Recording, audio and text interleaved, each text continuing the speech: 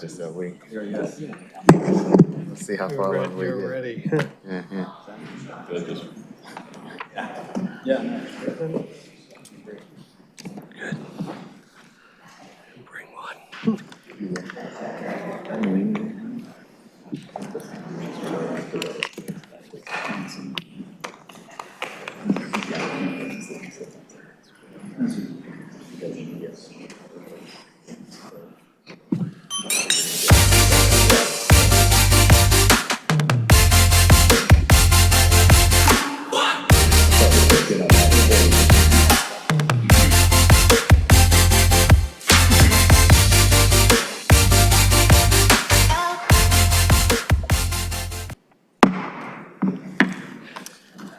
Good afternoon.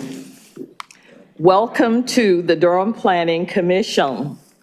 The members of the Durham Planning Commission have been appointed by the City Council and the Durham County Board of Commissioners as an advisory board to elected officials. You should know that the elected officials have the final say on any issue before us tonight. If you wish to speak on an agenda item tonight, please go to the table to my left and sign up to speak. For those of you who wish to speak, please state your name and your address clearly when you come to the podium. Please speak clearly and into the microphone. Each side, those speaking in favor of an item and those speaking in opposition to an item, will have 10 minutes to present for each side. The time will be divided among all persons wishing to speak. Finally, all motions are stated in the affirmative, so if a motion fails or ties, the recommendation is for denial. Also, and for your information, this is being broadcast on Spectrum, AT&T, Uverse, on Spectrum, okay, I said Spectrum, Frontier, Google Fiber, and it is also streamed on the city's YouTube, Facebook, Twitter, and additional ones are being added. So, needless to say, we are live. Thank you. May we have the roll call, please? Commissioner Williams is excused. Commissioner Morgan, Present. Commissioner Johnson, Present. Commissioner Bryan, Present. Commissioner Durkin is also excused. Commissioner Halturk, Here. Vice Chair Busby, Here. Chair Hyman, Present? Commissioner Miller, Here. Commissioner Ketchen, Here. Commissioner Santiago, Here. Commissioner Baker, Here. Commissioner Lowe, Present. and Commissioner McIver. Here. Thank you. Madam Chair, Yes. I'd like to move an excused absence for Commissioners Durkin and Williams. Second. It has been moved and properly second that Commissioners Durkin and Williams receive an excused absence. All in favor of this motion, let it be known by raising your right hand. Could All staff get a opposed? clarification on who seconded the motion? Thank you, Commissioner Johnson. Now, are there any adjustments to the agenda? Staff has no adjustments to the agenda, Madam Chair. We do have, I do have a question about the minutes, so approval of minutes and consistency statements. Are there any issues with the minutes? The chair recognizes Commissioner Bryan. Madam Chair, on the minutes for under adjustments to the agenda, staff wanted to adjust the meeting schedule, and we took care of that right when it was presented. I believe it was Commissioner Miller who made the motion. I don't remember who seconded it, but it passed unanimously. We can make that correction. Thank you for catching. And then on page 3 of the minutes, about a third of the way down the page, when the motion failed, the vote was actually 0-13. And that's all I have. Thank you. Now, can I get a motion for the approval of the minutes and the consistency statements with corrections that have been identified. So moved. Second. It has been moved by Commissioner Alturk and second by Commissioner Brine or Commissioner Morgan.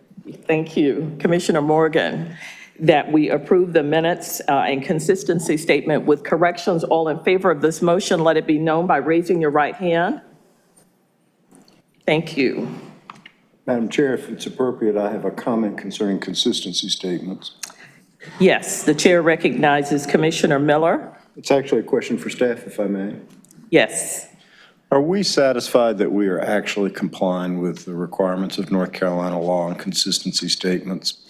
I just reread the two cases that have come out since the 2017 law change, and it really does want us to say, even if it's minimal, why?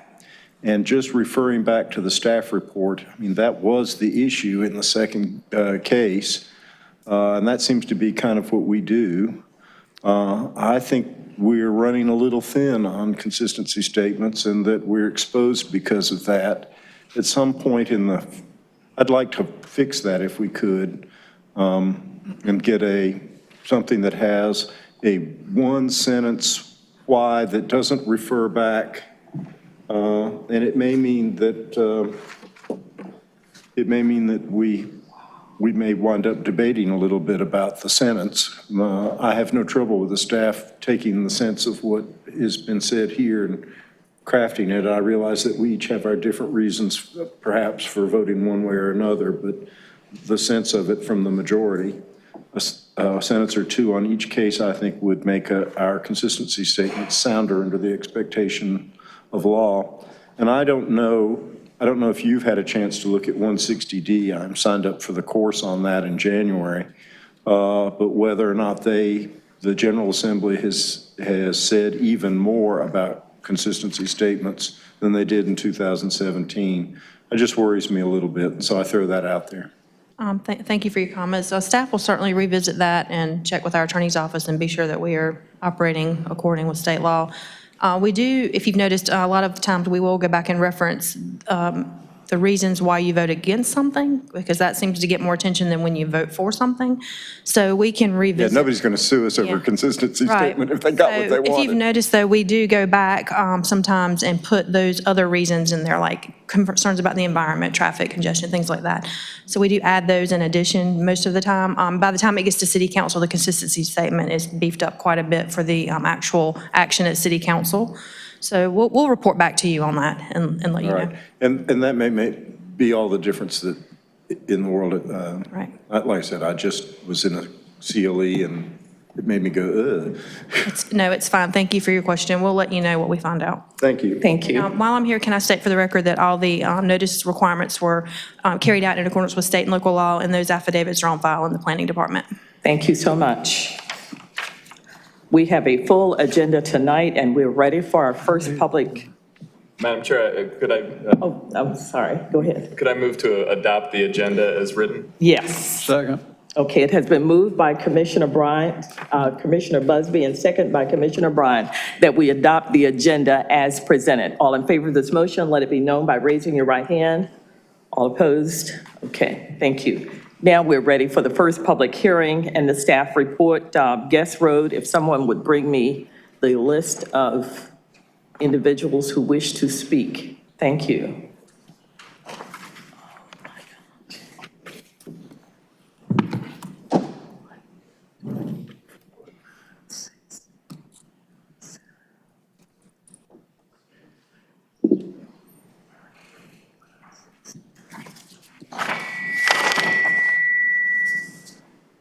Good evening. I'm Emily Struthers with the Planning Department. I will first be presenting case A18000012 and Z1800036 for 3871 Guest Road.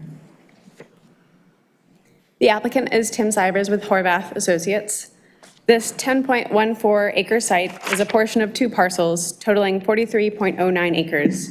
The site is located at 3871 Guest Road. This site is located within the city limits. The applicant proposes to change the zoning from Planned Density Residential 2.0, PDR 2.0, and residential suburban multifamily with a development plan, RSMD, to industrial light with a development plan, ILD. The applicant also proposes to change the future land use map designation from low-density residential and recreation open space to industrial and recreation open space. The applicant proposes increasing the area of recreation open space designation. The proposal commits to self-service storage and permitted accessory uses and a maximum of 150,000 square feet of building area. The 10.14 acre site is shown in red on this aerial map. The site, comprised of 2 parcels, is located off of Guest Road and located in the suburban development tier. The site is primarily undeveloped with a mixture of pine and hardwood forests. The site contains streams and wetlands as well as a portion of floodway fringe. The site is primarily undeveloped with a mixture of pine and hardwood forests. Sorry, I got confused. Okay, site photos. Let's see. The site is primarily undeveloped with a mixture of pine and hardwood forests. The site contains stream and wetlands as well as a portion of floodway fringe. Area photos here. The site is located in the Eno River Watershed Protection Overlay District B. The site fronts on Guest Road across from Prison Camp Road. The area includes a wide mix of uses, including single-family residential, office, industrial, multifamily residential, and undeveloped land. The zoning context map here shows the site is presently zoned PDR 2.0. This area was part of a previously approved Crowsdale Farm Development Plan, which spans 973 acres in total. The area of the request was previously identified as garden apartments and condominiums on the approved development plan. The applicant seeks to change the zoning to industrial light with a development plan to allow for self-service storage.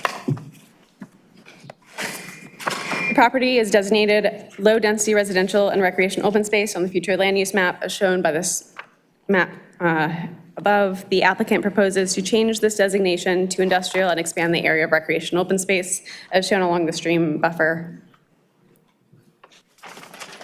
Development plan provides site access points, tree coverage areas, the location of building and parking envelopes, riparian buffers, and project boundary buffers. The building renderings commit to the specific architectural design. Additionally, in lieu of a minor special use permit, the applicant is seeking approval of a fence greater than 4 feet in height in the street yard of Guest Road.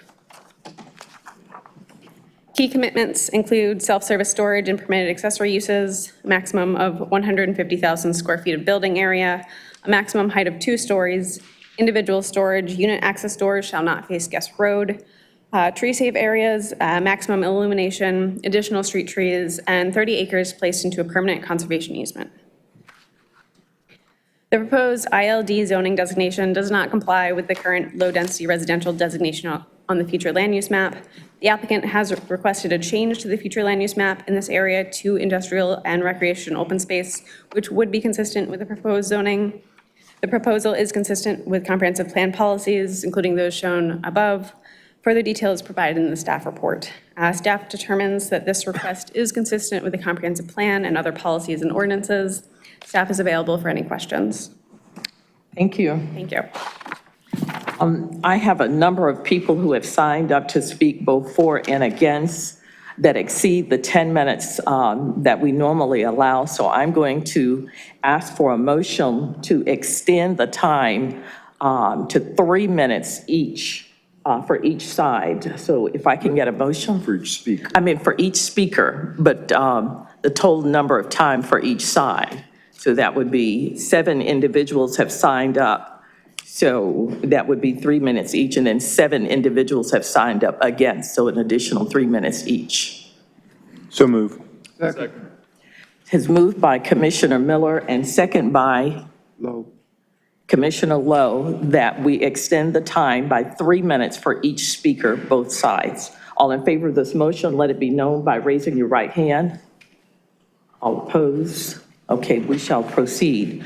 The first individual, I'm going to call the first 3, Amy Bartus, Peggy Wright, and Wesley McKinney. Yep. That's what we don't want to let the developer go first. What? Where is he? Before. Where is he? So, Jamie. Hey, Jamie.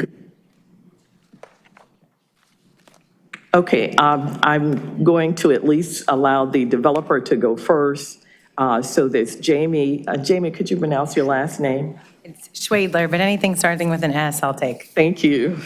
If you'll just give me a minute to queue up our presentation here.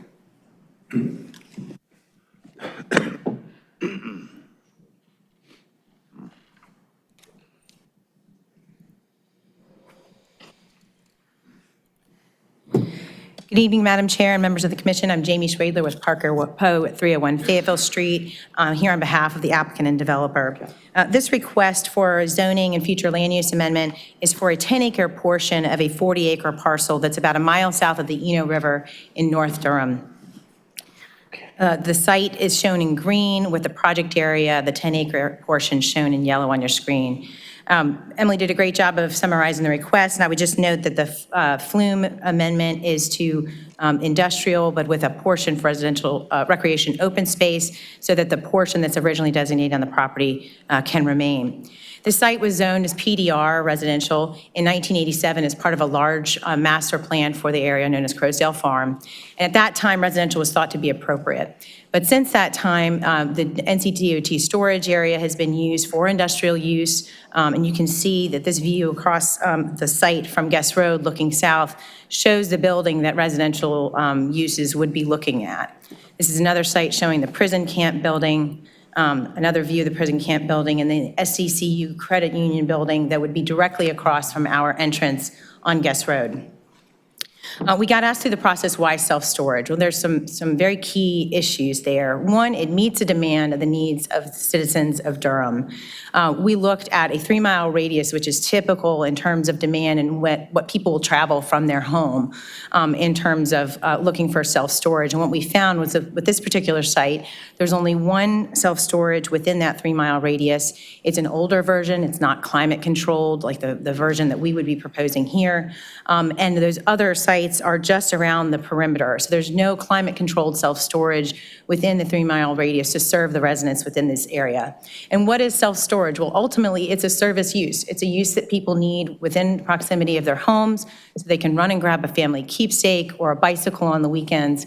And they're not going to drive 15, 20 miles to do that. They like service and demand in their area. It's a low-impact industrial use, which means it's not crushing, it's not vehicle operations. It's a low-impact restricted to self-storage use, and it also causes low traffic. This type of use only generates about 32 trips per day, which is significantly less than the 250 multifamily apartments that could be built on this site by right, and the associated traffic that would come with that in the PDR designation. I'd like to spend a couple minutes talking about our neighborhood engagement because it's significant in this site.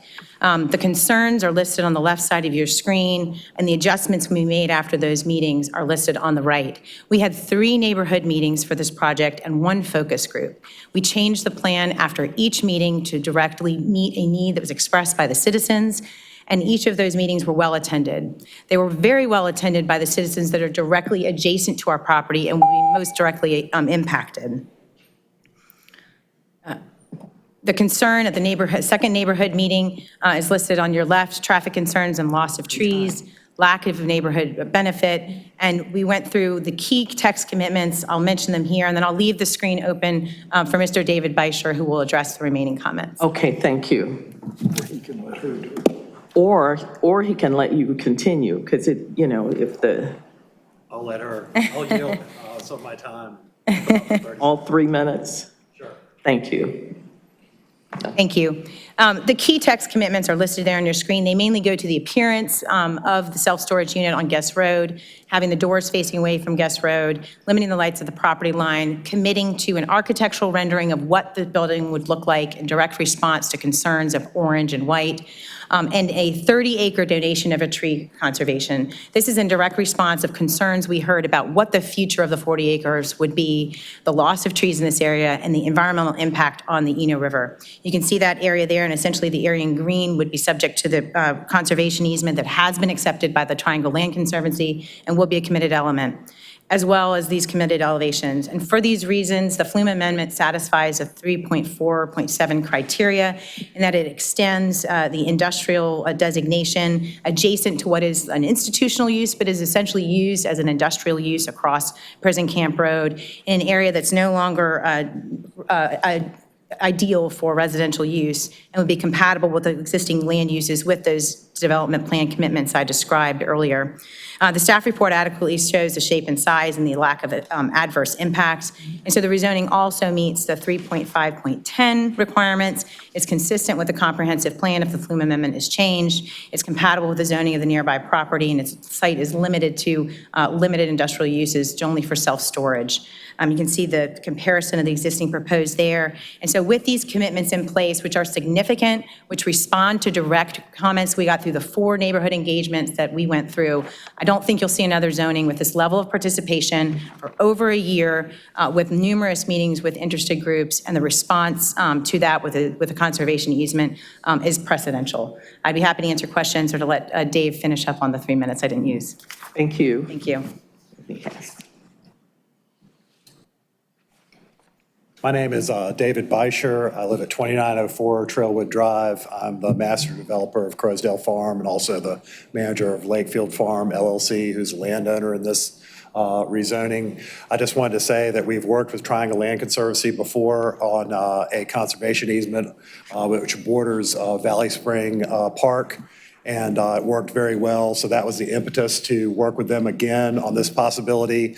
I went to all 3 neighborhood meetings, listening to the neighbors that are most directly affected, bordering the property, and I kept hearing about the wanting to save trees and also the neighborhood receiving something for a rezoning of a storage area. So that was the reason for this conservation easement. It's the endowment portion of that has already been fully funded. It's been approved and accepted by the Triangle Land Conservancy Board, and also a letter of support is in the staff report from the Eno River Association. So I'm available for any questions and just ask for you to support this rezoning. Thank you. Thank you. Now I'll go to the next 3 individuals, Amy Bartus, Peggy Wright, and Wesley McKinney. Okay. Good evening. My name is Amy Bartis. I live at 10 Debonair Circle, Durham 27705. My neighborhood is Rosebriar. We are across the street from Riverside High School and abut the acres being discussed tonight. As it is now, wait a minute. Sorry, I left it on the floor. Everyone's opinion of beauty is different. Everyone's opinion of a good cup of coffee is different. Everyone's opinion of appropriating millions of tax dollars to multi-unit affordable housing is different. Everyone's opinion of progress is different, and so it goes. Everyone's idea of what a storage business across from an old prison facility should look like and act like. Increased traffic has been discussed at past zoning meetings and on the next door listserv. Some stated the numbers of cars on Guest Road was manipulated and staged. I don't know about that, but what I do know is traffic on Guest Road and Rose of Sharon will definitely increase if multi-unit affordable housing is built next to my neighborhood. I can see and hear the lodge at Crowsdale, the new apartments on Hillendale, from my kitchen window. It is certain my neighborhood will be impacted by the decisions of the Durham City Council Planning Commission. Of that commission, it appears only 1 member resides in 27705, Thomas Miller. I don't particularly oppose storage units being built. Guest Road is obviously already a hodgepodge of buildings and dwellings and fried chicken. What concerns me is the vague threat of construction of multi-unit affordable housing on the acreage if the storage units aren't built. I grew up within a reasonable walking distance of 5 multi-unit affordable housing villages. Have any of you had the same experience? I worked for the County Welfare Department in Ohio for 25 years. My clients lived in multi-unit affordable housing villages. We called those places the projects. Frankly, if I have to choose between a multi-unit affordable housing project or a storage unit with 31 acres of protected in perpetuity by the likes of the Triangle Conservancy Association, I choose the latter. Thank you. Thank you. Peggy Wright. And then Wesley McKinnon.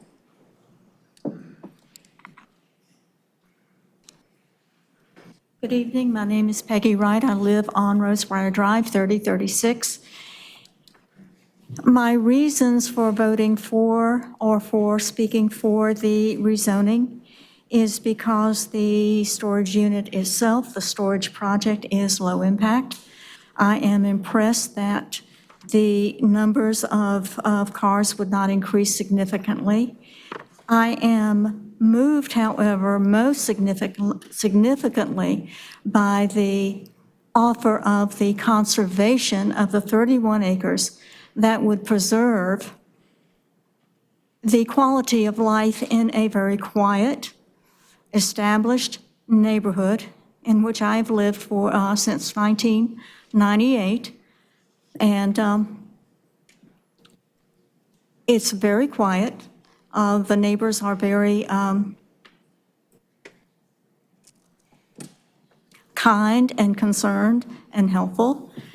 And that's why I am in favor of the rezoning to allow the storage project to go ahead because of the conservation offer that is on the table. Thank you. Thank you. Wesley McKinney.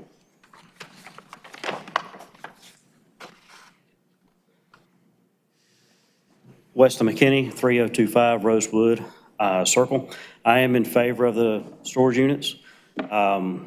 I live right behind the apartments that have been built. At first, I didn't know what to think, didn't know what to expect. They're very nice. It's not loud. You don't have a lot of traffic coming over the trees to my house or nothing like that. I mean, it's not a bad situation. A lot of people look at it as it is, but it's not. I am impressed with the details that they've put into this for the storage units. I am impressed with how they've tried to save the 31 acres. Obviously, I'm fond of that because I do go back there with my kids and we like to explore. So that would keep it where we can continue doing that and doing our family things and being able to enjoy life. But I am for it and I appreciate it. Thank you. John Tushia. And if I have mangled your name, please pronounce that for me. Hello, I'm John Tusich, 3105 Rosebriar. I'm in support of the rezoning. I think the traffic and the road can support that type of a building. The setting aside of the land for forest is a great addition. And as I live on that street, it would be nice to keep that the way it is. So I support it. Thank you. Thank you. Christian Orgera. Okay.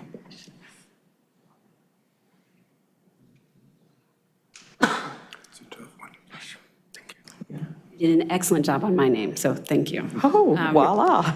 I am also for the rezoning, just to support all of the same statements that have come, mainly because our neighborhood's been greatly impacted by the housing that was built behind it on Hillendale Road, and over the 11 years I've lived there, I've seen that really change the light pollution, the noise pollution, and I would rather not have any more of that, so I'd love to have the buffer, and I think it would be a much better decision for our neighborhood. So I support it. Thank you. I think I have all of the individuals who signed up for. I'm going to start the next list. Ken Ray.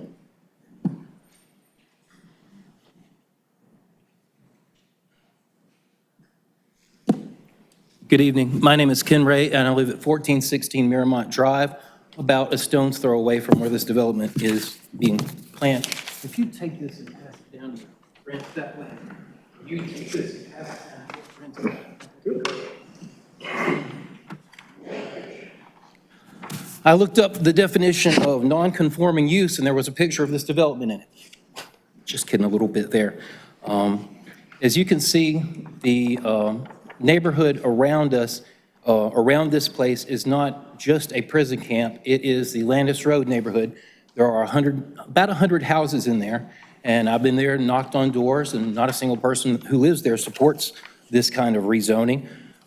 As you look at that picture, you'll see the black line that goes down the middle of that is approximately where an 8-foot tall metal fence would be.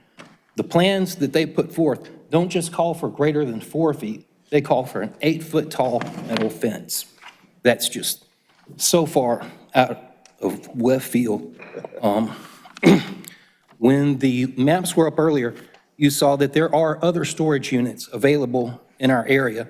There is a 5-story public storage unit being built across from Trosa on Roxborough Street that is 3.8 miles away from Rose of Sharon and Guess.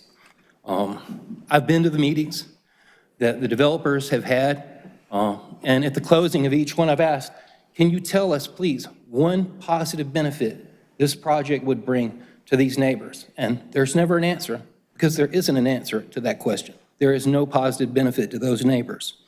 The conservation land that's been brought up over and over again, you'll notice is part of the riparian buffer. It was never going to be developed for anything. It's protected stream land. So it doesn't matter who holds the title on that land, it was never going to be built on. So that's kind of a moot point. I would also note that some of the people who have spoken for this development already did not state their addresses. If you did look at their addresses, as I did, you'd find that many of them live much farther than 3.8 miles away from this proposed development. If you are here to speak against this development, would you raise your hand? Keep them up if you live within 5 miles of the development. There you have it. I ask you guys, please just say no to this, because every time we've met with these folks, and sadly, we've heard it in a really kind of ugly way earlier, when they say to us, well, you know, if we don't get to build this storage building, we'll put up affordable housing, woo, like that's a bad thing. The land is zoned for residential. The people of this city have put forth a mandate to the city council that what's important to us is housing. Keep the land zoned for what it is zoned for. Thank you very much for your time. Thank you. William Osteg.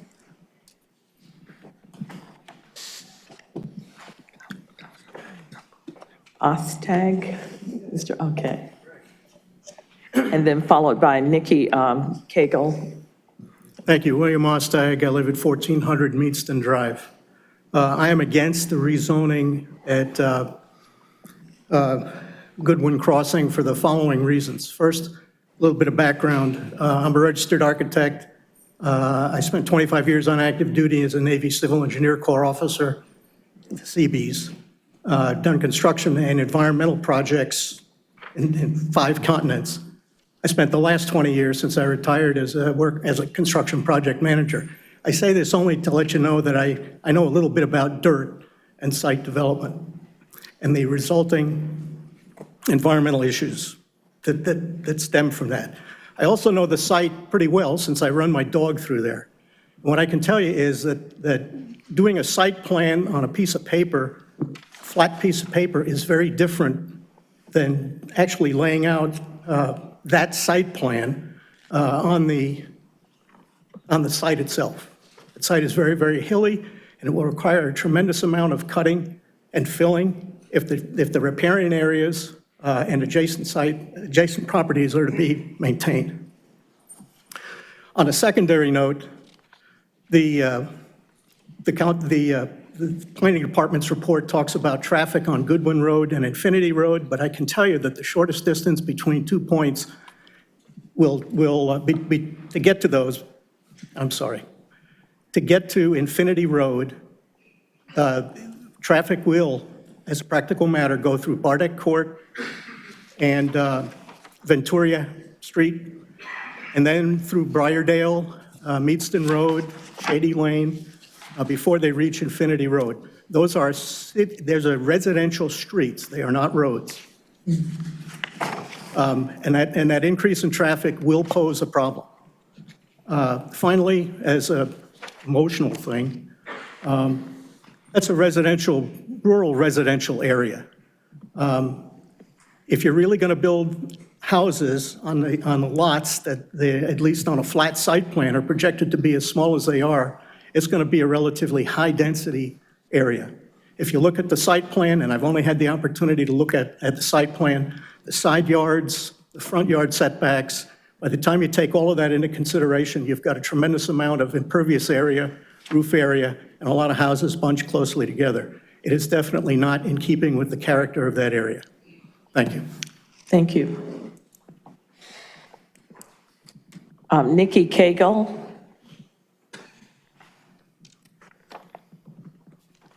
Thank you so much for the opportunity to speak tonight. My name is Nikki Cagle. I live at 4112 Trevor Circle, which is the neighborhood directly across the street from this proposed development.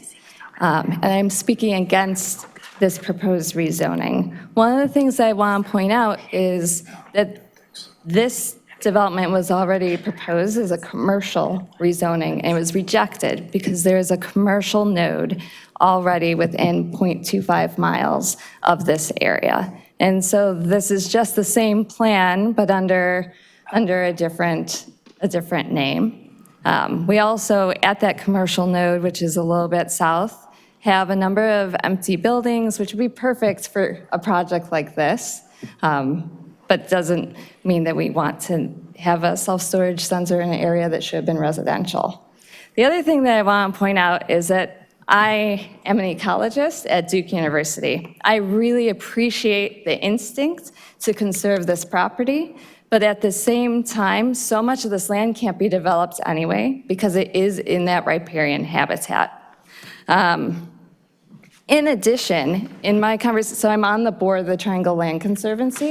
I am also in close contact with the Eno River Association, and when I talked with my colleagues there, they said they didn't realize that there was going to be a land use change designation as a part of this deal.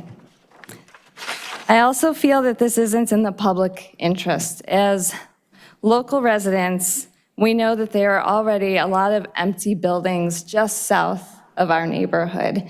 You know, CVS's that have come and gone, an old bank that's just sitting there empty. It doesn't make sense for a new development to be in this spot when there could be houses in this area. And instead, we have the opportunity to follow through with the comprehensive plan and ensure that this sort of commercial enterprise goes where it's supposed to go, which is at the corner of Guest Road and Horton. So, thank you so much. Thank you. Marion Horn, followed by William Richards.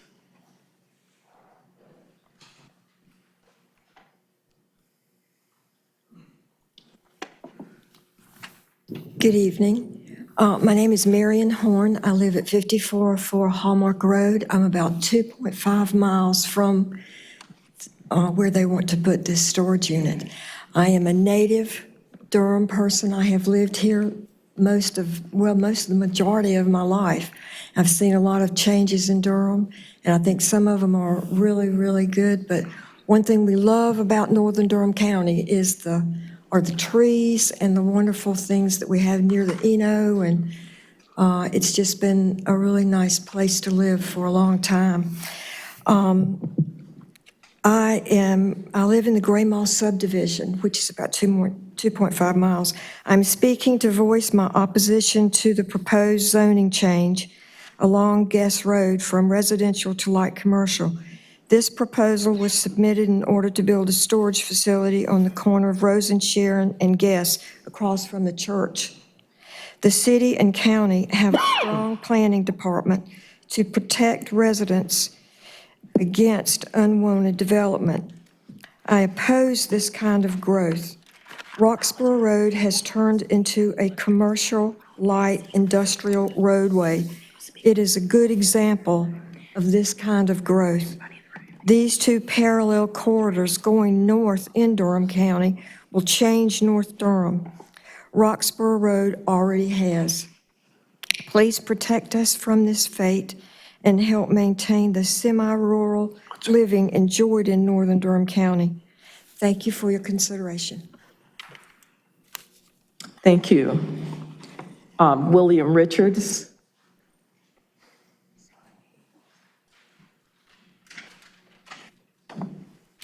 Good evening. My name is William Richards. I live at 5116 Green Oak Drive.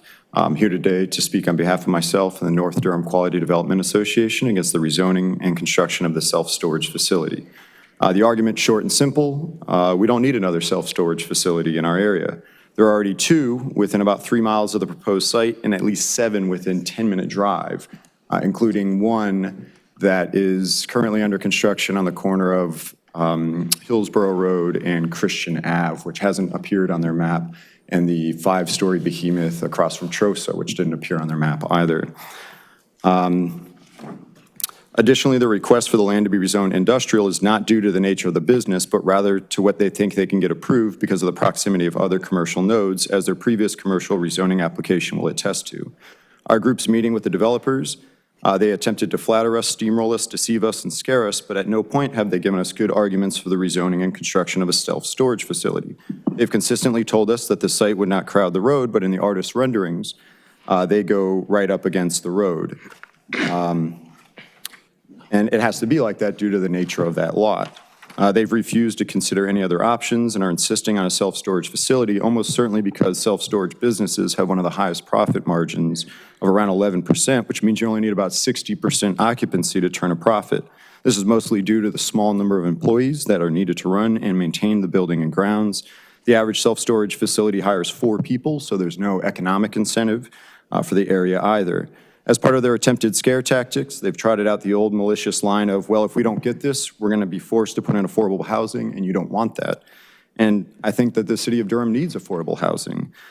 We would much rather the land be used for its proposed zoning than another ugly, unneeded self-storage facility. Thank you. Thank you. Bill Corey.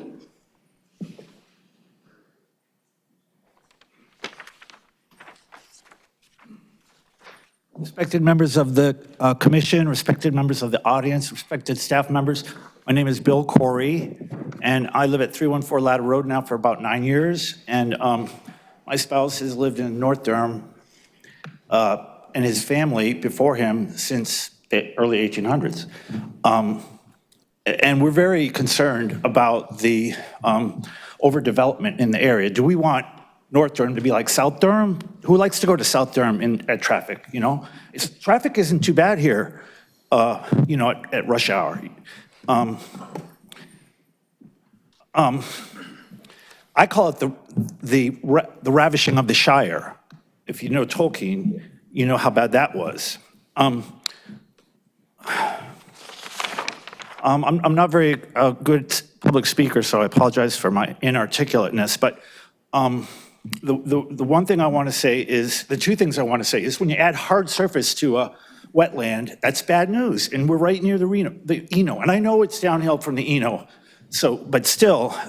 And the other thing I know, I believe that the conservation regulations in this state, it doesn't mean that land won't be developed in perpetuity.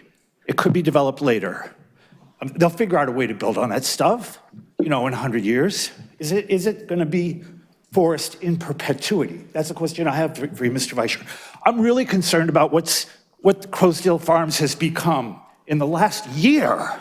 That's what these storage units are for. It's for those people in those people renting their units, and where they can put their stuff. It will be very handy for them, won't it? Then the second thing I want to say is, by the time me and my spouse die, we've always rented. We're going to have spent nearly $1 million in rent. Now, the quickest way for someone to get out of poverty or to enter the middle class, to claw themselves out of the lower class, is to own property. Why do we want to change this zoning? It's part of a grand plan. It's a master plan. We want there to be residences. We want people to be having their kids ride their bikes around in the cul-de-sacs, and like what we have in our neighborhood. We have small houses, modest houses, affordable houses, and and then this is my big point, and it was just made. A landlord makes a lot of profit. The second biggest, a hotelier.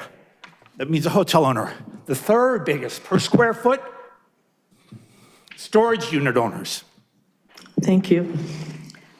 Gary Lipscomb.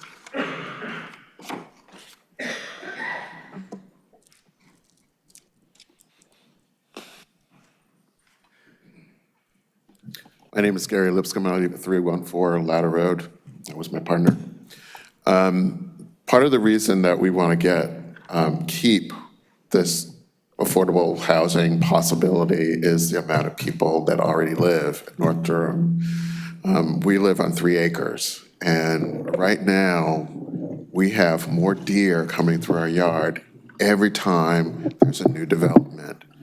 I mean, houses, yes, I mean, the deer will come through your houses, but if there is like concrete, like a storage unit and more, there's going to be no place else for wildlife to go. I mean, and yes, we do have West Point of the Eno and Eno Park, but that's a limited amount of space. Can we please try to keep the living of our planet alive and not paved over? Thank you. Thank you. I do not have other people who have signed up to speak, but I'm going to ask at this time if there's anybody who would like to speak for or against this particular. Yes. I wanted to just take an opportunity. There were several questions and statements raised about affordable housing on this tract. That has never been a opportunity. We have certainly worked with other developers about housing, but it always comes down to being across from the old prison camp. But there are no affordable housing plans coming. I've never worked on that on this tract, and we certainly have not used that as a scare tactic.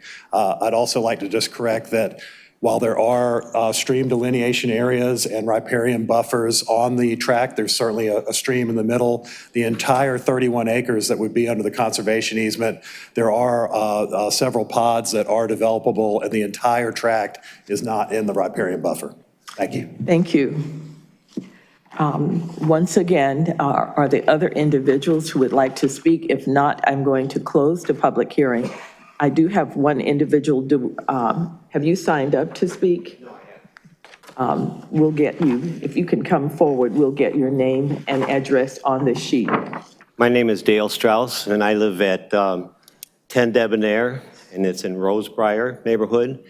And I just want to say that the 3 people that did speak first that were for the rezoning, we all live within 2 blocks of that. The rest of the people I saw that came up here that are against it, they live a long ways away from this.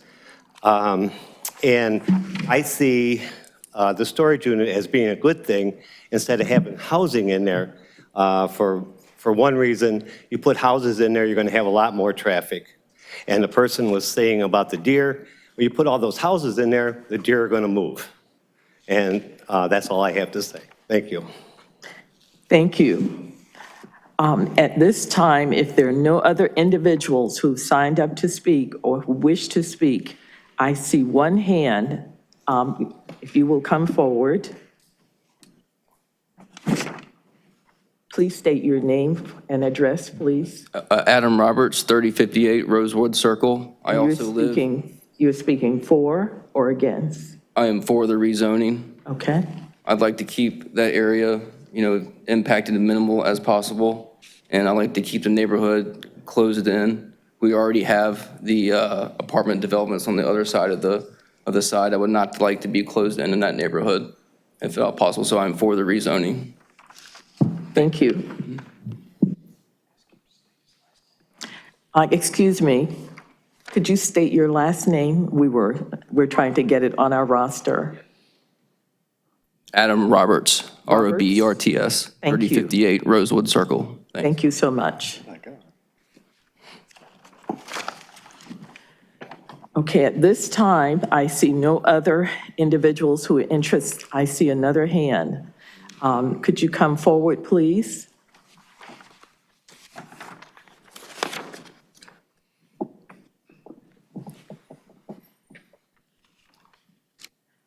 Good evening. My name is Tamu Graves Coleman, and I reside at 1622 Glasgow Street in Durham, and that's about 2 miles from this development. Okay, And I'm for the rezoning. okay. I travel through that area to take my children to school every day, and the traffic is horrific. I can't imagine what it would be if we decide to put more housing.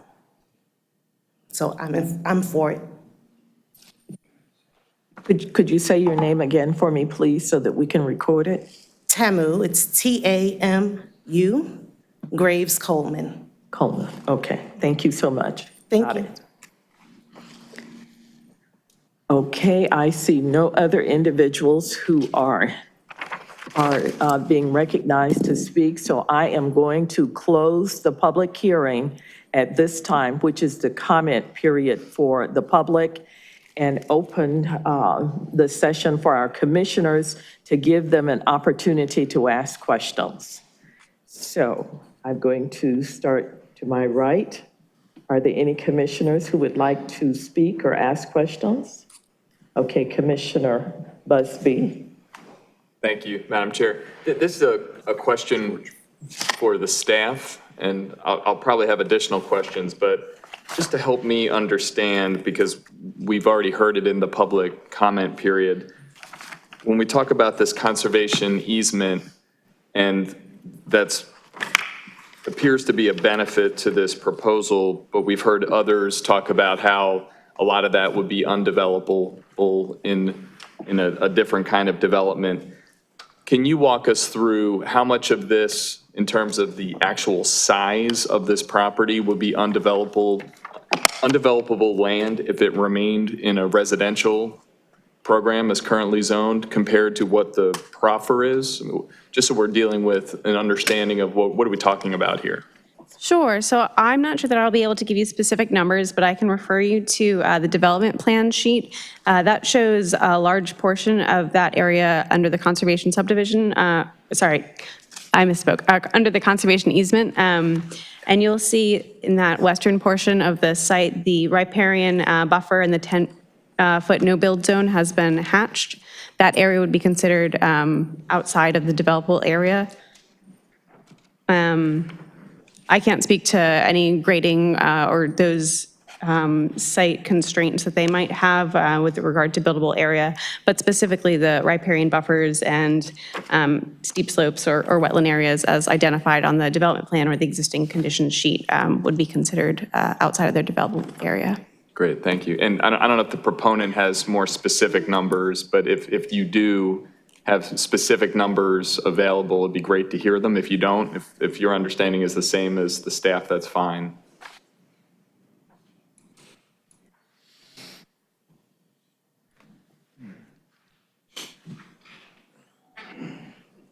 Jamie Schwayler with the applicant. We don't have an exact number, but we think it's about 12 to 15 acres would have been buffers. And so that would leave you a balance of 15 to 18 acres that would otherwise be developable.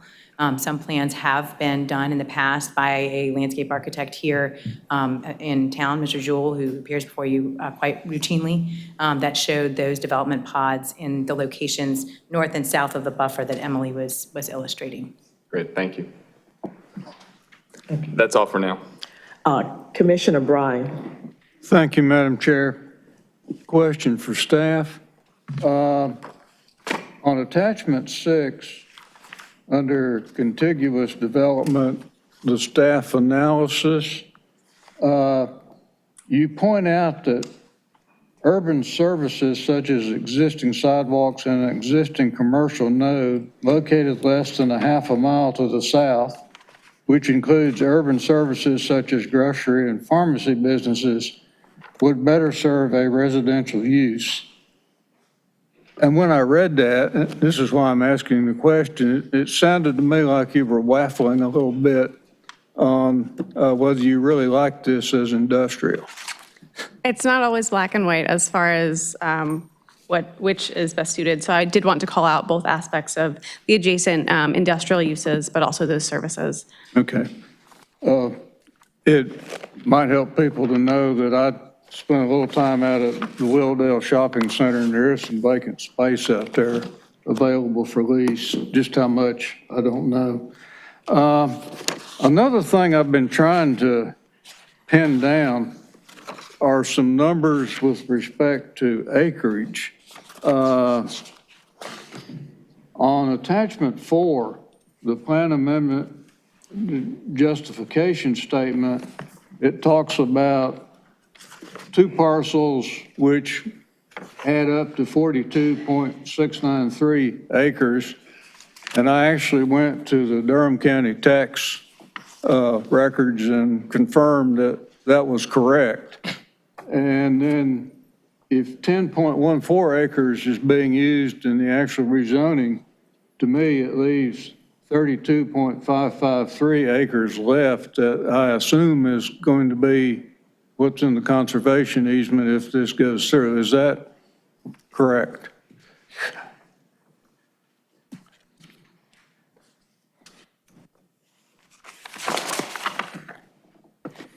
They've only committed to a minimum of 30 total acres in the conservation easement.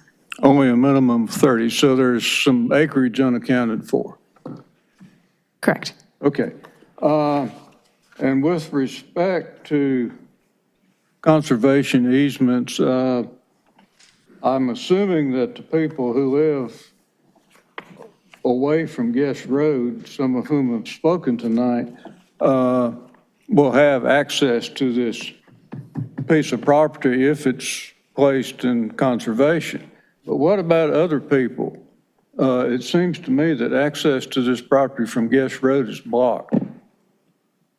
Is that a fair assessment? I can't speak to the proposed conservation easement accessibility, but I can note the stream buffers and floodplain that would make access across that area from Guest Road not feasible, especially as a crossing hasn't been identified on this development plan. This development plan being a portion that runs largely along that frontage. So somebody like me who belongs to TLC who wanted to go out there and explore the property is going to have to intrude on somebody else's neighborhood to be able to go look at it? I don't know if what the details of the conservation easement would include as far as access. Okay, thank you for that. A question for the applicant.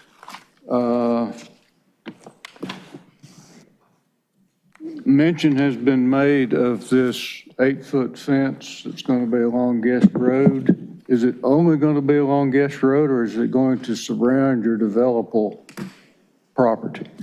I'd like to have Tim Sivers answer that question, and he's our site planner and engineer. I would like to answer the question you raised earlier, though, while I'm up here, in that there is direct frontage on Guest Road for the conservation easement, and the reason that there's a difference in balance is that the easement will be recorded. It'll be a publicly recorded document with a legal description, and that exact acreage has to be figured out and then recorded in connection with the easement. So we're just leaving some wiggle room in terms of TLC coming out there and Yeah, it just looked to me from the map that where it was touching Guest Road was also right in your floodplain, et cetera.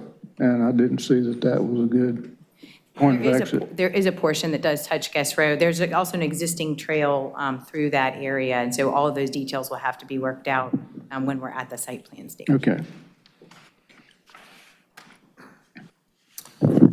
Tim Sivers, Horvath Associates. So the showing the fence for the 8-foot maximum height is included in this plan to one, make sure we're showing the entire picture, but also to provide that ordinance request to make that change. The fence will be throughout the entire project. Excuse me, along the back, along the stream buffers, those details will be worked out at site plan, but the maximum height is requested within 50 feet of the right-of-way, which is the ordinance requirement, so that's why we're showing it along the right-of-way only, because that's the change, that's the request of the change. Okay, so based on what you just told me, is it a fair assumption that part of this storage area will be devoted to vehicle storage?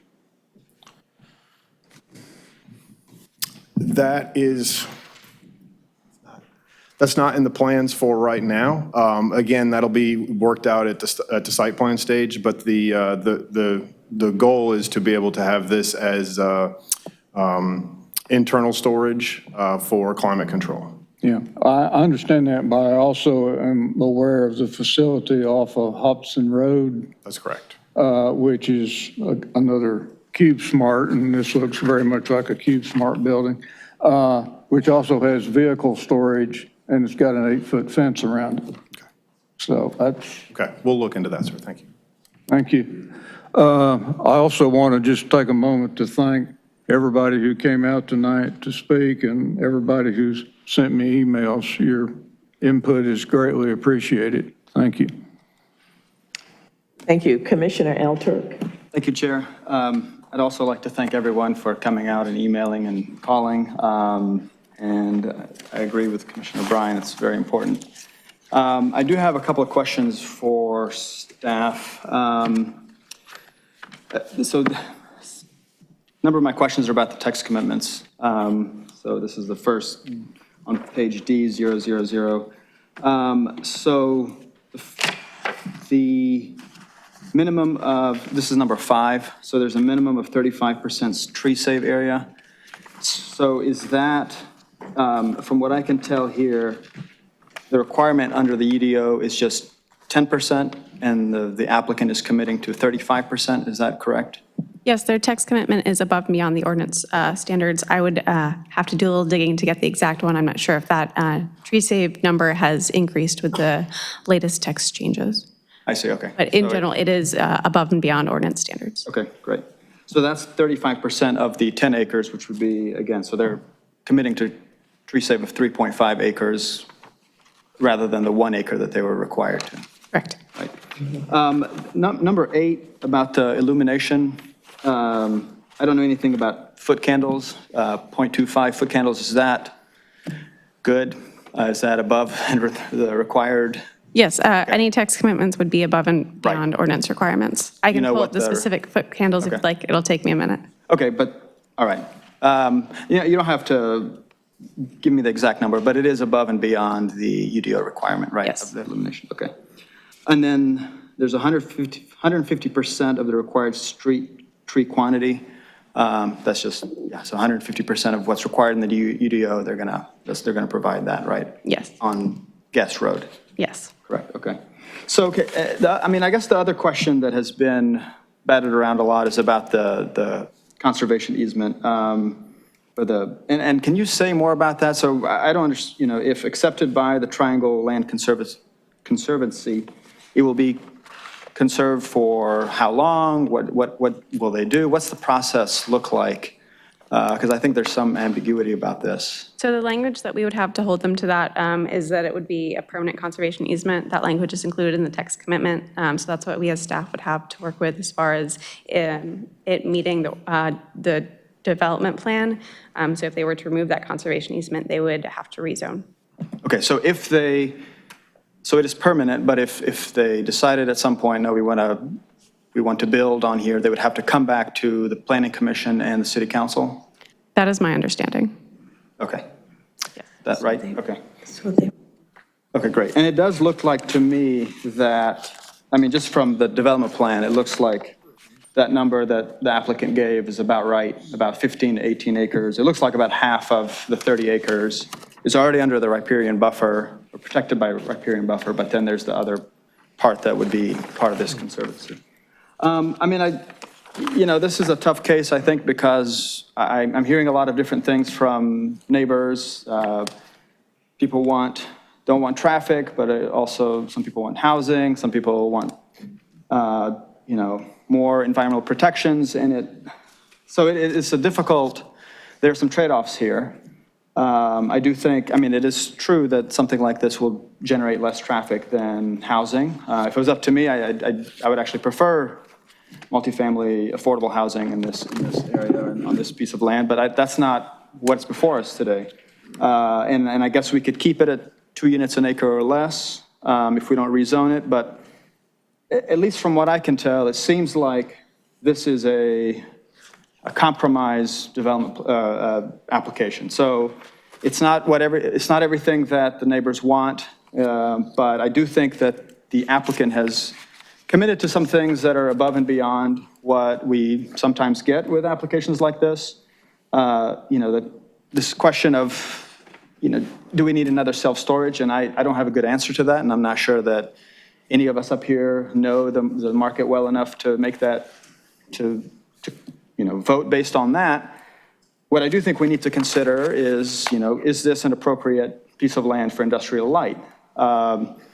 It seems to me, again, because it is across from some industrial zoning, that it is, it's congruent in that sense, but there's this other added piece of it, which is conserving this 30 acres of land that would be a benefit to the community. It's, maybe it's not a benefit to everyone, but I think Mr. McKinney mentioned the community benefits of that. I think that's a nice added commitment. So again, I'm torn about this, but someone else, just another compromise or a commitment that I thought is helpful to think about is the maximum building height of 2 stories. Someone mentioned a 5-story self-storage unit. This is not that, so I don't think this will be completely just, out of character from with the area. So at least as of right now, I'm kind of leaning to support it, but I'm interested to hear what other commissioners have to say. Thank you. Commissioner Miller. So thank you. I have a couple of points of clarification I'd like for you to address. If the developer had asked for this to be general commercial D, it would violate the comprehensive plan, would it not? Yes. Because it would run 2 nodes too close together. Yes, that's, the application initially came in as that, and it's been revised to industrial light. And we want to have our commercial nodes, especially on these arterials, to have a certain amount of separation. What is that separation currently in the comprehensive plan? Oh, I don't have that one memorized. Quarter of a mile? 600 feet? No. Well, whatever it is, this would make it too close. Yes. So that's why we're industrial, but there is industrial across the street. That's okay. Because it seems like we're over-zoning the property, and then we're using the development plan to cut the use way back into something that's not industrial at all.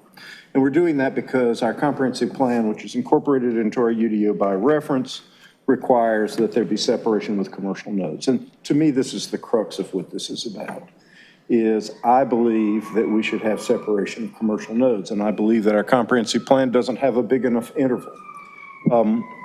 So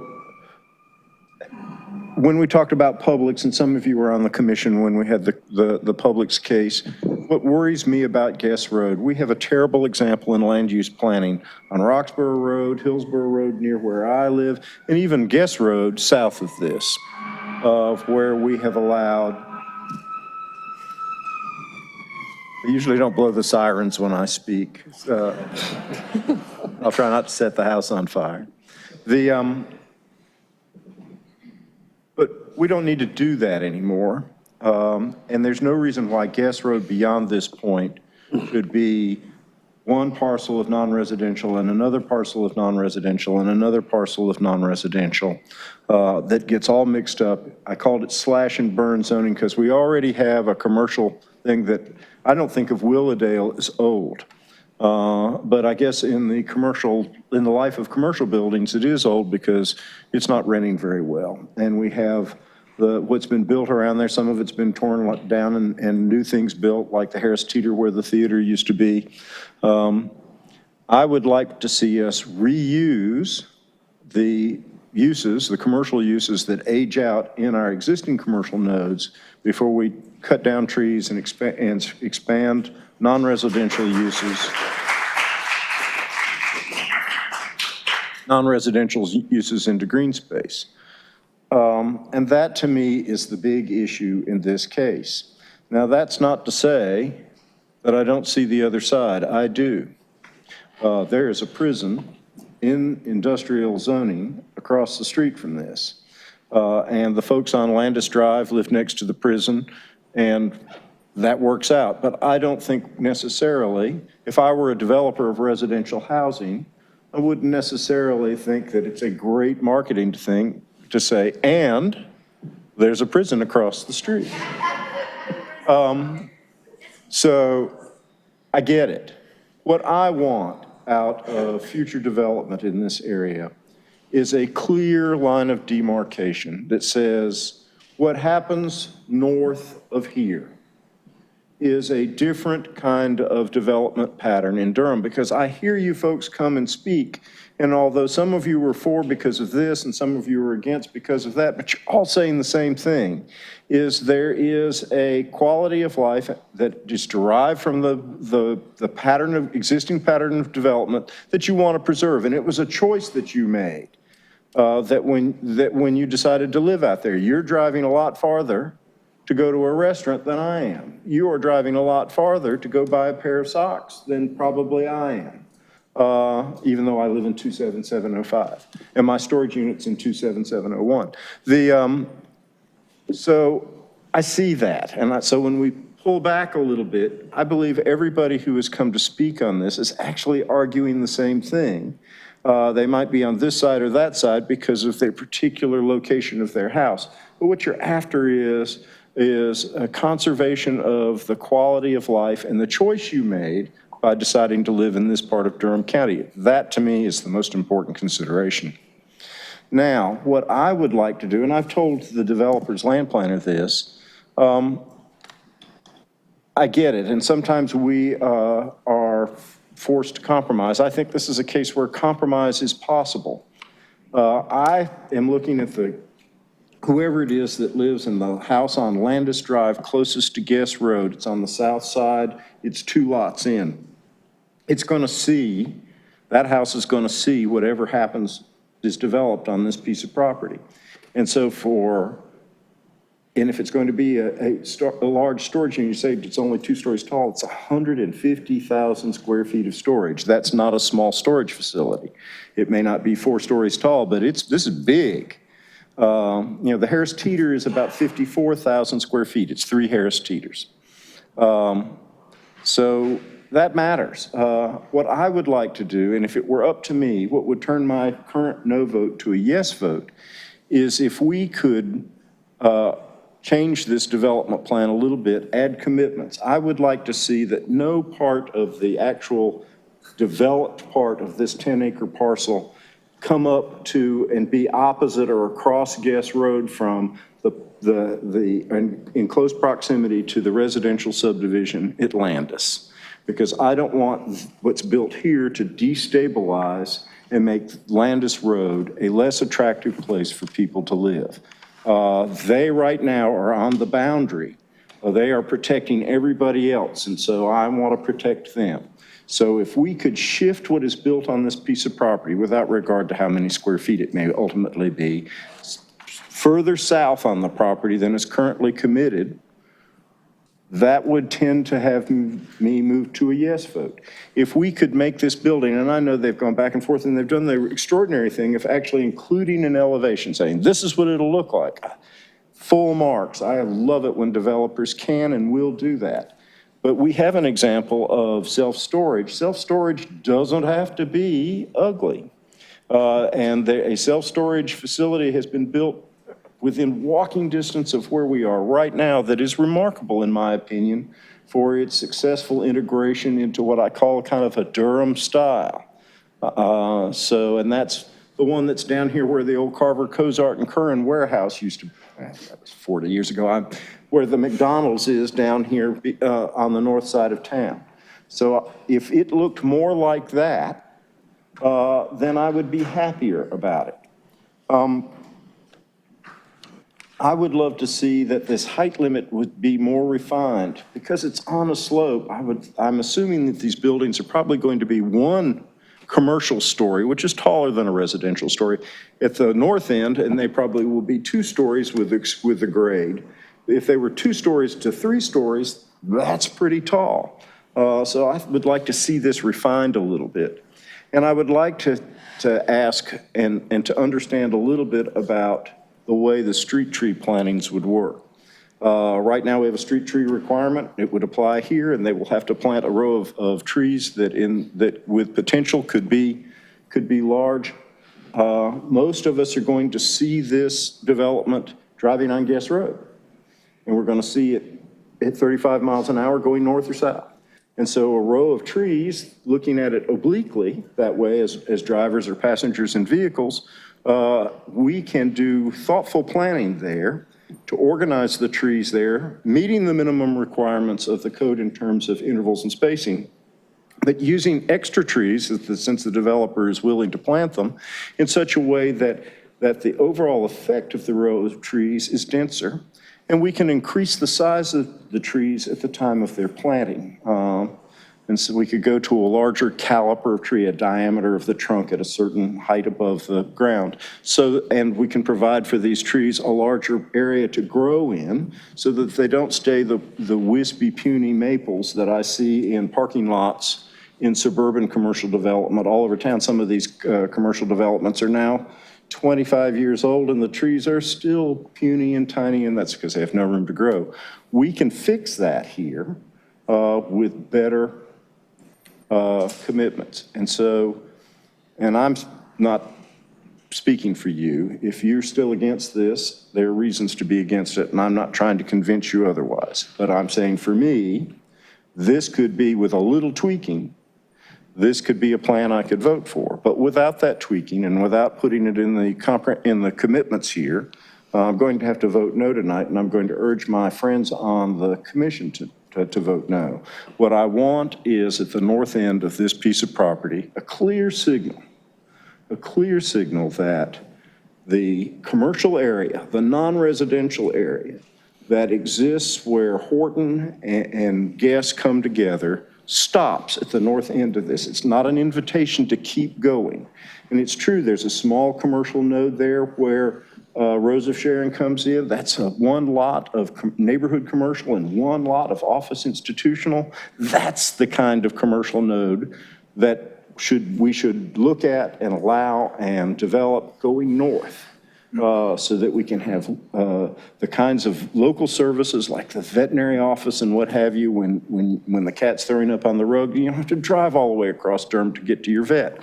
That's the kind of thing that we need to have going north. But we don't need great big developments. We do not need accumulations of buildings of more than 100,000 square feet. So that's my view on this. I'm going to vote no, but with a little tweaking, if the developer wanted to do it, I could vote yes. And that's what will appear in my comments. Thank you. Thank you, Commissioner Miller. And before I recognize the next commissioner to speak, I have to offer a word of caution that we do not will refrain from any applause or other responses to our commissioners while they're speaking, and I thank you for that. Now, I'd like to recognize the next commissioner who would like to speak. Okay, Commissioner Baker. I'm not completely decided on this. I do think that as we consider any sorts of developments or development proposals that come before us here on the commission, that an absolutely fundamental consideration every time should be the environmental and climate impacts of those developments or proposals. In this case, the developer is making a pretty extraordinary donation of land to remain permanently forested. But I would ask, is this good site planning? When we think about this, I think it's good to think about whether it's good site planning and whether it's good planning in general. And I would ask, is this good site planning? I think in some ways it is. The site by itself and isolated from the world around it will likely have a climate positive impact, given the number of protected trees and the positive impact this would have on stormwater. In other ways, it's not. The design and layout is certainly not walkable. It doesn't define public space. It doesn't provide the critical elements of walkability, like transparency along the building frontage. And I think that Commissioner Miller made a very compelling case when he talked about the self-storage unit that is located right around the corner from here on Seminary Avenue, right across from the McDonald's, that self-storage can actually contribute to the feel of Durham. And there are also no commitments for green building practices or renewable energy. I think that if we had appropriate design standards with those transparency requirements, as there are standards in downtown and other parts of Durham, this proposal would be illegal. If we had appropriate connectivity and block length standards, this proposal would be illegal. If we had appropriate green building standards, this proposal would be illegal. But if those standards were in place, this wouldn't be the proposal that is before us. We would have a more sustainable proposal. So on the other hand, there's good site planning, but there's also just good planning. And those aren't always the same. Green space, for example, there is a proposed offer of green space in what's before us. But I think in the grand scheme of things, green space needs to be thoughtfully and proactively identified, needs to be prominent, and needs to be celebrated. And it also needs to be highly accessible. So was this green space thoughtfully identified as critical for protection? Not really. It's kind of an afterthought as part of this case. Again, different things, site planning and higher level planning. Is there a market demand for self-storage? Clearly there is. And I would encourage us to think, or try to think more, if possible, more about form, character, design, and conservation of land in a sustainable context, rather than about the uses that take place within those buildings. So our decision-making, it's not about rewarding or punishing the development team, never is. It's not about rewarding or punishing neighbors or residents, never is. Our decision-making should be based on the merits of the application that is before us, every time it is before us, and the contribution that that application makes or could make to the public health, safety, and welfare. So I think that we always need to ask the question, will this make Durham a better city, a better place? Right now, I'm not convinced that this is. And I find Commissioner Miller's argument very compelling. And I look forward to any additional arguments that are made by other members of the Planning Commission. Are the other commissioners who would like to speak? Okay, Commissioner Johnson. Thank you, Chairwoman. One initial question, and whichever party, the staff or the applicant can answer it the quickest would be helpful. I'm not a historian of prisons or whatnot, but do we know when that prison structure was actually built? I don't have the date. I know that it's no longer a prison. The facility just. Oh, I don't have a date on that. The old limited security prison was built in the 1920s. I don't know when it was taken out of service to become a NCDOT storage area, but that's when it was built. So my next question is for the applicant, so you can say. And so that leads me to assume, and correct me if I'm inaccurate, is that when your client or whoever the owner of the larger land parcel acquired or gained control of this site and the larger site, that it was aware that this prison at the time or storage facility, whichever it was at the time, was a part of the adjacent landscape in which the property was acquired. Okay. Yes, that's correct. And so when the existing zoning that we're being asked to change, when that was zoned residential, was the owner or whoever it is at that time, if you're aware, were they convinced or thinking that they would actually be able to develop that as residential? And if so, what happened over time, knowing that that prison or storage facility was there at the time? What happened to lead you to recognize or acknowledge that that was not, the reality of what can happen on that site? Certainly when the entire tract of Crowsdale Farm was rezoned, it was actually 1,100 acres, was rezoned in 1987 and got the development plan. There's no question the prison camp was there. In fact, it was still a prison at that time. And we did get the residential zoning, and looking out, 30 years, things do change. We have gone and tried to engage other developers to take a look at this. And every time they start looking at the site, they look to the GIS map and you see Prison Camp Road, which even if you explain to them, you have to re-explain that this is a DOT storage area. As you can see from the photos that are shown, it's really not very great aesthetically currently, even though it's not a prison camp. But we have truly tried to talk to some different folks about doing a development there. In fact, the developer that built the lodge apartments, originally, they were looking at trying to make the apartments work on that site, and there just wasn't quite a good spot. They wanted to be a little bit closer to the interior of Crosdale Farm, so that's why they moved to the other side of Hillendale Road. But those conditions did exist. But again, that was over 30 years ago. Thank you. And so since Mr. Miller Commissioner Miller just left the dais, I was going to ask him a question, but I'll just make a couple comments.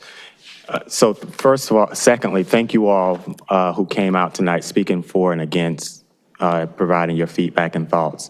What I think in taking and hearing everything and reading the case and knowing the area and the site, I think that it comes down to, does this actual proposed development make sense for this particular community area? I think what I've wanted to make sure I didn't find myself doing was justifying or rationalizing what is essentially a good effort at something that is not originally a part of what's supposed to go in this particular parcel. I mean, whether you're for or against it, I would argue that the effort that has been made to present something that has merit it warrants some kind of, acknowledgement that there has been some actually not negative effort, but positive effort to present something that has for us to have a conversation around. However, I think the question becomes, is this something that should go into this community, this neighborhood? And the question that I wanted to ask to Commissioner Miller is, you noted, so again, I'm trying to summarize what I heard you say, but if I'm inaccurate, please correct me, is that you're seeing this as an attempt to essentially put something that can be deemed as commercial use in an area that is zoned for residential, but it's being attempted under a light industrial designation. That's correct. Okay. Because of the way the comprehensive plan, the requirements of the comprehensive plan on node separation. Right, and so it's about node separation. Right, and so and then, so this is what I'm trying to reconcile. But you are willing to make an exception given some certain things happening, even though you're acknowledging that you don't believe that it's appropriate for commercial type activity, even when there's according to policy that, we don't want close commercial nodes, but you're willing to make an exception if certain things are done under what you presented to, basically your comment says there's something that can be done that could sway you back to the other side to a yes, even after acknowledging that this is essentially a commercial effort under the guise of light industrial. Yeah, so what I'm looking for here is adjustments to the development plan, because I acknowledge I'm not suggesting that what they are proposing doesn't conform to the plan. As a matter of fact, if they came in and asked for commercial, they couldn't do it and we'd have a node separation problem and I would be just as concerned. What I'm looking for is using the device of the development plan to give us space here so that we can have some sort of node separation. I wouldn't say an exception, I'm looking for compromise.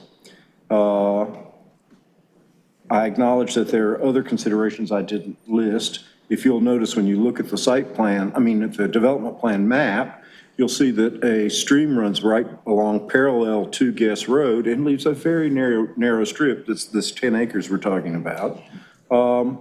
It's going to be difficult to build for anything, quite frankly, there. And I am not one of those people who believes that it's reasonable for anybody to expect another landowner to hold their land empty for the benefit of the neighbor. That's not reasonable. So some sort of correct development on this piece of property is appropriate. What I'm trying to do is balance interests and achieve to the extent possible a policy goal, which because of the way the policy is written, doesn't actually have to be achieved. I believe that the policy goal of node separation is node separation, but we've written the policy to make an exception when we stick in industrial zone between nodes. And so you wind up, and because we allow commercial uses in industrial zones, we wind up with no separation of nodes. Our policy defeats itself. What I'm trying to do is overcome the defeat and wind up with some sort of separation, recognizing that compromise, I'm a compromiser. And so that's what I'm looking for. Okay, so thank you for those comments. And so my response, in part, taking that into account, goes back to my initial question to the sponsor. So given what the existing platform is in regards to the residential zoning, nothing has changed in regards to what was in place when the initial PDR zoning was. So it's not a reaction. It's not a reaction. It's not a response. It's a reaction to something that the project sponsor realized that can't happen. For me, I think a compromise would be, it doesn't necessarily have to be a storage, a self-storage, or again, we're acknowledging that we're pursuing a commercial-oriented development under the guise of light industrial. One could argue, in my estimation, that a compromise could be something that's not under the requested zoning or under the residential zoning. We don't know. I met with the sponsor and I asked, if this request does not go through, then what's the plan? And the response that I received, if my recollection, I don't have my notes with me, is that he doesn't know yet. So have we really thought through? The conservation issue is, we know right now from the conversation tonight that at the minimum, between 12 and 15 acres will still be there because that's what's required with the riparian feature that's on the site. So it's not like we go to zero in regards to that conversation based on not getting this approved tonight. So again, it just leads me to ask the question, rhetorically, or feel free to provide responses, is that, are we creating a framework in which we're saying that if we don't look for something to happen under this, what's being presented to us, that we put ourselves in a position where there are no other alternatives? Have we really, has the developer, or have we in our thought process really explored what could be a compromise or somewhere in the middle? It doesn't have to be directly in the middle, in which these neighbors and community members can get something that they can live with. Negotiation is that if one side of the part of the negotiating tables leave feeling great about the situation, then it wasn't a good negotiation. You're supposed to feel a little uncomfortable, but you get to a place where you say this can work. And I don't think that necessarily this is something where I think it's a win for the project sponsor, because based off the information that I've given, I don't think we've explored what all could potentially happen given what we've stated are some of the goals here in Durham. We know that affordable housing is something. So with affordable housing comes the trade-off of possibly more traffic. But at the same time, we understand that there's a prison across the road. So maybe you're not going to get the housing product or type that you necessarily want, but is that guided by what Durham says that we're trying to achieve? And so I say that to get to the point of, I'm not in support of this because I don't think that this particular development and the product should go in this community, in this area, but I don't think that leaves us to saying this property, this site can't be developed. But I think that more exploration is something that should be the next step. So I'll leave it at that. Thank you, Commissioner Johnson. I need to recognize Commissioner Morgan. Okay, thank you, Madam Chair. I had a question for the applicant. It's really more of a technical question. I did notice that on the actual site itself, there's like a 50-foot elevation change from the north to the south. Do you anticipate any kind of grading, or what is your, as you have started to kind of kick around a site plan, do you have any thoughts on that? Just so I have a better understanding. Tim Sivers with Horvath Associates. Yeah, so we've researched that, and the preliminary idea is to have multiple buildings that step down the slope, because there is a large slope across it, to have minimal impact into that slope. So as I believe it was Commissioner Miller mentioned earlier, the concept idea of limiting it to 2 stories right now is on the north-facing wall of the buildings would potentially only be 1 story, kind of like And the south-facing wall of those buildings would be a two-story building, almost like a walkout basement.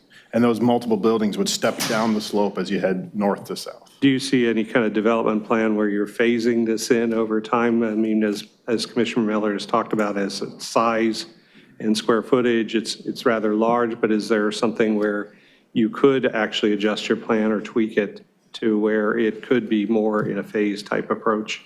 We haven't looked into the phasing yet, but we'll research that. Okay, thank you. Thank you. Thank you. Commissioner Santiago. Thank you, Madam Chair. My concern with this property is that by voting for this tonight, we might be limiting ourselves a little bit. As we all know, there's been the ongoing discussion about housing, where it should be. And this particular property is within city limits on the major transportation corridor. That could mean future transit options. That could mean just higher traffic in general, just because of it's a state road already. So my concern is if we change it now, that we can't, we've had this discussion about if the suburbans here should, and it will, absorb most of our growing population. So if we limit ourselves now, what do we do 5, 10, 15 years from now when we've done a poor job of deciding what development looks like on major transportation corridors? Then that brings with it the cost environmentally and the cost monetarily of extending infrastructure further and further out into the suburbs to get more housing. This is already in the future land use map. I'm just concerned that changing it now is limiting ourselves. Thank you. Other commissioners who would like to speak? Yes, aye. Commissioner Lowe. Thank you. The question is for the applicant, I believe, yes. The question came up earlier, if I heard correctly. Will you be storing vehicles at this particular storage unit? And I thought the applicant said that they do not know. And I was wondering at this point why you would not know what type of vehicles, even what size, from a mini scoop to a tractor trailer, what have you. I was just curious to hear that answer that you did not know. So if you could address that for me, I would appreciate that. Sure. Part of the reason we don't know is that this case is unlike any other in that it involves a significant amount of compromise to where we are today.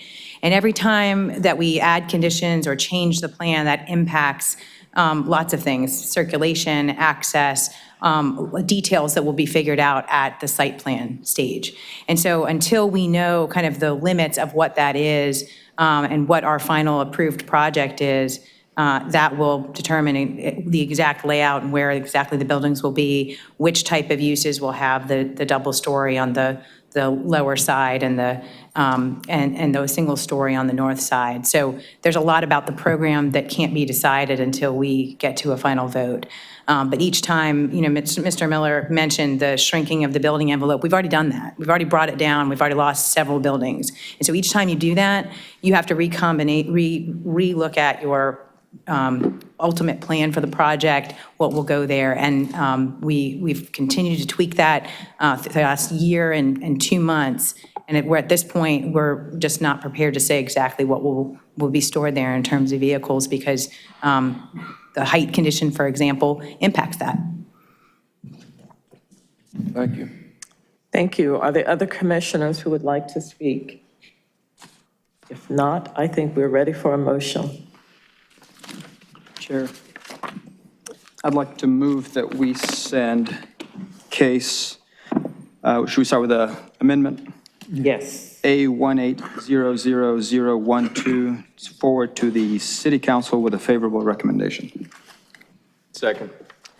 Motion by Commissioner Alturk, a second by Commissioner Busby, that we send, and we have two, we'll do them separately, that we send item Z1900036 forward to the City Council with a favorable recommendation. Question? You should always move the A case first. We did. Okay, I just was making sure. All right. Didn't we? Oh, the A. We did in the motion, thank you. And that would be item A1800012, forward with a favorable recommendation. May we have a roll call vote, please? Commissioner Morgan? No. Commissioner Johnson? No. Commissioner Brine? No. Commissioner Alturk? Yes. Vice Chair Busby? No. Chair Hyman? No. Commissioner Miller? No. Commissioner Ketchen? No. Commissioner Santiago? No. Commissioner Baker? No. Commissioner Lowe? No. And Commissioner McIver? Yes. Motion fails 2-10. Now the second part. Madam Chair, Yes. if I may, I move case Z1800036 forward to the City Council with a favorable recommendation. Second. I heard Busby. Who was the second? Commissioner Brine. Thank you. Motion by Commissioner Busby and second by Commissioner Brine that we send item Z1800036 forward to the City Council with a favorable recommendation. May we have a roll call vote for this item, please? Commissioner Morgan? No. Commissioner Johnson? No. Commissioner Brine? No. Commissioner Alturk? Yes. Vice Chair Busby? No. Chair Hyman? No. Commissioner Miller? No. Commissioner Ketchen? No. Commissioner Santiago? No. Commissioner Baker? Nope. Commissioner Lowe? No. And Commissioner McIver? Yes. Motion fails 2-10. Thank you. Let's move to the next item, staff report, Fox Crossing. Okay. We're going to wait just a few minutes as the audience clears out.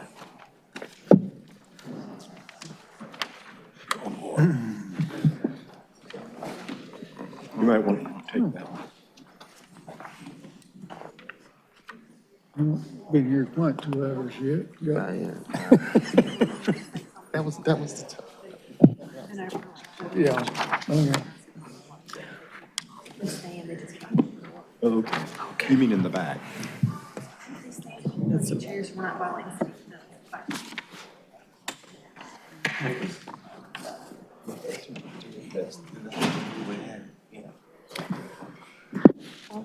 a certain amount of conservation that is going to be there anyway.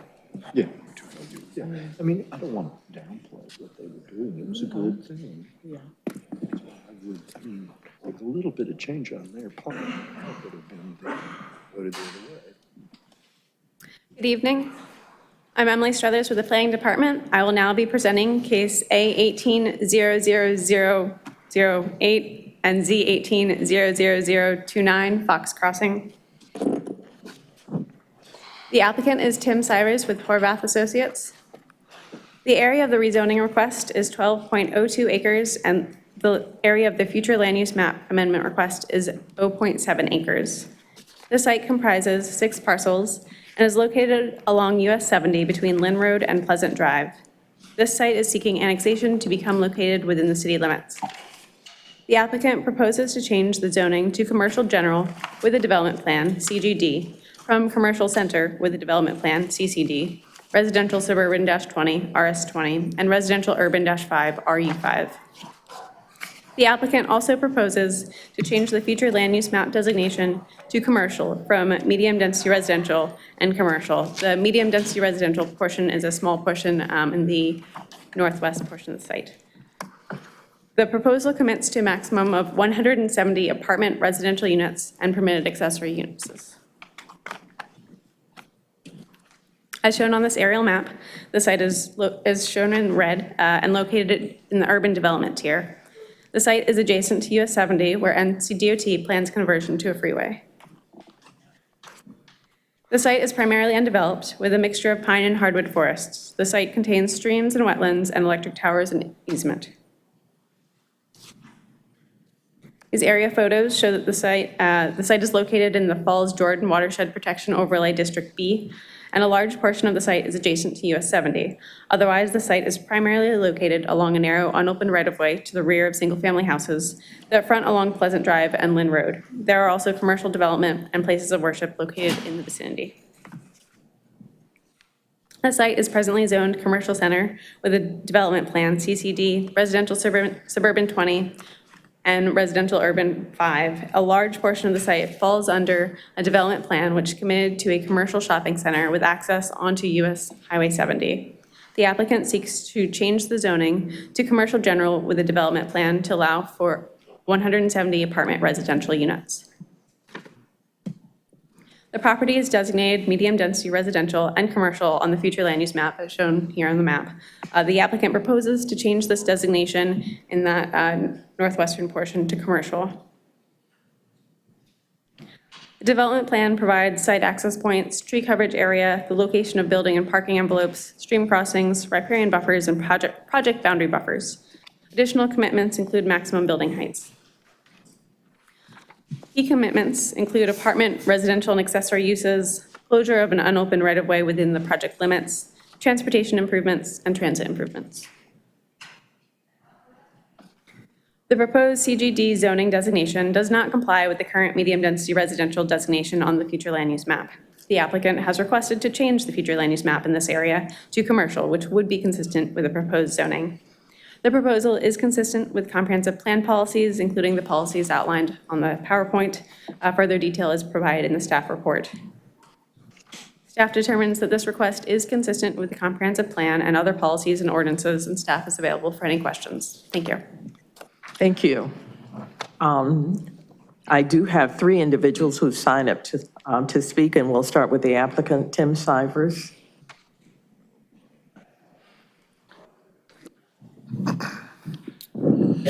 Thank you, Chair Hyman. Tim Sivers, Horvath Associates. Thank you to Emily, where she sneak off to, for her work on this project. You guys get to hear me from me one more time tonight, and then I'm done for the night, I promise, until next month.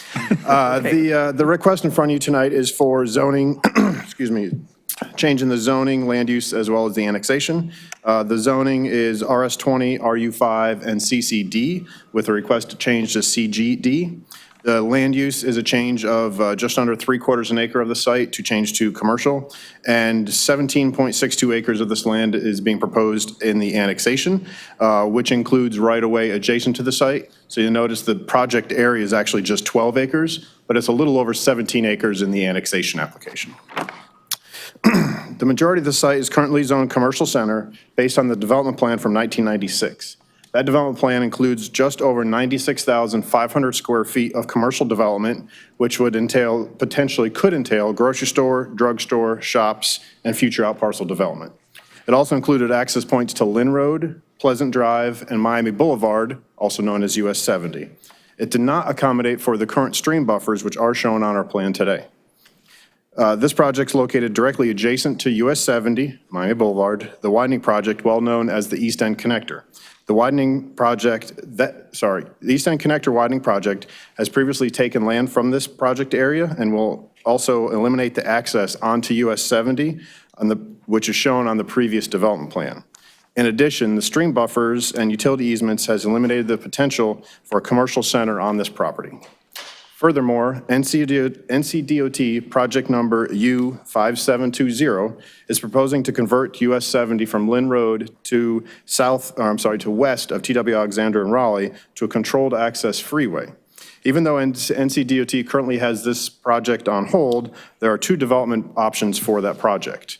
The northern option has no impact on this project, on our project in front of you tonight, while the southern option does provide us an impact to the development area. We've reviewed both options with NCDOT, and they have reviewed the development plan that's in front of you tonight and have agreed to allow this project to move forward with further reviews at site plan. It's our team's opinion that that northern project will be chosen. However, that decision has not been made by NCDOT yet. The proposed development plan includes rezoning of this project area to CGD to allow up to 170 residential unit apartments. Apartments will vary in size to provide a mix of units within the apartment development. They will average in size, and the average size will exceed 1,000 square foot and include 1, 2, and 3-bedroom rental options. The rent forecast in this area will depend on the final market analysis, likely averaging around $1.25 a square foot. So therefore, a 1,000 square foot apartment will cost approximately $1,250 in rent. The site's location and proposed apartment development provide a great transition and is more compatible between the highly used freeway of US 70 directly to the east and the adjacent single-family residential homes to the west and southwest. In addition, the earlier mentioned stream buffers and power line easements make this site ideal for apartment development. The development plan illustrates commitments to right-of-way dedication, landscape buffers, tree preservation area, 70% maximum impervious area, maximum of 170 units, as well as access points on Lynn Road and Pleasant Drive. Road improvements will be constructed on Pleasant Drive to provide a left turn lane into the development and construct a 3-lane section towards US 70, as well as providing bike lanes. The developer also construct a bus stop along Lynn Road or Pleasant Drive adjacent to the site if required by Go Durham at the time of site plan. In addition to the development plan comments, in addition to the development plan text commitments that are on the development plan, I have a few additional comments, few additional text commitments that planning has already reviewed and reviewed prior to this meeting. Prior to the issuance, number one, prior to the issuance of a certificate of occupancy, the developer will provide a one-time $18,000 contribution to Durham Public Schools. Number two, prior to the issuance of a certificate of occupancy, provide a one-time $17,000 contribution to the City of Durham Affordable Housing Fund. There was one other additional text commitment that we worked through with the city, and unfortunately were directed by transportation that we could not include. We did attempt to include an internal bus stop, as I know Commissioner Baker has requested on multiple projects. However, this being a private parking lot, a public bus stop, and public access into the private parking lot, transportation told us we were not allowed to do that, which I understand the reasons behind. The future land use map associated with this development plan is for 0.71 acre portion of the land that connects to Lynn Road. That portion of the development will not contain any apartment units. We'll have a maximum building height of 20 feet as shown on the development plan as requested by the neighbors at the time of the neighborhood meeting. Neighborhood meeting was held prior to submittal on September 25th, 2018 at Bethesda Baptist Church. Approximately 15 neighbors were in attendance. There were two primary concerns at that meeting. One, neighbors did not want affordable housing at the back of their houses. The neighbors felt strong against this, so we've made a commitment to a donation to help fund affordable housing developments in Durham. The second item was an increase in traffic to the area. In comparison to what exists today, this development will increase the traffic area, and I've discussed the associated road improvements that will be constructed with this proposed development. However, when compared to the commercial center that could be constructed without input of the neighbors, without input of this board, without input of the city council, the traffic will be greatly reduced. To certify this, Josh Ranke with Ramey Kempson Associates completed a trip comparison letter that's been reviewed by the city, including Transportation Department as well as NCDOT. They compared a reasonable 50,000 square foot retail center to the 170 unit complex. They found that the proposed apartment complex anticipates to generate 29 fewer daily trips, 2,900, big difference, 2,900 fewer daily trips during a typical 24-hour weekday. Josh is here tonight if you have additional questions on that specific item. I did have the ability to meet with some of you, and I appreciate you taking the time to come and meet with me. In closing, I ask that you vote in favor of this rezoning to allow a proposed development of 170 apartment units on a site that is no longer achievable as the current zoned commercial retail center. It will provide a great transition between the surrounding neighborhoods to US 70 and allow an underutilized portion of Durham to be developed as a gateway to our city. I'm available for any questions, and if there is any remaining time, I don't know if that was working, I'd like to reserve that for answers. Thank you for your time. Thank you. Josh Ranke. Staff would like to note one item if possible. Yes. The applicant referred to no building being proposed to the west of the line. Right now, the development plan just specifies a maximum building height of 20 feet west of that line. So what, for clarification, no apartment unit buildings will be north of that line. And if we need to include that on the development plan, I'm willing to do that. But it's clarifying is no apartment building units. We can add that as a text commitment in order to commit to that. At this time, that's not a commitment made. I'm willing to make that commitment. That's not a problem if that's okay with staff, that we can review that. But I'm willing to make that commitment. That was the intent. Okay, thank you. Now, Josh Ranky.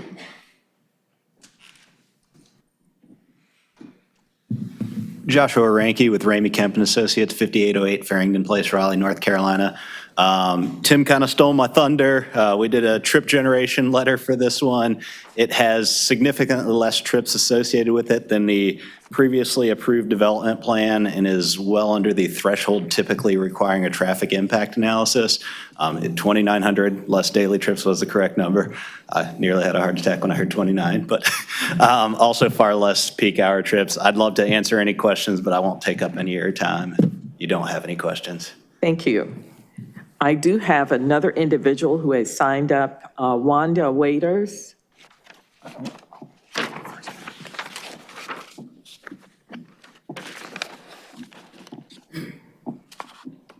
Good evening, and I thank all of you on the commission for allowing me this opportunity to speak. My name is Wanda Waiters, and I own a property on 518 Pleasant Drive. I did attend the meeting that was held at Bethesda Baptist Church last year, and some of those concerns have been included in tonight's presentation, the first presentation. I do not want to say that I'm here against. I'm here on a strong request for a pause. There's been a great amount of due diligence in the report, and Emily Struthers, I thank you for sending the report for review, because the first zoning sign that was placed on Pleasant Drive was for North Carolina Central. I look up all the zoning signs when I see them. I was very concerned about that, and they came and put the appropriate zoning sign there. So it gave me an opportunity to review, I think, a 96-page document very quickly for tonight. My first concern is there was one meeting at Bethesda Baptist Church regarding this request. However, the whole area, which is not inclusive in this presentation as far as the overlay zoning, is the Little Lick Creek. Now, Paul, I can't pronounce his name correctly, Wibke, here with the Planning Department, and I spoke with the Upper Neuse River Association, which said that they had not received any information on that, and again, to request some pause on this particular project. This whole area is within the Little Lick Creek watershed protection. So I would like to have that more clearly. It states that there are two streams, but it does not state that that is part of the Little Lick Creek watershed plan, and it is, to my understanding. So I think that there needs to be some more extensive review of that and what impact that would have. I did ask that when I sent the email to you, Emily. It says the Lick Creek, and they speak on that, but I want to know the overall impact on the Little Lick Creek watershed. Also, they've talked about transportation, and if that transportation assessment, Josh, was done within the last 2 years, then it would not be an accurate representation of Pleasant Drive, because as you know, East End was closed in order to work on the East End connector. What does that mean? It means that you still have some additional time because we have divided the time up for at least I 3 minutes appreciate that. more, and you were signed up against, so you have all of the time. Well, the the street, the East End Street has been closed off for traffic. So any traffic, Pleasant Drive has been extremely busy as a result of that street closing for the East End Connector.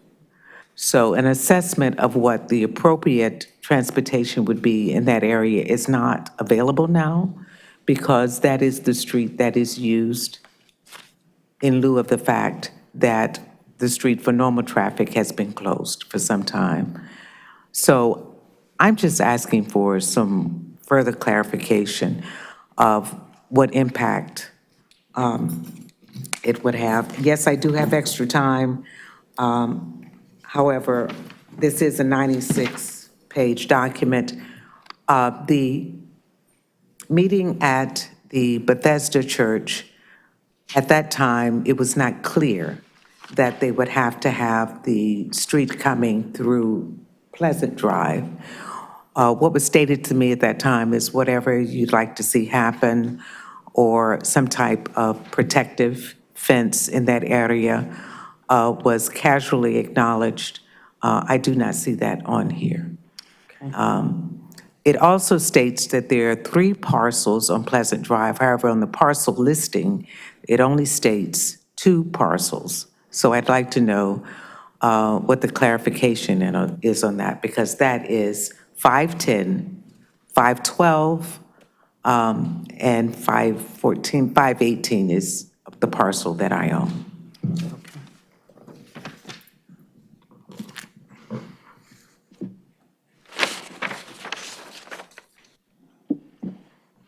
And that is prior to the issuance of certificate of occupancy, construct an exclusive eastbound left lane turn lane on Pleasant Drive at site access point number 1 with adequate storage and appropriate tapers.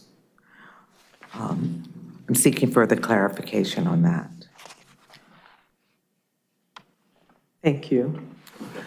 As far as the transport issue of a bus site, there is currently one on Pleasant Drive, and there's also one currently at Glenn Road at the corner. So I want you to know that those already exist.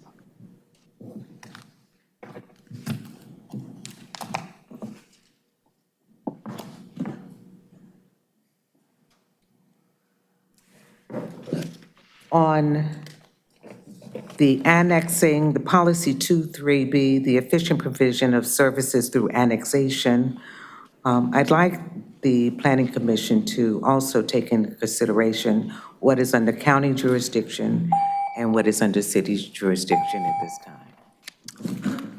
Okay, thank you. Thank you. I do not have anyone else who has signed up to speak on this issue. If there are other individuals who would like to speak, please do so at this time, because this is the public comment period and the public hearing. Seeing no other. Yes, you can. Even though I have a feeling you're going to be asked quite a few questions as the applicant for clarification.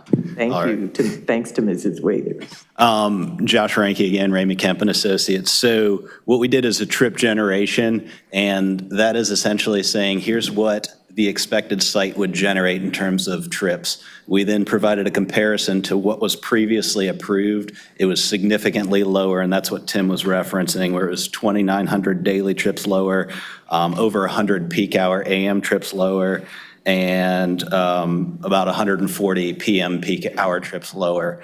This is far below a typical threshold for what NCDOT or the city's development ordinance would require a traffic impact analysis. And that, I think, is more what was being referenced there, where we'd go out and collect data of what's going on out there, project the volumes into the future, run analysis, and provide a big overall report. So our trip generation doesn't take into consideration like what's going on the roadway there. This was more for comparing it to what was previously approved, and also seeing, is this below the threshold for essentially further research, which would be a traffic impact analysis. And since it was well below what was previously approved and well below the typical threshold. We didn't go out and collect the data, which would be impacted with road closures and such. Thank you. Any other questions I can clarify while I'm up here? At this particular time, this is the comment period from the audience. Are there any other individuals who would like to comment? Okay, during the comment period, yes. Yeah, just a few clarification items, if I may. Okay. Okay. The site is in the Little Lick Creek, and further exploration of that will be at site plan stage.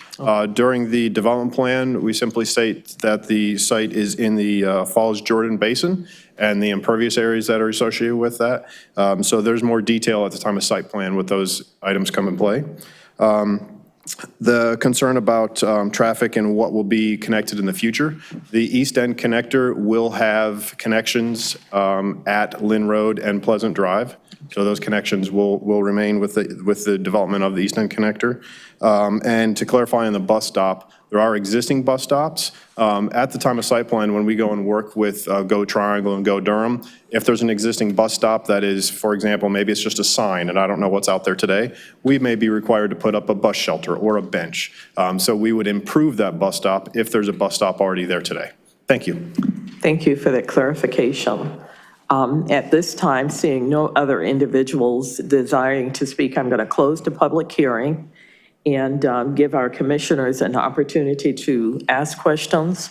I'm going to start to my left. Are there any commissioners who would like to speak at this time? Yes, you. Commissioner Baker and then Commissioner Miller. Yeah. I have one question for the applicant, Mr. Sivers. My question is there a buffer between 70 and any of the development envelope? Between what, sir? Between where development can occur and 70? Go 70. There is a landscape buffer. There are no landscape buffers required because of the width of the right-of-way. There is the required building setbacks that'll be through site plan stage. Okay. That was my only question. I think what we're seeing is, of course, the outcomes of an automobile-oriented society where everything is broken and we just build for cars and we have to take people's land so that we can, if you ask NCDOT how many lanes do you need to build, they'll always say one more. And so we're seeing the consequences of that. I think if we want to go in a new direction, we need to start thinking more about how do we create the type of living environment based on form and based on character and focus more on a mix of uses and less on separating uses. The caveat to that is that we should always separate incompatible uses whenever that may occur. And I think the best example of two incompatible uses is residential uses and heavy industrial uses where you have a lot of toxins. This site is directly adjacent to an industrial use with a lot of toxins emitted. That is US 70. And it also does not include a mix of uses. Clearly, it's a challenging site for the developer based on the events around US 70. I do have a major concern with putting a large number of people living directly next to a high-speed, high-traffic road like US 70. There is a lot of research about breathing in toxins for people who live close to those types of places. We can probably imagine the kinds of people who are the people that live along busy corridors, high-traffic corridors that are allowed. So I just wanted to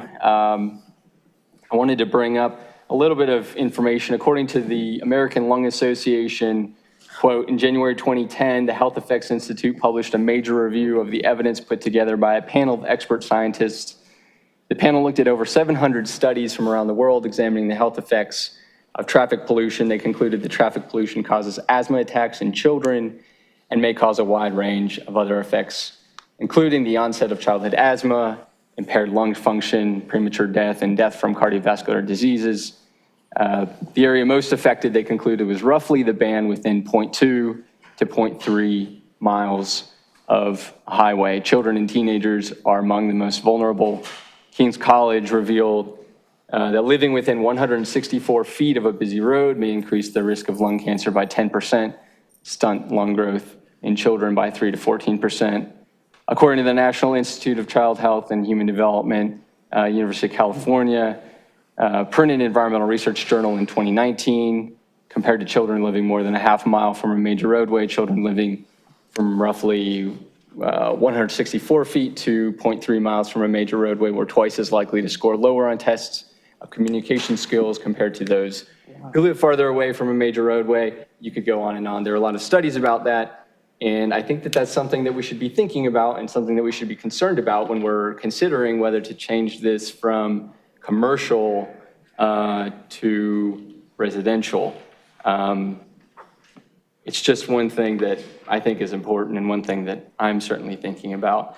There are a variety of other policies in the comprehensive plan that I do not think this is consistent with, but my main concern is with health, welfare, and safety. Thank you, Commissioner Baker. Commissioner Miller? So I have a question. This is another instance where we're building residential in a non-residential zone. It's certainly allowed, but it's one of those things that you have to jump over a counterintuitive hurdle to get to where we're going. But I do want to know, when we build multifamily in GC, what's the height limit? One moment while I look that up. Take your time.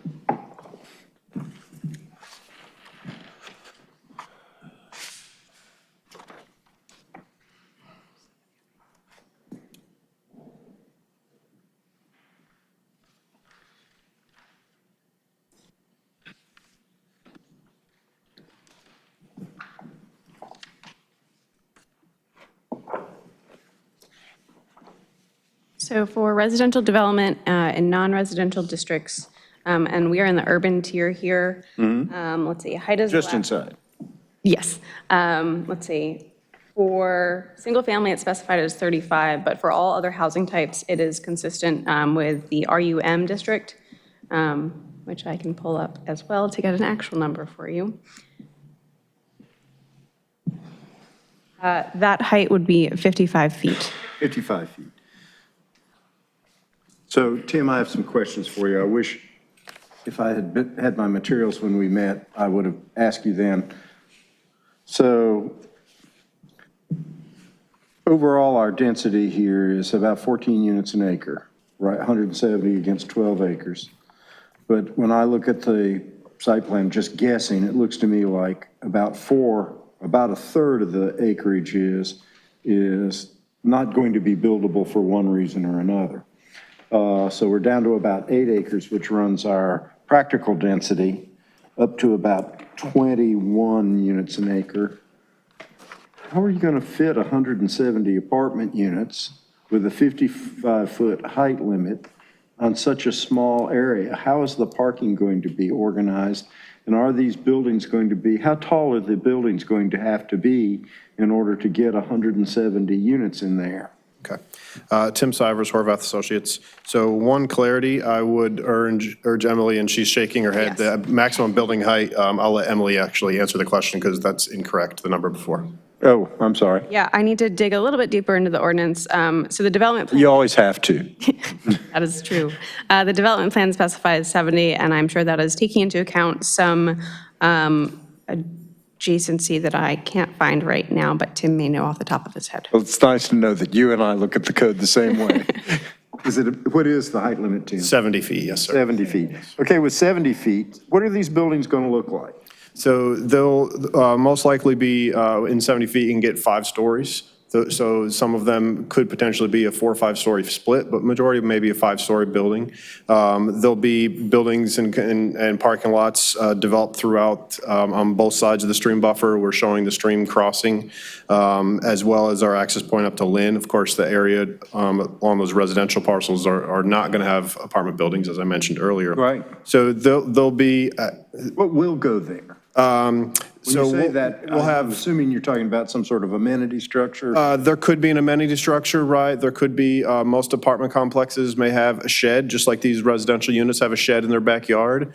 There'll also be the access point, so there could be the access point's required, so we need our second point of access. So there'll be a road, the private driveway, if you will, potentially some additional parking spaces in that area closer to the apartment complexes. Because my next question was about parking. Is it structured or with a 5-story building, or is it going to be? No, it'll be surface parking. So we've done some preliminary layouts, and that's where that maximum number comes in. So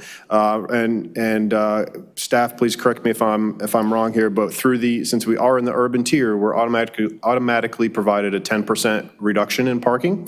That is an ordinance allowance. So that helps with the amount of parking. And, studies have shown that the 2 units per acre the 2 parking spaces per unit is a little high for what apartments really need.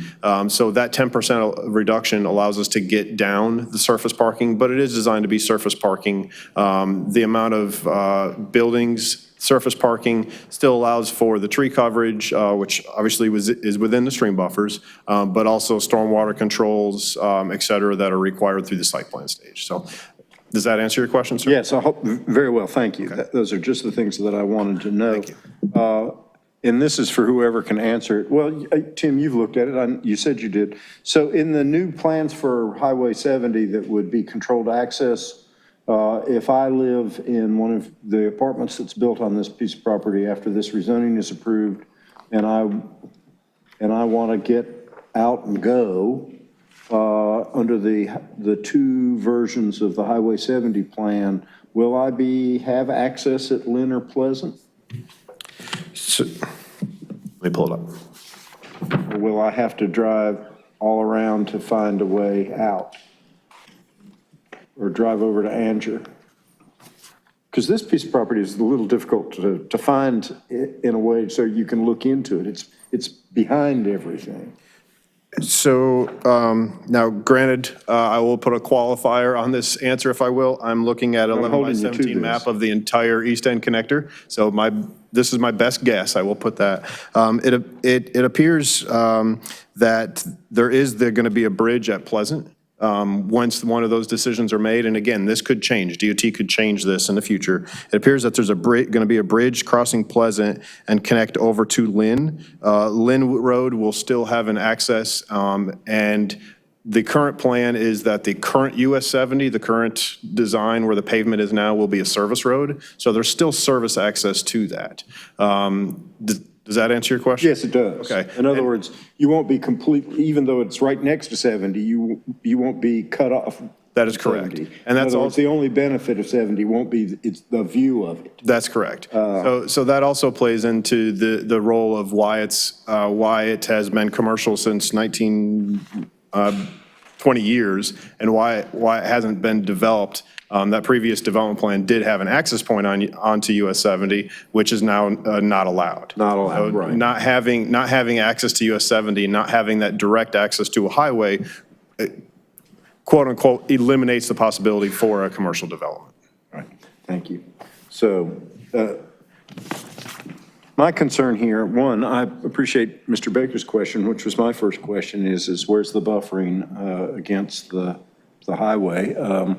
I had not checked to see what the health impacts were going to be. I would just think that I wouldn't want to live right on top of controlled access freeway.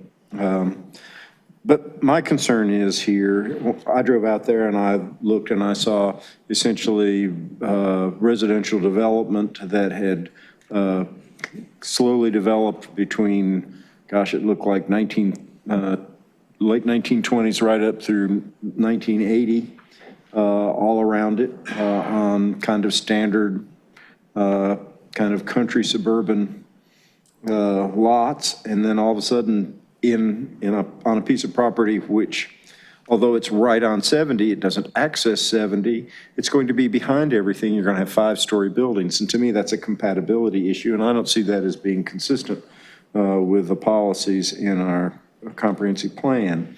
Now, I also acknowledge that it's currently zoned for a shopping center. And I know that what's being proposed recognizes that it can't be a shopping center, and it shouldn't be a shopping center. It shouldn't have been a shopping center a long time ago, because Highway 70 was becoming another one of those corridors where it was just an endless driveway connections with uses, kind of, again, slash and burn commercial development. So this is a hard one for me. I think 170 apartment units is too many for the site, for so constricted a site. And given what the neighborhood is like, but I acknowledge freely that it is better than what is currently planned and allowed for there. And since that's never going to be built, referencing back to what Mr. Johnson was saying in connection with the last case, maybe we need to step back and say, instead of looking at what's there on the ground and what's proposed, what is actually best, without regard to either of those two things. So I think it's nice to be reminded that that actually is the question always. Thank you. Other commissioners who would like to speak? Commissioner Busby and Commissioner Alturk, and then I'm my way down. Anybody else? Great. I don't have any questions. I just wanted to share my thinking, and I mean, my highest level thinking is I don't think there's an easy item on tonight's agenda. Just reading through this packet, it came pretty late, and every single one of these has tough questions and challenges. So I'm struggling with some of these. I will say on this particular proposal, what I like about this are a lot of the things Commissioner Miller just raised. I voted against the previous proposal for a number of reasons, but one big reason is the thing our community needs is additional residential housing. So if we have zoned property for residential housing and we're looking to change it, even with a number of good proffers that we had, we really need to see the benefits, and I would like to see more universal agreement from the residents of that area that this is a net positive. This is the opposite. So we're going from commercial, which I agree with Commissioner Baker's concerns on health, but what's interesting here is I take a different outcome from your proposition, which is we will have less traffic in this area by moving to residential, and there already are neighbors right there. So I see that as a potential positive. I don't think this property otherwise, it's definitely never going to be a commercial property given what's going to happen along that road. But I think providing apartments, while I have concerns about the height and the number of units and can you actually make it all work, I think that's a net positive. That's a net positive for air quality. That's going to be a net positive for our community to actually provide residential property. Apartments in particular, I think is a good use. So I'm still listening. And I appreciate the additional text commitments, and I hear the concerns of Ms. Waiters as well. But I think this moves us in a better direction and recognizes that what we need in our community is more residential, and to have commercial there would just create more traffic and really isn't feasible at this point. So that's where I stand. Thank you. Commissioner Alturk. Thank you, Chair. I have a question for staff. This relates to the first thing that Commissioner Miller mentioned in his comments, which is that we are, the proposal is to go to basically to rezone the future land use map to commercial and the zoning designation to commercial general with the development plan. But we're talking about apartments, right? And so, yes, in the commercial future land use designation, we're allowed to build apartments. But why not suggest to the applicant, or is that up to the applicant to propose to move this to medium density residential, like much of what is to the west of this property? It's up to the applicant to make their decision on what they would like to request. Staff then reviews it for consistency with the comprehensive plan. Okay. I don't think there's anything. I have a follow-up question. Can you tell us what the public notice looks like? So when someone gets a notice in the mail that lives nearby, what information is on there? Do they have, can you just say, yeah, what's the information they get? Sure. So two parts to that. The first one would be any required by the applicant prior to submitting. Neighborhood meetings are required if there's a change to the future land use map, as there was in this case. So prior to submitting the application, the neighbors would have been invited to a meeting held by the applicant. As far as staff's notification for public hearings such as Planning Commission and City Council, it's in accordance with state law and statutes. As far as what our process actually looks like, we mail a letter to property owners within 600 feet that identifies the general information of the request as far as the zoning designation, the date of the meeting, who to contact for more information. Additionally, planning has a notification tool, an email option that can be sent to anyone who subscribes to it. That includes a little bit more information and the agenda. So let me ask a more specific question. Is there anything in that zoning notice in this case that would say that the proposal is for 170 apartments? No, it does not specify the details of the request. So if I live there, I get this notice, it says it's the proposal from medium density residential and commercial to commercial, correct? Yes, for the FLUM. For the FLUM. And then it would include the rezoning request as well. Yeah, I've said this before. I think this is a lack of clarity that I think kind of muddles the process and kind of, I think residents it should be very clear to them what is being proposed here. And of course, they can look it up. But if I'm getting a notice and it says from commercial to commercial and the designation is proposed general commercial with a development plan, I'm thinking, oh, there's going to be a commercial development here.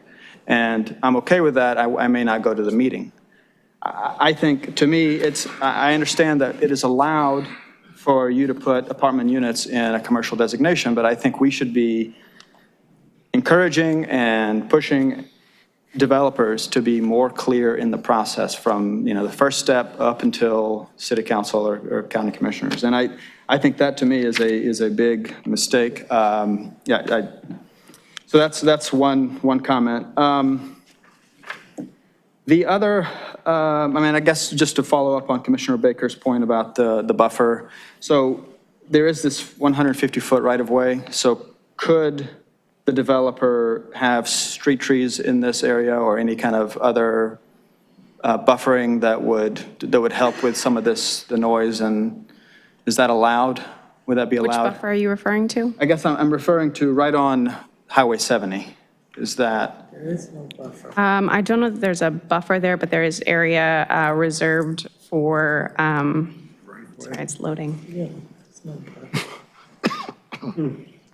Right-of-way reservation, is that what you're referring to? Yeah, so within that, they could commit to trees or something that would provide a buffer. Is that, or could they not do that? I would have to discuss that one further with someone. I guess I haven't seen that come up before, so I would have to do a little bit more digging to answer that. All right, okay. Okay, thank you, Chair. All right, thank you. Commissioner Brine? Thank you, Madam Chair. I agree with Commissioner Al Turk's comments about clarity. I do not really appreciate putting residential in a commercial general zone. However, I have some questions about the US 70 improvements, and I believe, sir, Mr. Seaver, you mentioned that there were two alternatives being discussed, a northern one and a southern one. Is that correct? Or the US 70? Or the US 70? Not the East End connector, but. No, I know the US 70. That's correct. And. That's what DOT refers them to as the two options. No, I know. I have their maps here. And I also believe you indicated that you thought might be the northern one as the choice. That's my opinion. That's not from DOT. That is strictly my opinion. Okay. There's reasons behind that, but it's an But opinion. that's fine. That particular option, based on my playing around with these maps for a few hours to where I could finally blow them up and see what was on them, puts a service road right in front of this property. That is correct. And that doesn't impact the decision to put apartments there as opposed to commercial. No, the plan for that is to take the existing asphalt of US 70 or the East End connector, minimize that down to a 2-lane to a service road. That's correct. Okay. But no, we are aware of that. Okay. And I agree with what you say about Pleasant Drive will cross US 70 one way or another. I couldn't tell whether it went under or over. I believe over. I agree with you on one of them. I wasn't sure about the other. But on Lynn Road, as best I could make out, Lynn Road will no longer have any connection to 70. It will have a connection to the service road. To the service road, yes, but not to 70, and I just wanted to be clear about that. That is correct. That's for the ultimate design if that project takes place in the next X number of years. The East End connector development, which is under construction now, will have the connection directly to US 70. Right. I believe that's all I have. Thank you very much. Can I answer your other question? Sure. That actually was brought up by a few ones. So while we were speaking, we were actually able to pull up the email that we sent out to the neighborhood for our meeting back in September, and we did clarify that it was actually for a residential development. We didn't necessarily clarify apartments, but it was for residential. So that was for our meeting back in September of 2018, prior to anything that was submitted. Yes, those are not requirements. We didn't have to say that, but we did clarify that in the letter, in the neighborhood meeting letter that we provided to the neighbors. Does that answer that question? I think clarifies that. Okay. Answers the question. It helps, yes. Part of the other item was that I believe Commissioner Miller mentioned about the height. One thing I wanted to clarify about the adjacent residential development, single-family developments to the, to the east, those homes, those existing older homes that you mentioned, are set up a lot higher in elevation than our site. So it's, when you first think of it, of apartment buildings right next to a single-family residential home, you're thinking this.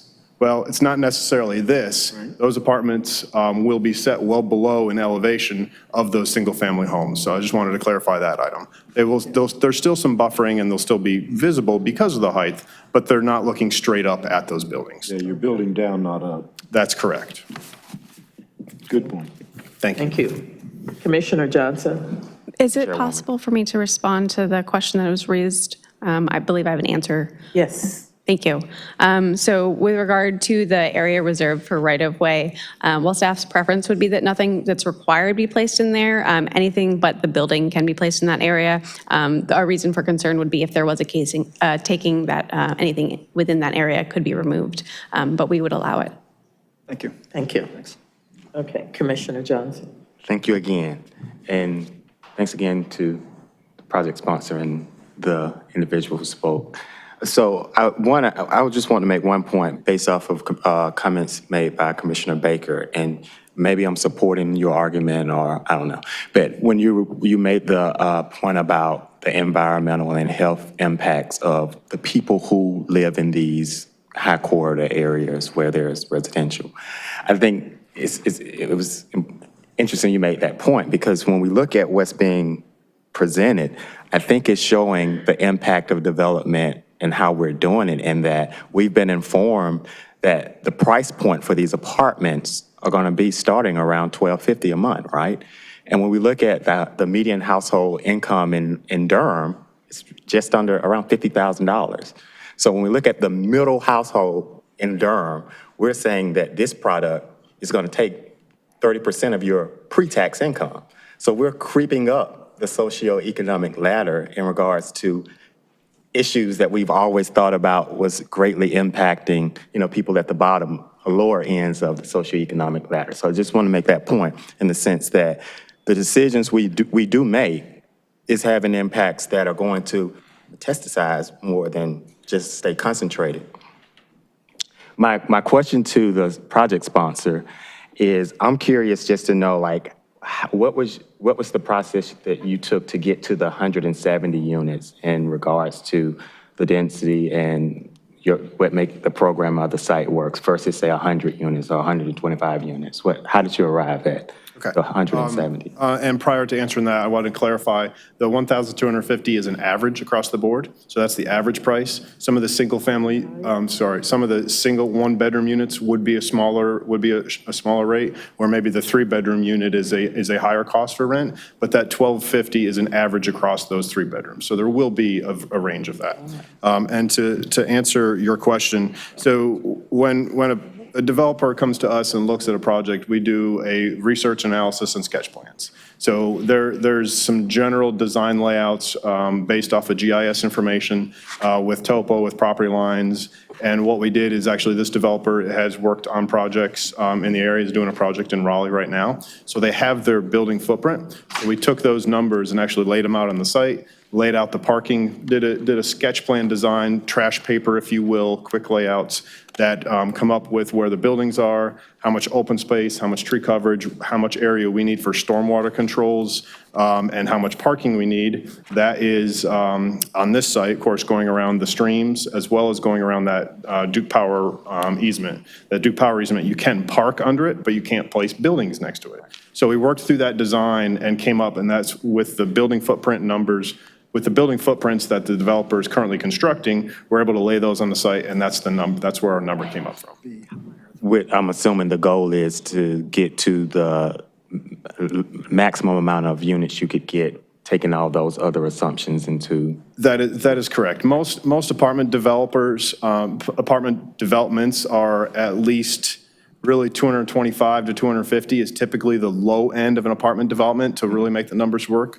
This one is below that, primarily because of the constraints on the site that we just couldn't get that much to fit. So we wanted to bring a realistic number to you today. Right, thank you.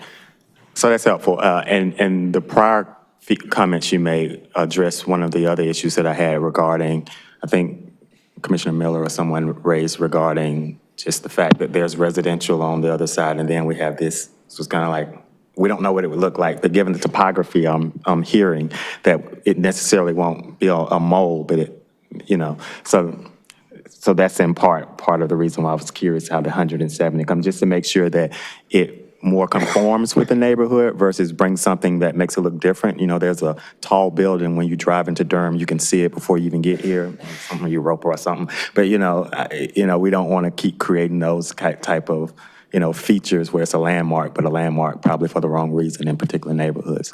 But those are my only comments in regards to thinking through. I'll finish by saying, again, this is like the last case again. It's like we know what the existing zoning is for. It's not going to happen. So the question I think for us as a body is, what's the best alternative? And is this it? And if not, how can we get to something that's a compromise that works for what the developer would like to do, but for what Durham is trying to do on multiple levels, but in particular with meeting some of the goals and the opportunities and challenges. So I'll plug that. Thank you. Other commissioners would like to speak? If not, well, Commissioner Alter. Thank you, Chair. Just quick comment on what Commissioner Johnson said about the price point, and I appreciate the applicant kind of giving us a sense of how expensive these will be or what the cost will be per month. You also mentioned affordable housing, and I appreciate the commitment to the housing fund, but I think this is an area where affordable housing units on site would be, in my opinion, preferable to just, committing to the trust fund because, first of all, there's public transportation nearby, and I think we should, and I know that the neighbors maybe said something about that. I respectfully disagree with that point of view, but I think providing some affordable units here would, be a positive for the city. And even if it's, a few units here and there. So that's, and that's notwithstanding some of the comments that Commissioner Baker mentioned about, the health impacts of living close to a major corridor like this. But that's just something I think we should consider when we think about where affordable housing is going in the city. I think somewhere like this would be, a good place for that. Thank you. Commissioner Johnson. Thank you, one more Chairwoman. minute. Just so one comment to that, and that's a question that I failed to ask, is that when we say affordable housing, it's such a broad term. There's low-income housing, there's unaffordable housing for workforce, so that's an affordable housing issue. And so when we're talking about affordable housing, I think we get caught up in this larger box in that we really don't understand who are we actually trying to create affordable housing for. The housing bond will focus on, and this is to hopefully pair on to what Commissioner Al-Turk is saying. And so when I heard that the neighbors didn't want affordable housing, what came to my mind was not low-income housing. There are teachers and firefighters and other people in the city and county of Durham who can't go to the bank and get a $300,000 loan or $250,000 loan for a house, or who can't pay $1,250 a month for rent. But they need a housing product that works for them. They're like caught in the catch net, in this in that area where we're not directly focusing on bringing a product that works for them in their budget. And so that's why, I make the comments that when I always ask about price points, because when I'm saying affordable housing, I'm not only focusing on the low income, population here in Durham that is critically needed, but there are people who go to work and earn a paycheck, but they can't pay $1,300 a month for an apartment, or they can't pay $300,000 for a house that everyone I meet with, I'm asking, that's where we look into, that's the entry point now for building housing here in Durham. And so I just want to make that point. So when we hear these comments about the need for affordable housing and this distaste for affordable housing in particular communities, what are we really saying when we say affordable housing? And so I'll put that plug in, and with that, I'm done.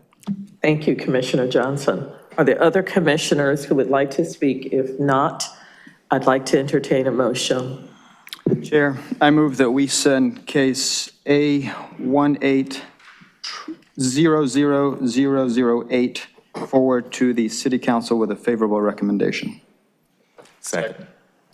Okay, motion by Commissioner Al-Turk and second by Commissioner Busby that we send item A1800008 Fox Crossing forward to the City Council with a favorable recommendation. May we have a roll call vote, please? Commissioner Morgan? Yes. Commissioner Johnson? Yes. Commissioner Brine? Yes. Commissioner Al-Turk? No. Vice Chair Busby? Yes. Chair Hyman? Yes. Commissioner Miller? No. Commissioner Ketchen? Yes. Commissioner Santiago? Yes. Commissioner Baker? Nope. Commissioner Lowe? Yes. And Commissioner McIver? Yes. Motion passes 9-3. Thank you.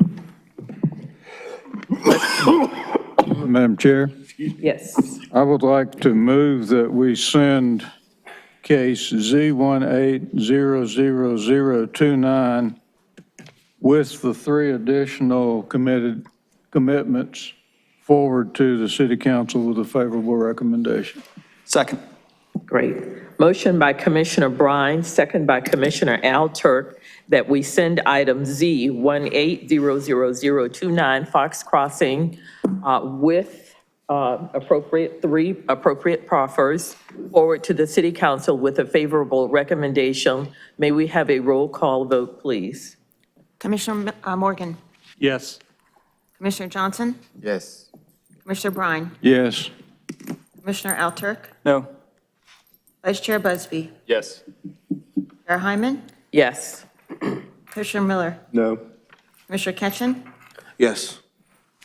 Commissioner Santiago? Yes. Commissioner Baker? Nope. Commissioner Lowe? Yes. And Commissioner McIver? Yes. Motion passes 9-3. Thank you. Moving right along to our next public hearing, Farrington Towns. Our staff report, please. I'm gonna go forward this until I hear Nate.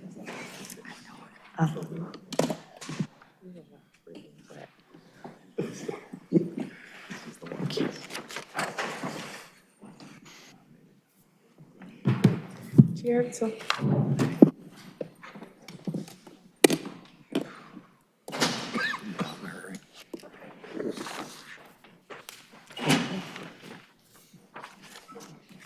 Good evening, Emily Struthers again with the Planning Department. I will now be presenting case A19-00008 and Z1900023 Farrington Towns.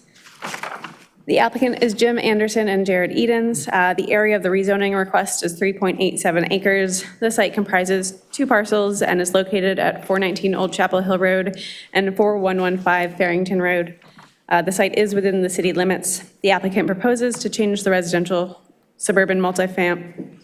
Let me slow down. The applicant proposes to change the zoning to residential urban multifamily with a development plan, RSMD, from residential suburban-20, RS20. The applicant also proposes to change the future land use map designation to low-medium density residential from low-density residential. The proposal commits to a maximum of 25 multifamily residential units. The site is shown in red and located in the suburban development tier. The site is at the corner of Old Chapel Hill Road and Farrington Road. The site is primarily undeveloped with a mixture of pine and hardwood forests and contains areas of wetlands. The site is located in the Falls Jordan Watershed Protection Overlay District B. The site is adjacent to the Patterson Place Compact Neighborhood Tier, which has recently been adopted into the Compact Suburban Design District. The surrounding area includes a mix of residential uses, including multifamily apartments, condos, townhouses, and single-family houses. A place of worship and school are also located in the vicinity. The site is presently commercial center with a development plan. Is that true? No. The site is currently RS20, and they propose changing it to RSM. Sorry, I've done a lot of these PowerPoints today. The applicant seeks to change the zoning to commercial general. Nope. Sorry. The property is designated low-density residential on the future land use map, and the applicant proposes to change this designation to low-medium density residential. The development plan provides site access points, tree coverage areas, the location of building and parking envelopes, and project boundary buffers. Key commitments include multifamily residential and accessory uses, a maximum of 25 units, and transportation improvements. The proposed RSMD zoning designation does not comply with the current low-density residential designation on the future land use map. For that reason, the applicant has requested a change to the future land use map in this area to low-medium density residential, which would be consistent with the proposed zoning. The proposal is consistent with comprehensive plan policies outlined in the PowerPoint and further in the staff report. Staff determines that this request is consistent with the comprehensive plan and other policies and ordinances and is available for any questions. Thank you. Thank you. I do have one individual who has signed up to speak. I do want to just get clarification. I have a name that has been marked through. So is there a James Evans? Okay, if not, then our first Jared Edens, who has for the applicant. And so we'll just start you with 10 minutes. Good evening. Thank you. Appreciate your time this evening. Jared Edens with Edens Land. I won't take anywhere near 10 minutes. We've been here a while already, I know. I feel we've got a simple request before you this evening. As Emily mentioned, we're proposing only 25 units over about 4 acres. I think it's a fairly straightforward project. The road widening, roadway improvements are in place at the intersection already, which is convenient. We have one driveway proposed to Old Chapel Hill Road that's been vetted by DOT. They're okay with that location. There's a pond on the side, on the southern part of the site, that will remain untouched. So really, most of your development is going to be concentrated on the northern portion of the property. We had a neighborhood meeting in June of this year, had no attendees, no opposition that I'm aware of. And again, I said I'd be quick. I'll be glad to answer questions that you have. Thank you. Okay. I do not have any individuals who have signed up to speak, so I'm going to close the public hearing at this time and give our commissioners an opportunity to ask questions. I'll start with Commissioner Brine and then Commissioner Busby. Thank you, Madam Chair. One question for the applicant. What would be the price point for these multifamily residences? And so the short answer would be that I don't know for certain. We're proposing townhomes, but often when we stand here as developers and real estate people, we often don't know the end user when we're here. It's more often than not, we don't know the end user. We don't know the builder. We don't know the architectural specs and things like that. And that's no different with this case tonight. Obviously, this area is a nicer area, and I'm sure they'll be priced appropriately, but I don't know the numbers tonight. Thank you. Okay. Commissioner Busby. Thank you, Madam Chair. Mr. Eden, sorry to bring you right back up. So you mentioned in our meeting, and you said it here as well, I believe, that the bigger pond on the southern, I guess, is that the southwest portion of the site, would be left intact. And so on the existing conditions map, it says that it will be removed. And so I assume that that should be changed. And then it's not shown on the proposed site improvement plan. So should that also then be shown on that plan as well? I think that's an appropriate change to make before we go to city council, because the intention is definitely to keep that pond there. Great. That's just a typo, and I'll have to fire that person tomorrow. Just kidding. Thank you. I was gonna say it wasn't me, right? And then the smaller pond, though, is also shown that it will be removed, and that is the plan. Yeah, that's a small pocket of wetlands that is fairly easy to remove with a nationwide permit from the Corps of Engineers. So that pocket will be removed, but the larger pond will remain. And is the larger pond, will that be the stormwater feature, or there'll be an additional stormwater feature on the site? Correct. Yeah, there'll be additional. We're not allowed to use inline jurisdictional features and ponds like that for stormwater treatment. So we'll have a separate pond outside of this one. So it will be totally just native, untouched. Great, thank you. Okay, are the other commissioners who would like to speak? Commissioner Baker? Quick question for staff.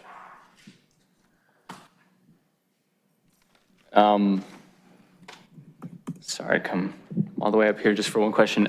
If they wanted to, if the applicant wanted to rezone to the design district, would they be able to do that?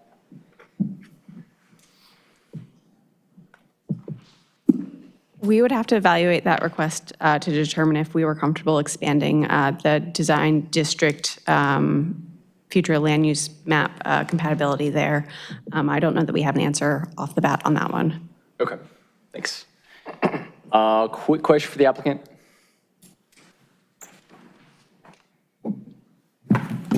Are there any green building elements like solar panels, green roofs, recycled materials, anything like that? No, I can't make any of those commitments tonight. Okay, that's all. I would support a rezoning to the design district, and I would encourage and support development that promotes green building. That's all. Thank you. Are the other commissioners who would like to speak? If not, I would like to entertain a motion. Madam Chair, I move that with regard to case 8-19-00008, we send it forward to the city council with a favorable recommendation. I'll second, but we do, with the additional proffer. Well, that's in the zoning case. Oh, I'm sorry, thank you. Thank you. Motion by Commissioner Miller and second by Commissioner Busby that we send item A-19-00008 Farrington Towns forward to the City Council with a favorable recommendation. May we have a roll call vote, please? Commissioner Morgan? Yes. Commissioner Johnson? Yes. Commissioner Brine? Yes. Commissioner Alturk? Yes. Vice Chair Busby? Yes. Chair Hyman? Yes. Commissioner Miller, Yes. Commissioner Ketchen, Yes. Commissioner Santiago, Yes. Commissioner Baker, No. Commissioner Lowe, Yes. and Commissioner McIver. Yes. Motion passes 11 to 1. Thank you. May we have the staff report for, No, got another vote. oh, that's right. Madam I'm Chair, sorry. I move in connection with case Z1900023 concerning Farrington Towns that we send that forward to the city council with a favorable report, including the additional proffer made to none. Okay, Commissioner Miller? Second. Second by Commissioner Busby. Sounds like I'm in a real hurry. A motion by Commissioner Miller, second by Commissioner Busby, that we send item Z1900023 Farrington Towns with the additional 3 proffers? With the additional 1 proffer forward to the city council with a favorable recommendation. May we have a roll call vote, please? Commissioner Morgan, Yes. Commissioner Johnson, Yes. Commissioner Brine, Yes. Commissioner Alturk, Yes. Vice Chair Busby, Yes. Chair Hyman, Yes. Commissioner Miller, Yes? Commissioner Ketchen. Yes. Commissioner Santiago, Yes. Commissioner Baker, Nope. Commissioner Lowe, Yes. and Commissioner McIver. Yes. Motion passes 11 to 1. Thank you. Now we are ready for the next public hearing, Goodwin Crossing. Staff report, please, and any sign-ups to speak. Thank you.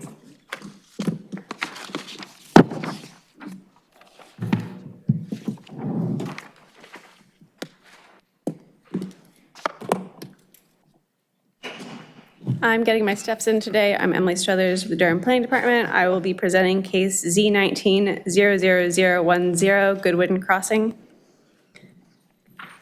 The applicant is Anderson Marlowe and Jared Edens. The site, the area of the rezoning request is 75.43 acres. The site comprises 2 parcels and is located at 1301 and 1312 Goodwin Road. The site is located within the city limits. The applicant proposes to change the zoning to Planned Development Residential 2.167, PDR 2.167, from previous Planned Development Residential 2.310, PDR 2.310.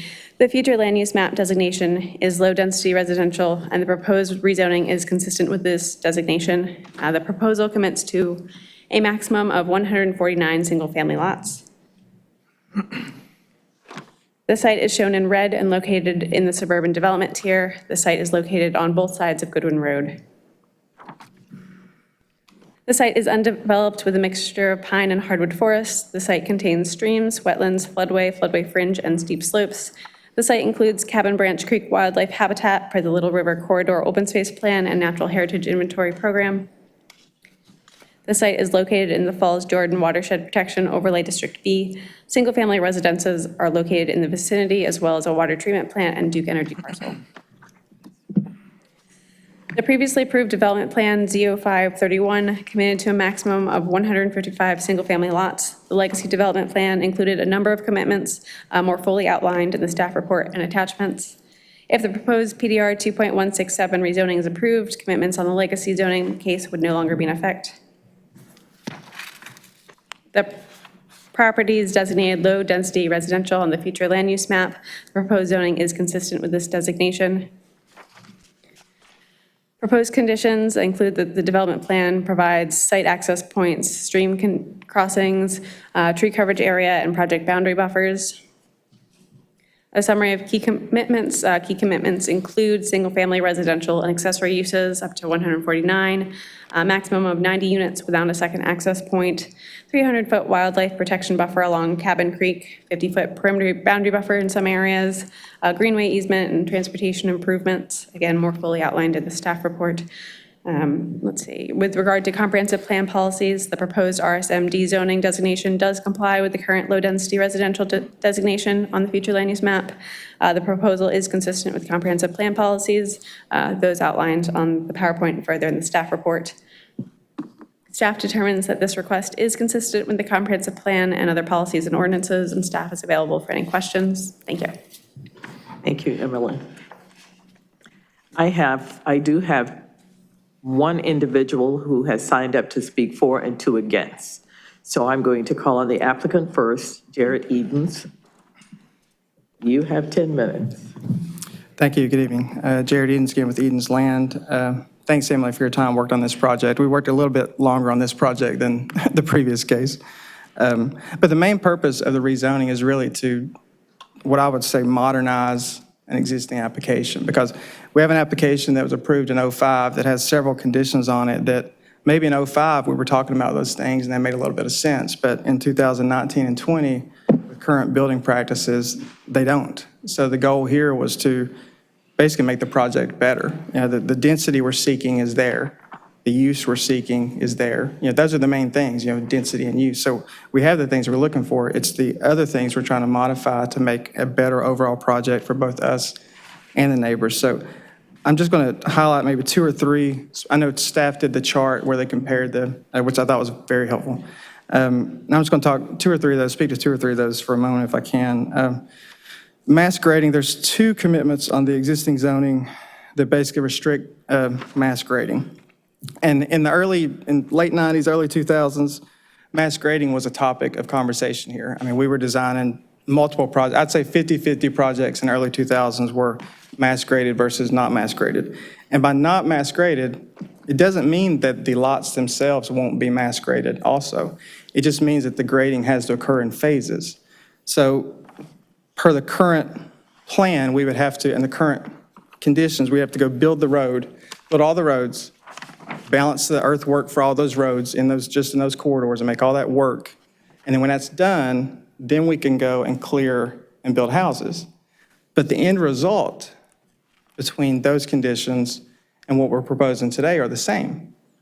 It's going to look exactly the same. The houses are going to be in exactly the same location. The same number of trees and street trees are going to be on the property with that proposal versus ours, except when you eliminate the no mass grading restriction and you allow everything to be graded at once, where you can balance all your earthwork at once and everything.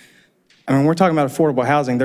I can't think of anything that would add to cost of housing more than requiring separate construction for roads and homes when you've got homes on parcels that are 6,000 and 7,000 square feet in size. You know, no mass grading makes sense for 70 and 80 foot wide lots that are half acres where you can grade the roads and then you can go and selectively clear on each lot and say, well, I want to keep this tree and that tree and whatnot. Homes that are, you know, this size home on these size of lots, that's just not typically how it's done. So if we eliminate the mass grading provision, it will definitely lower the prices of these homes. I mean, I feel 100% confident in saying that it will definitely lower the price of these houses. Another thing I want to talk to is, excuse me, there's some mention about additional BMPs and impervious restrictions and things. I did notice in the existing condition says that additional BMPs will be added, quote, where space allows, unquote, which is a commitment to 0 additional BMPs. Because if the space doesn't allow it, there's no extra BMP and that condition goes away. So that condition in itself doesn't have a lot of teeth to me as far as I can tell. The 24% maximum impervious, that's just, again, not consistent with present day practices.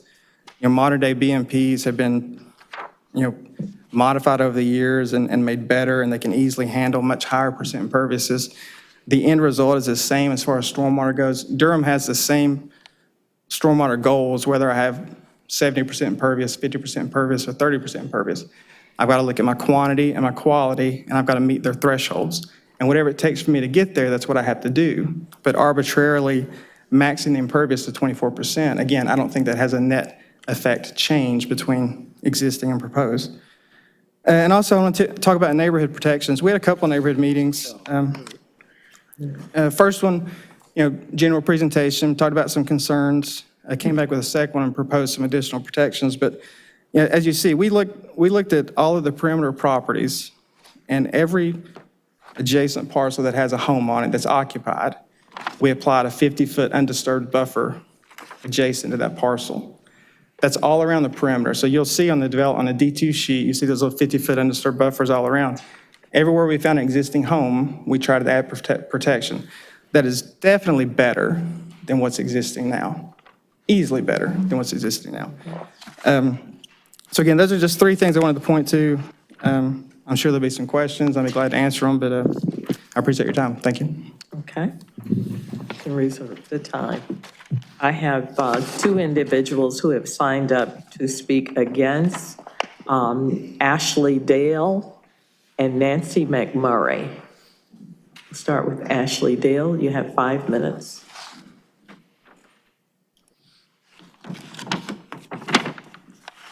Thank you very much. This is my first meeting of this sort. We're happy to have My name you is, here. I'm really tired now. My name is Ashley Dale. I live at 1303 Goodwin Road.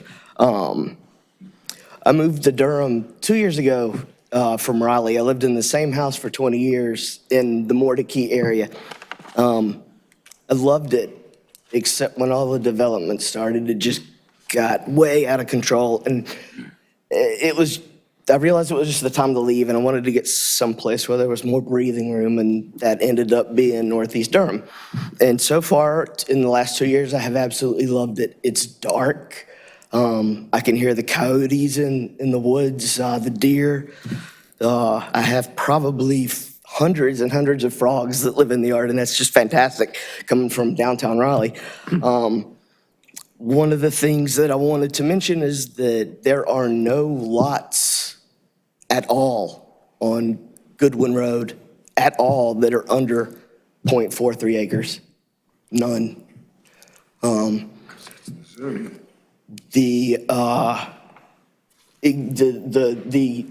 legacy plan that was proposed, I'm not exactly sure, a year ago, but there are 16 light items in the presentation that was, or the document that was put online, and there were 16 line items, and of those 16 light items, the current proposal, 11 of those proposals are less strict than the legacy, 11. One is equal, and so there are only 4 that are considered improvements. So out of the 16, 11 are the legacy. The legacy proposal had more stringent regulations. So that's one of the things I wanted to point out. My lot is 1.8 acres. The other lot that's adjacent is 2 acres. The other lot that's adjacent, 12 acres, 14 acres. 1.6 acres, 1.6 acres. When we're talking about development, especially in some place that's more rural in nature, like Northeast Durham, I think we have to be really considerate of how many houses we decide to put in what lot and in what conditions. Like I said, I came from Raleigh, where the development is just astronomical. Traffic is horrible. I came to get away from that, not to have 150 houses right beside me. Even with the 50-foot buffer, that's a great idea, and it's nothing against any development. We need development, but we don't need this kind of like mass housing in this one particular area. Nothing else on Goodwin Road supports that kind of development. And I have some really bad dry mouth, I apologize. The other, one thing I wanted to mention that doesn't seem to be mentioned much of any place is the cabin that's on the land in question. There's a cabin that was built in the 1800s. And originally, this land was a part of the Paul Cameron land, and Paul Cameron, of course, owned the Stagville plantation and owned the Snow Hill land, which he had sold before the Snow Hill plantation took off. And there's a cabin on this land that was a part of the Snow Hill plantation. And it's actually called the Snow Hill Snow Hill tenant's house. And nobody seems to mention that that house is there. And that at some point, some overseers lived in that house. And 36 seconds. Back in, I want to say, 2007, maybe 2006, the Durham Historical Preservation said that that house was listed, but it was not protected, and that they thought that it held some extremely valuable archaeological information. And I don't think that we should just plow that over. I think that somebody needs to take a look at that before we make any kind of arrangements on building 150 houses on this land. That's it. Thank you. Thank you, Mr. Dale. I'm Nancy McMurray.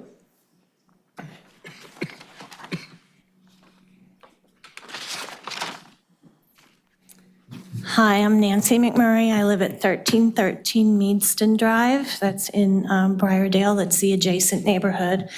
My 90-year-old mother also lives there. She lives at 1316 Briardale Lane, and she did receive a notice. It was only 1 week ahead of time in the mail. So if you would like to see what's sent to the residents, I can offer that to you.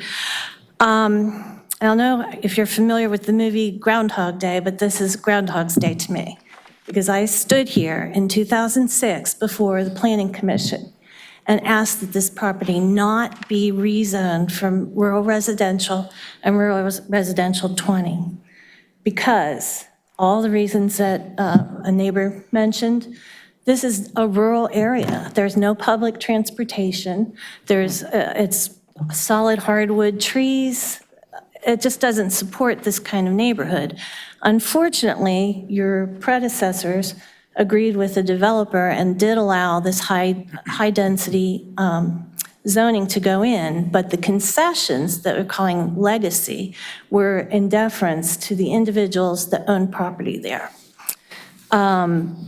We have committed great resources to purchase homes in this area, this neighborhood. I've been there since 1994.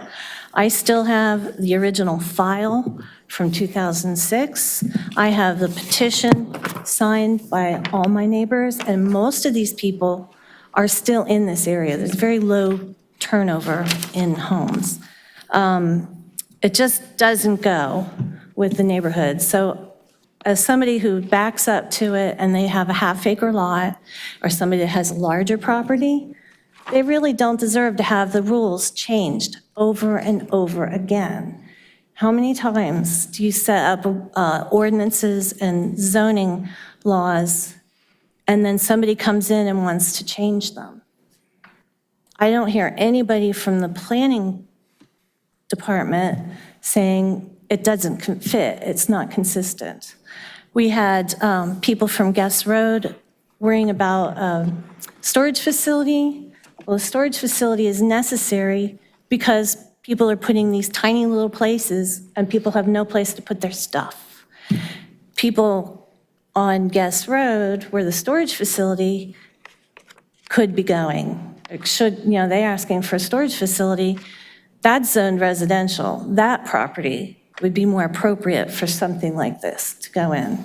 So I ask you please to not negate the legacy, because I am part of the legacy, and it's very important that we have some rules and that we keep them, or we have a little bit of chaos in our society. So thank you for your consideration. And a neighbor, Bill Ostag, had signed up, I guess, on a different sheet. Yes. Thank you.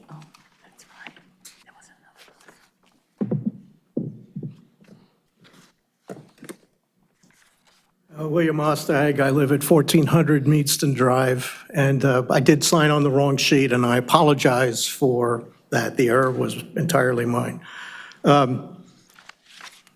It's going to sound redundant, but I've had a great deal of experience in the construction business. I spent 25 years on active duty as a civil engineer corps officer, CB.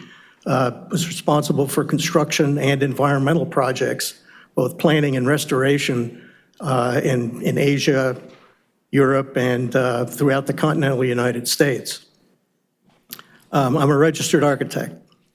I understand the I've had the opportunity to look at a site plan just briefly and in very small scale, so I can't comment in particular on what was discussed earlier and what the proposal is exactly, except to say that, yes, mass grading will be required to make that site buildable. And when after all is said and done and the roads are put in, you're going to have lots that are 0.2 of an acre, maybe less. And given the nature of the site and the grading that's going to have to be done and the grades that are going to have to be maintained, not all of that site will be, not all of those lots will be buildable. It's only a relatively small, or a portion of that, of each lot will be buildable. And in order to maintain the riparian areas, there's going to have to be an awful lot of environmental action taken. It's not as simple as being portrayed, in my opinion. I don't pretend to be a civil engineer, but I've moved around a lot of dirt. And I think I know what I'm talking about. I'm familiar with the site. As I mentioned before, I run my dog through there on occasion. Second thing is traffic. And this also affects this is going to affect, I'm sorry, forgive me. The way that the traffic is portrayed in the report that I read, it talks about traffic on Goodwin Road and traffic on Infinity Road. What it doesn't say is that access to the site will also be through the Briardale area, both through Bardeck Court and coming up from Goodwin Road to via Ventoria Road, and then onto Shady Lane, and I don't have to go through it, but it access is via city street or residential streets, not roads, streets, in order to get to Infinity Road. That's the shortest way to get to Roxborough Road from that area. Because it goes through Briardale, and because the traffic along Meadston Drive is very likely to be increased, that poses a problem for me. Right? There are a lot of kids that live in that area, a lot of kids that play in that area. The last thing we need is for the traffic folks are going to take that shortcut through those residential areas, Briardale and Vantage Point, in order to get to Infinity Road. Finally, I have to agree with what Nancy said. It's a rural area. There's a lot of land. It's quiet. There's a lot of wildlife. The last thing we really need in that area is a very high, in my opinion, high density housing. They're going to be small houses on small lots, and I don't think that's consistent with the nature of that area. Thank you. Thank you. Mr. Edens, would you like some additional time to respond to, because I went over a bit on again, so.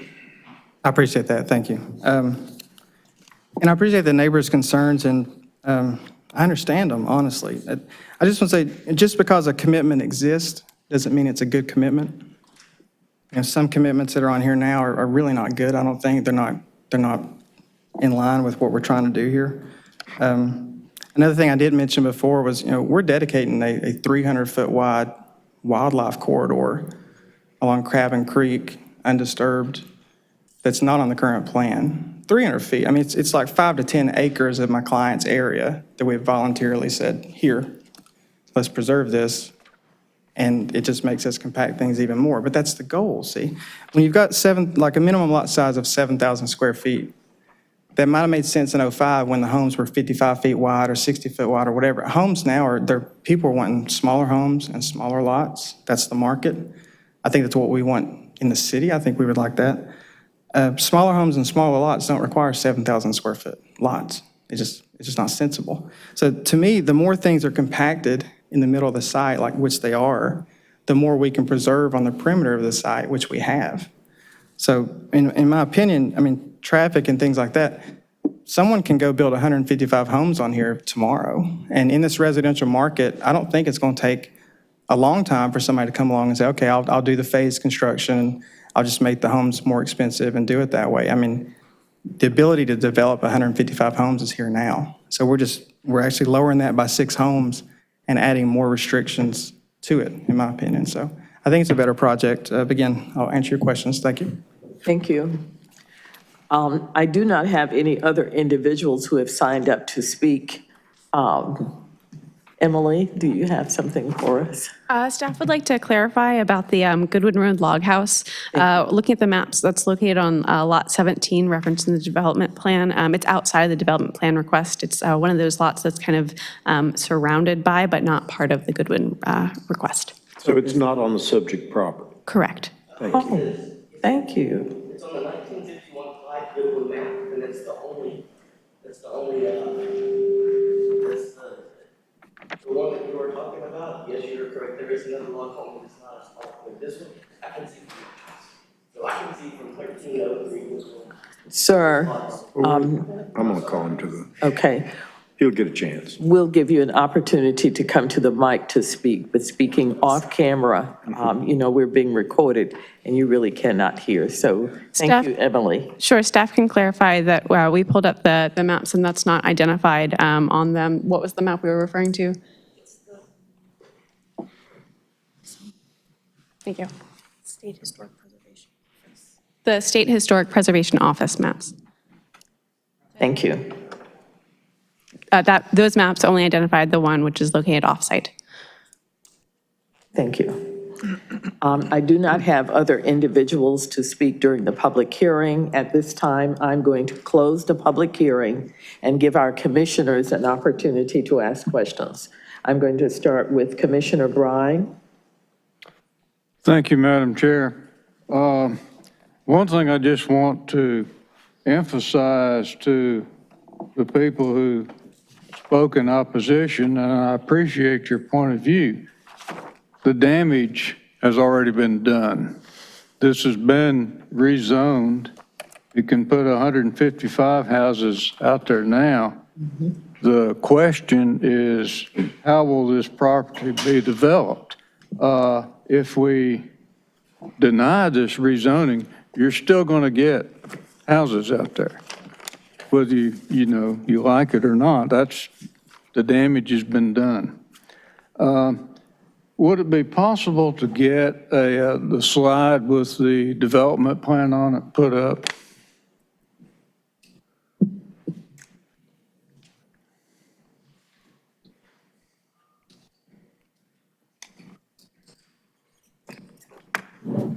I can pull up a screen clip of it, but it won't be the entire area. This is, I think, good enough. I have several questions for the applicant, Mr. Eaton. You talked about 7,000 square foot minimum lot size. Is there a minimum lot size that you could commit to? Yeah, I think we could probably do 5,000 as a minimum. I wouldn't want to go lower much more. 5,000 I think is a good number. It's consistent with sort of what we're doing now. Okay, so 5,000 square foot lot size. Another question that was raised in the staff report was the question of an off-site sidewalk. And I would like staff, if they could point out exactly where this sidewalk was supposed to be, the off-site sidewalk. The area that it has, let's see, looking at the map that's up there right now, it's the area that's outside of the request, but located in between the request, along that frontage. Brian, I think you're hitting your mute button. Okay, another question for you, Mr. Edens.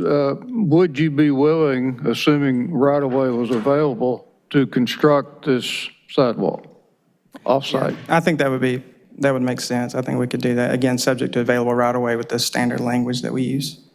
Okay. And another question, another comparison between the legacy plan and this one is some open space, but I know that the ordinance does require a certain amount of usable open space, which I'm assuming you'll have to provide. A question also came up about disturbing steep slopes, but with the 50-foot undisturbed perimeter buffers and the 300-foot wildlife corridor buffer, it looks to me like most of your steep slopes are now in the buffer areas. Is that a fair assessment? Yeah, that's correct. I appreciate you pointing that out because some of the conditions may be more, legacy may be more restrictive, technically speaking. But if you look at the overall application, we're protecting steep slopes more than the existing application because we're undisturbed in those areas. Okay. We have, I think, slightly better transportation improvements. We've got the buffers. We're getting the trail dedication. The one thing that, I go back and forth on is the mass grading, because I've never been a big fan of mass grading.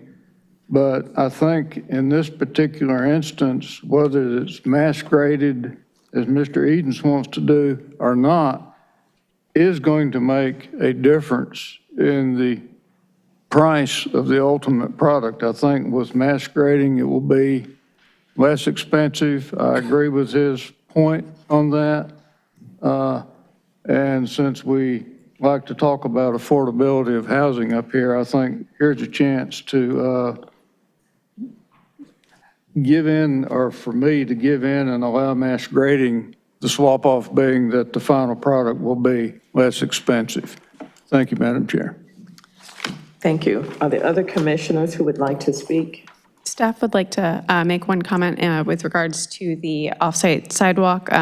We wouldn't be able to accept that commitment at this time with the subject to part. We would like to see the applicant do that due diligence before committing to it so that we know that it is an actual commitment. Okay, thank you. So we can't accept that tonight, but we could work with them. Okay, so sooner or later it can be worked in. Is that what you're saying? Yes, we can't accept it now, but we can revisit it once they've done that due diligence. So we don't know if, having completed that due diligence, if they would be able to commit to it or not. Okay, thank you. Okay, Commissioner Miller. So this gentleman, I'm sorry, sir, I don't remember your name. Would you come to the mic so we can Ray. get your picture?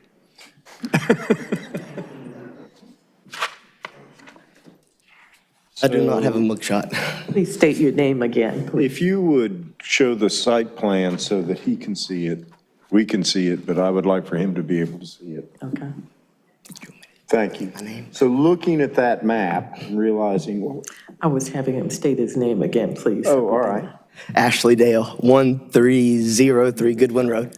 Okay, thank you. Mr. Dale? Yes. Looking at the map that's now displayed behind us, and behind you, can you show me where the structure is that you're referring to, the cabin that you talked about, that you think is on the subject site? Yeah, so how can I point? The mouse. The mouse? So, yeah. Oh, thank you. Okay. Put my glasses. Okay. Can you see the mouse? Yeah, so Oh, excellent. this is my house right here. Okay. The structure is right here. And so say again what that structure is. that structure is a What's it called? Snow Hill Tenants house. The Snow Hill. Tenants. And tell me how old is that house, do you think? And tell me where you've gotten your information. It was estimated sometime 1800s. Finding information on it was extremely difficult. The only map that I saw that had the correct drawing location was it was from the original plat book when the land was owned by Clyde Goodwin. And they did a survey of his land, and my house was not there yet, but that little cabin was there. You read some sort of historical assessment of that somewhere. I have done so much research on this land, it would make your head spin. Yeah, but just this house. Just this one cabin, yes, sir. So what have you read? Trying to discover the source of your information. So I read the original request for the rezoning, and I'm not sure exactly what year that was, when pictures of the cabin were taken by Nancy. And I actually have those on my phone, but I don't know how to get them to you. It's all right. What I'm trying to, and that's the end of my question for you. Okay.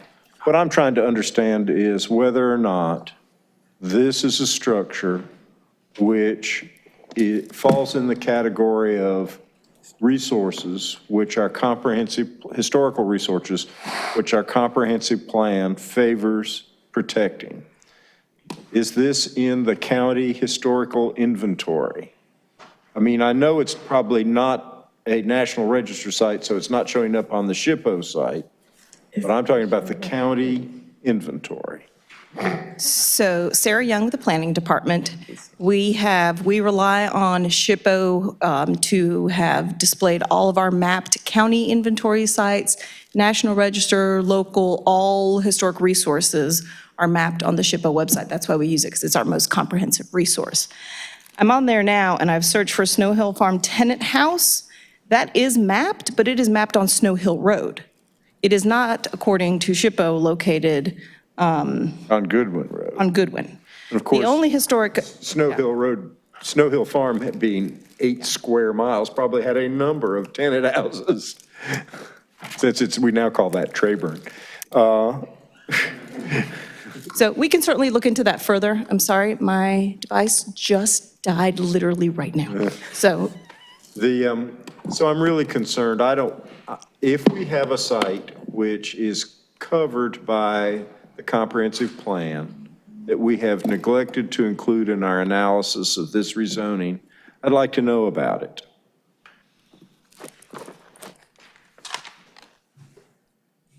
Grace Smith, Planning Department. We'll certainly look into that, but we're going to use the same resource that we just pulled up during the meeting, and it does not show another resource that's protected other than the other one that's off-site. So we can certainly look into that. Did you want the case to be continued and we come back to visit you about that, or would you like that looked into between now and council, or what is your? I'm not sure. So let's go at this from what we do know.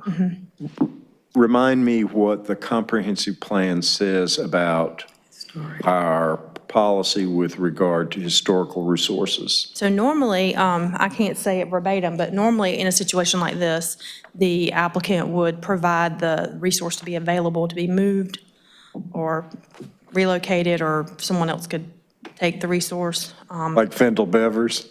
Well, I mean, they say something and then we knock it I don't know down? if you remember the Cornwallis case years ago. There was a house on that property that they had made a text commitment to provide it to be moved, and they were even going to, I think, pay part of the moving fee if someone would take it. Right. But that's the extent that I'm aware of that we can, that's the extent of our policy, and we would have to verify that it's actually a protected resource before that would even apply.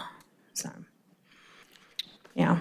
And according to what we just saw, it does not look like it is, but we could certainly dig a little deeper just to make sure that would make people feel better. Here comes Sarah Young. Yeah. From the planning department. my device may not have battery, but I still got a little left. Yeah. The Energizer Bunny. So just to clarify that historic resources that are not, they may be inventoried, but are not designated to be protected. Essentially, we're in a mode of trying to be proactive with applicants about what they might do with those resources. So that's certainly something that we, can do a little more field investigation and verify, and then discuss with the applicant what options they may have. But there's nothing that requires that. I realize there's nothing that requires. I just want to make sure that it's a policy question. Exactly. In other words, I would be, because this is something that really matters to me, I would be more inclined to vote in favor of a rezoning that protected historic resource at the developer's option than one that doesn't. I realize that we don't have a rule that requires them to protect everything, but we do have a policy in favor of that. My problem is I failed to notice this house when I went out there, so. And of course, I can't always tell where the property lines are, and this is like several of our cases this time, odd-shaped pieces of property. Thank you. for drawing it to our attention. I'm not sure what my response is yet, but I'll be thinking about it. You can see the house on the GIS pictures, about the 2007. Back in 2007, you can actually see that there's a little road right there. And you can see the house. It's got a tin roof. But you can't see it. It's covered after 2007, the pictures. You can't really see it. Can't see it in the aerial that's provided to me, and any rate. Thank you for that. Thank you. Jared, we got an old house on this piece of property. What can we do to protect it? Maybe we haven't, I mean, I'm not sure I agree that we have But if we do, an what old can we house on do the to protect property, it? yeah. Because historic, by whose measure? I mean, we're just sort of assuming it's historic just because. We're just assuming that. I Assuming mean, all my of those understanding, things. my client bought the property about 10 years ago, and he's aware of it, but my understanding is the roof is, basically the thing is dilapidated, collapsed. I mean, I don't know what there is to move. Well, and I don't know either. I mean, honestly, You're, at this point, you're not proffering, you're not coming up and saying, oh, yeah, I know what house that is. We can shift this over here and make it the community center. I don't think that would be a wise, I just don't think there's much to move. All right, thank you. Thank you. Thank That's you. all I have, Madam Chair. Okay, are there other commissioners who would like to speak? Okay, Commissioner Baker, and then I think Commissioner Brine often brings up wise statements such as the damage has already been done, and I wonder how often when cases come before us, we might be doing that very damage as well. I think in general, this specific application is actually going in the right direction when it comes to reducing minimum lot requirements, getting rid of the setback requirements. I think that goes in the right direction. I think that in particular, combined with the wildlife protection buffer, that's important. One policy in the Durham Comprehensive Plan that I'm looking at is, this is in the suburban tier, right? Policy 222C, suburban tier conservation subdivision. Promote the use of conservation subdivision provisions in the suburban tier, especially where conservation by design methods would protect environmentally sensitive lands, preserve historic and archaeological sites, protect scenic views, and conserve prime agricultural lands while encouraging more efficient use of the land and permitting up to 1/3 increase in the density for projects that utilize these provisions. I dream of following many other policies in the comprehensive plan, and I look forward to maybe with the new comp plan we will do that. That's all. thank you. Commissioner Brine? Thank you.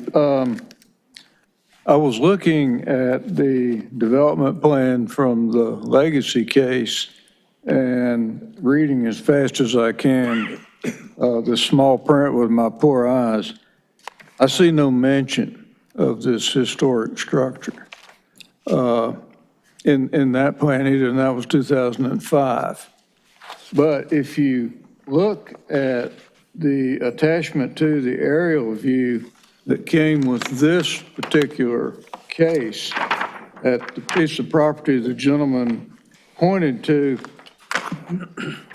it looks like there might be a building there, but I can't tell you anything about the condition of that building. Thank you. They're debating, I think they found something, so let's see what Mr. Miller has to share.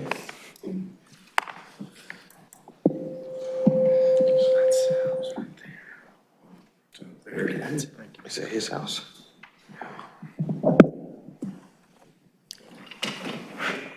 Mr. Miller, we were asking if you had something to report back to us on the structure. We just covered the same ground again. All right. Well, it looks like that's a no. Yes, Mr. Eden would like to offer. This might clarify something. I mean, it's my understanding that the, whatever structure, wood, whatever it is close to the parcel line. I know it's very close to our property line. We have a 50-foot undisturbed buffer proposed in that area. So anything inside that 50 feet is not going to be touched. So whatever's there now will stay there. Thank you. That's a committed element on the plan. Okay, thanks. Thank you. Yes, Sarah Young. So one quick thing that I wanted to add is that had this been identified as a historic resource at the time originally when we reviewed the plan, and we just identified that the plan has teeny tiny little rectangle that's hidden among all the other stuff, so it's almost impossible to see. But had it been identified to us, we would have reviewed it against the one applicable policy from element 5, the historic preservation element of the comp plan, which says, historic resources and compatible development. Promote new development that is compatible with significant historic resources by addressing impacts through the development review process. So the question to us would have been, is this a significant resource? So that's kind of what our assessment would have been. I appreciate that. All right. Are there other commissioners who would like to speak? Yes, Commissioner Alter. Thank you, Chair. This is a question for transportation. The Bicycle and Pedestrian Advisory Commission, they often ask for off-site improvements, like this sidewalk. But the city's transportation department, you don't always also request that. Can you say why you did in this particular case? Because I'm sorry, can you repeat the question? so, attachment 9, BPAC, they asked for the sidewalk, the off-site sidewalk improvement. In this particular case, you also requested that, right? You asked the. Correct. In other cases, so I think 2 cases ago, I can't remember which case that we had earlier tonight, BPAC also asked for this, but you didn't request it. So I'm curious, why did you request from the applicant the sidewalk improvement in this particular case? Is there something about it? So Erling Thomas, Transportation. We specifically requested the proffer to avoid, to basically fill in a gap that would exist in the sidewalk system. Sometimes that's not the case of a gap, it's just off-site sidewalk that is being requested. I guess I think BPAC usually also asks for that when they think there's a gap. But so is it because the gap is between 2 parts of the same of this property and not a gap between this property and an intersection? Yes, that is why correct. you requested it? Okay. Yes, this site will be required to construct sidewalk along their frontage, which will leave a gap in the sidewalk. And so that's why you requested in this case and not Yes. others? Okay, thank you. That's helpful. Well, I'm glad that Jared, that you're wanting to make this commitment, subject to right of way.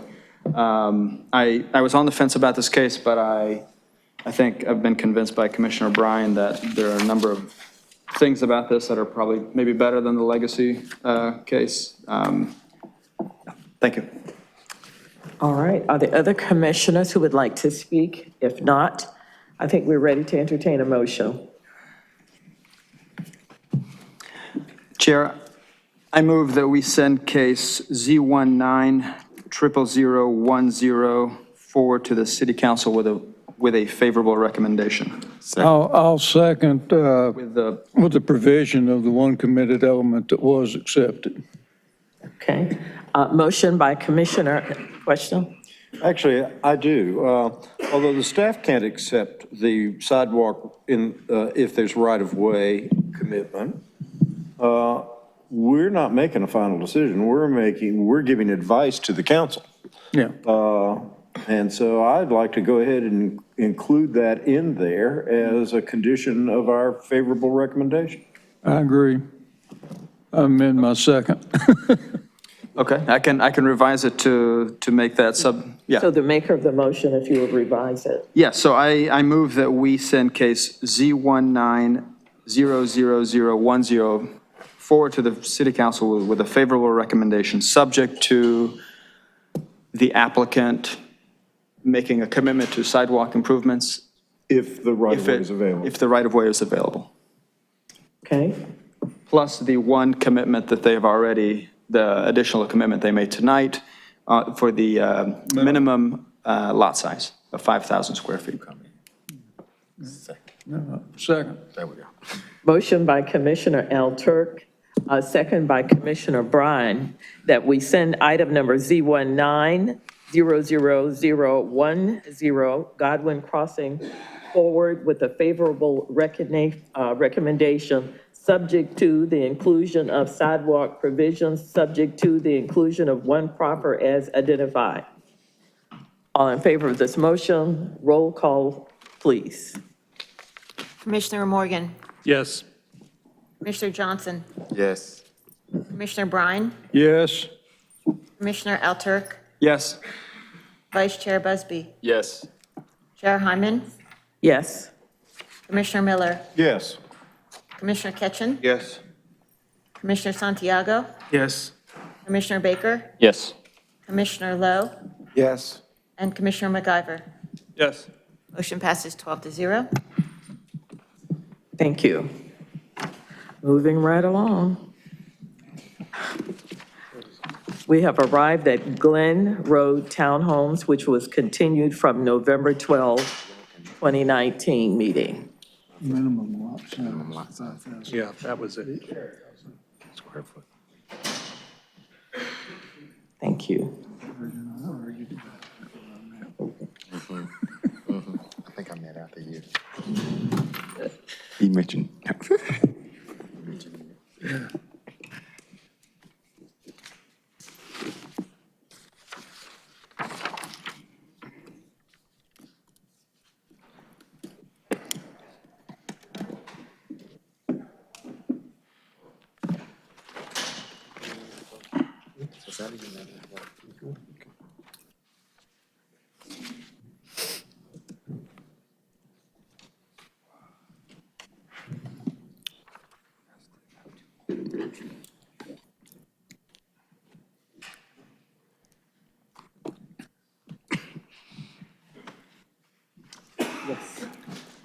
Good evening, I'm Jamie Sunyak with the Planning Department. I will be presenting case number Z1900018.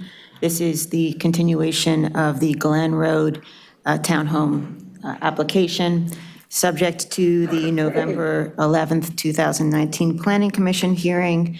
The applicant has offered the following text commitments, which are listed on the slide.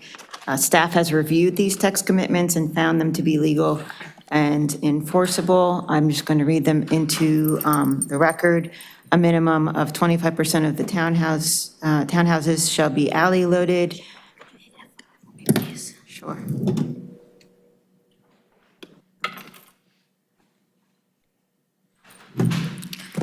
Again, a minimum of 25% of the townhouses shall be alley loaded. The development shall have a maximum block length of 800 feet. All townhouse units shall have a habitable heated square footage that will not exceed 1,700 square feet. Prior to the first certificate of occupancy, the developer shall contribute $41,850 to the City of Durham Affordable Housing Fund. Prior to the first certificate of occupancy, the developer shall contribute $4,500 to the Durham County Public School System. In addition to these text commitments, the applicant had also shifted the northern access point to the east, which was shown on attachment 5.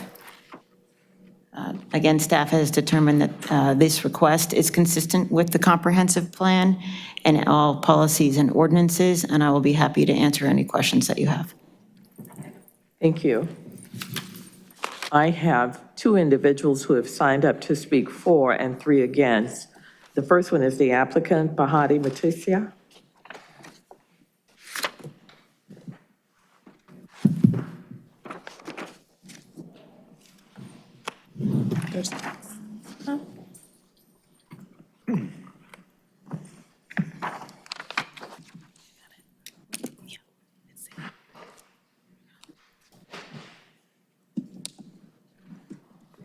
Okay, thank you. Good evening. My name is Bahati Mutisia with Parker Poe Adams and Bernstein at 301 Fayetteville Street, here representing the applicant, Ashton Woods, who will be the developer, and Bob Mishler is here with Ashton Woods. And we also have our site planner, Charlie Oakley. I believe Charlie's the other person that's signed up to speak, so I will speak, and then he and I will tag team and handle questions, if that's okay. So yeah, as Jamie mentioned, and thank you very much for that great summary, we were here before you all on November 12th and continued to today's date. We took under consideration many of your all of your comments, as well as comments from some of the neighbors. We evaluated those comments and to determine how we can incorporate them into the development at this time, if possible.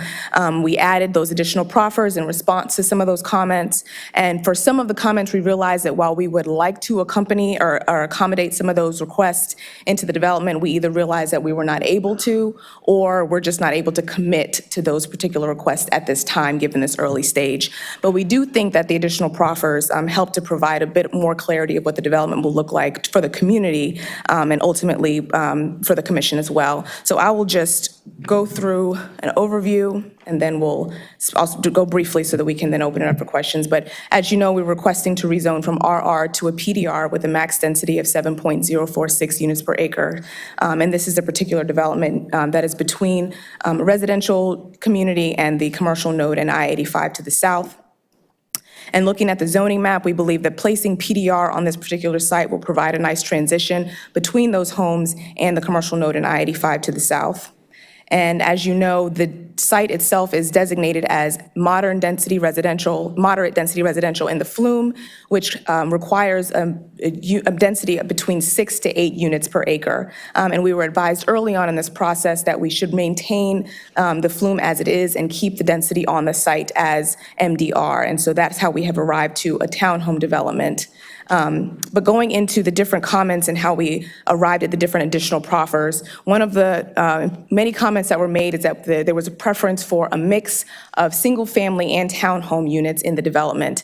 As I mentioned previously, we initially wanted to do all single-family, and then we considered doing a mix, but we had to keep within that 6 to 8 units per acre density on the flume. As I mentioned, staff advised us that it would be more appropriate for that, given that the flume calls for a higher density in this area.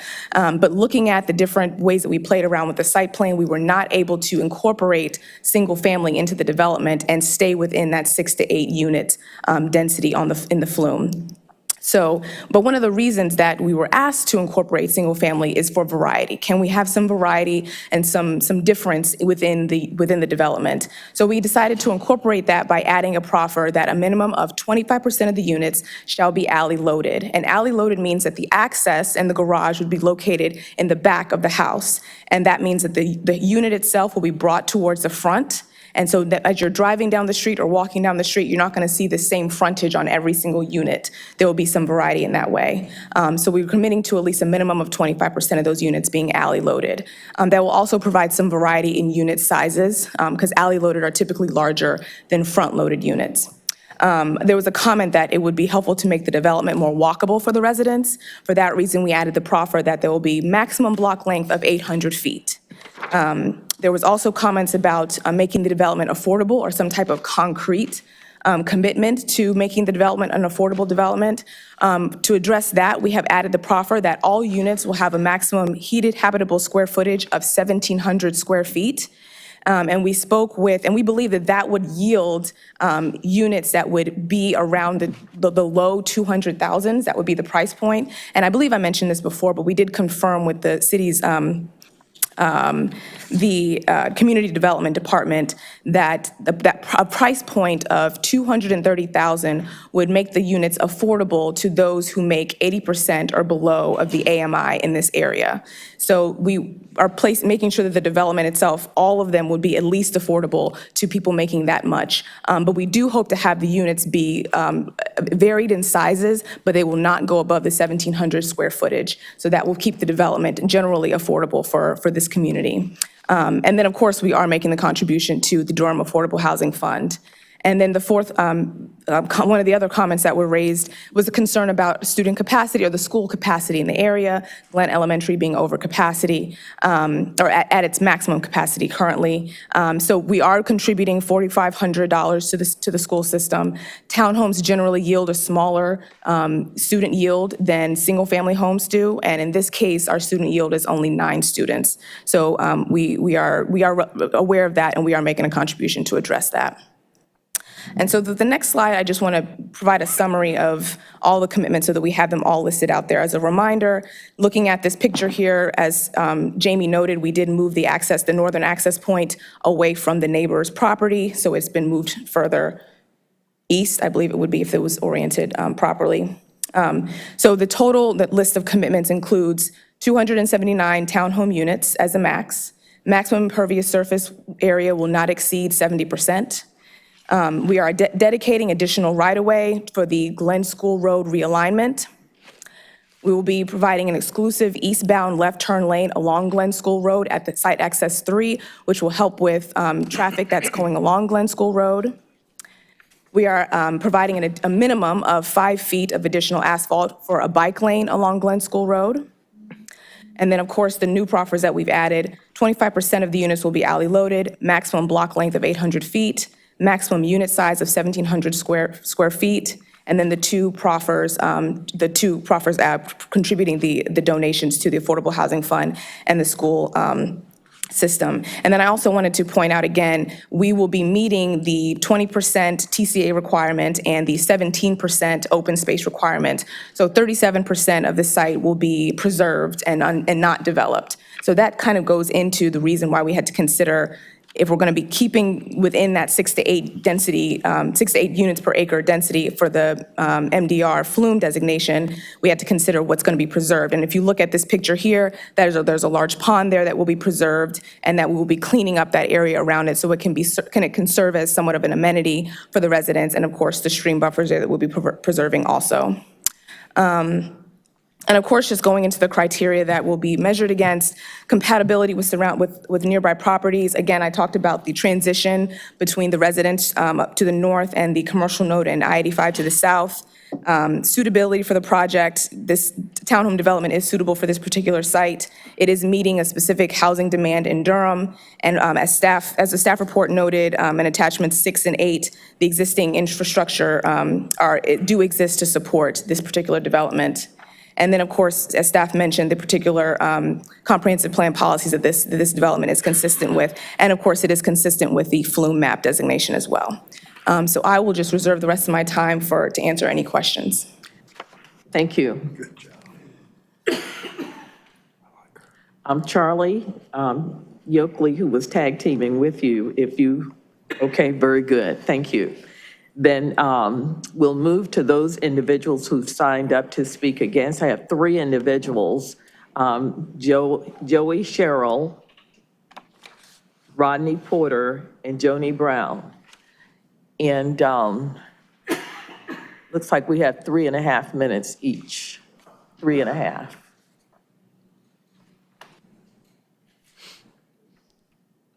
So 3.5. First of all, I would like to thank the commissioners for allowing me to speak tonight. My name is Joey Sherrill, and I reside at 2805 Durham Road. That's the community just north of where this development is going to be. I've been there for over 20 years, and over the time, I've seen the traffic increase tremendously out there. It's a rural road, and I think with this development being built, it's going to put a lot more traffic out there. I'm more or less against this. I would rather see single-family residential houses out there compatible and suitable for the area rather than townhouses.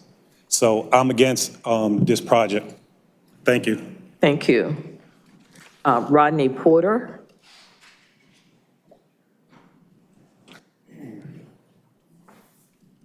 Hello, and thank you for the opportunity to speak. I'm not absolutely against it, but what I'm seeing more and more frequently occur, particularly in northeast Durham, is that we're trying to cram a lot of housing up there simply because there isn't anything there. Well, that's a fairly good reason to put something there. But there's no infrastructure, there's no transportation. For instance, the subdivision I live in, there's a sidewalk that we put in because we had to build the subdivision, but it's not connected to anything on either end. So it's a bit foolish. And if you have these townhouses that are built, beautiful, you put a sidewalk in front of it, what's it connecting to? There's no bus service out there. There's no grocery stores out there. There's nothing decent to get to. And there's no provision to get us into the city. So when you're considering these things, also consider the cost of what the city is going to have to do to truly make that part of the city of Durham. Because I don't see anyone that's living out there that's going to be able to do anything except drive.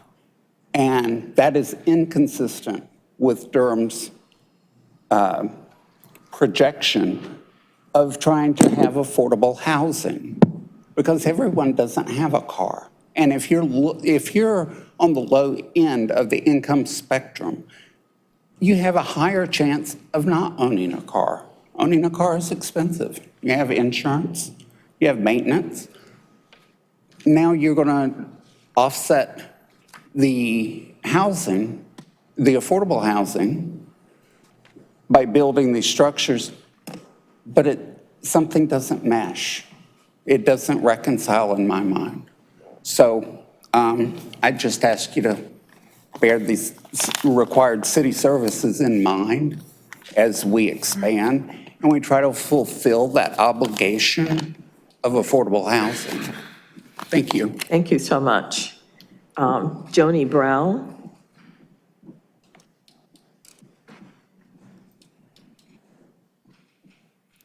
Hi, I'm Joni Brown. I live at 3822 Alameda Street, same community where Joey lives, and a couple of houses down. So I've lived there I think it's been about 33 years, somewhere like that. Moved out there because I wanted property for my kids to grow up and be able to play. We're sports oriented. Didn't want houses on top of me, wanted some land. And I was disappointed to find out, I'm not against developing that area that used to be a tobacco field, but I'm disappointed that it's going to be townhomes. It doesn't jive with the rest of the area there. I'm concerned about, we don't even have a park out in our area. So the land was really important that my kids had a place to play baseball in the backyard and play soccer. And now I hear that they're putting townhomes up, which means pavement. And so I'm disappointed about that. And I just really wish you would reconsider. I mean, I moved to the county for the reason of not being on top of people. And so that's the main thing. The other thing is been mentioned by the others, the schools, the roads. I mean, it's a 2-lane road. Glenn Road is 2-lane, Glenn School Road is 2-lane. I hope there are plans to widen those if we're going to put this many housing units in there. And I don't understand why there's a minimum, what was it that she used? 6 to 8 units.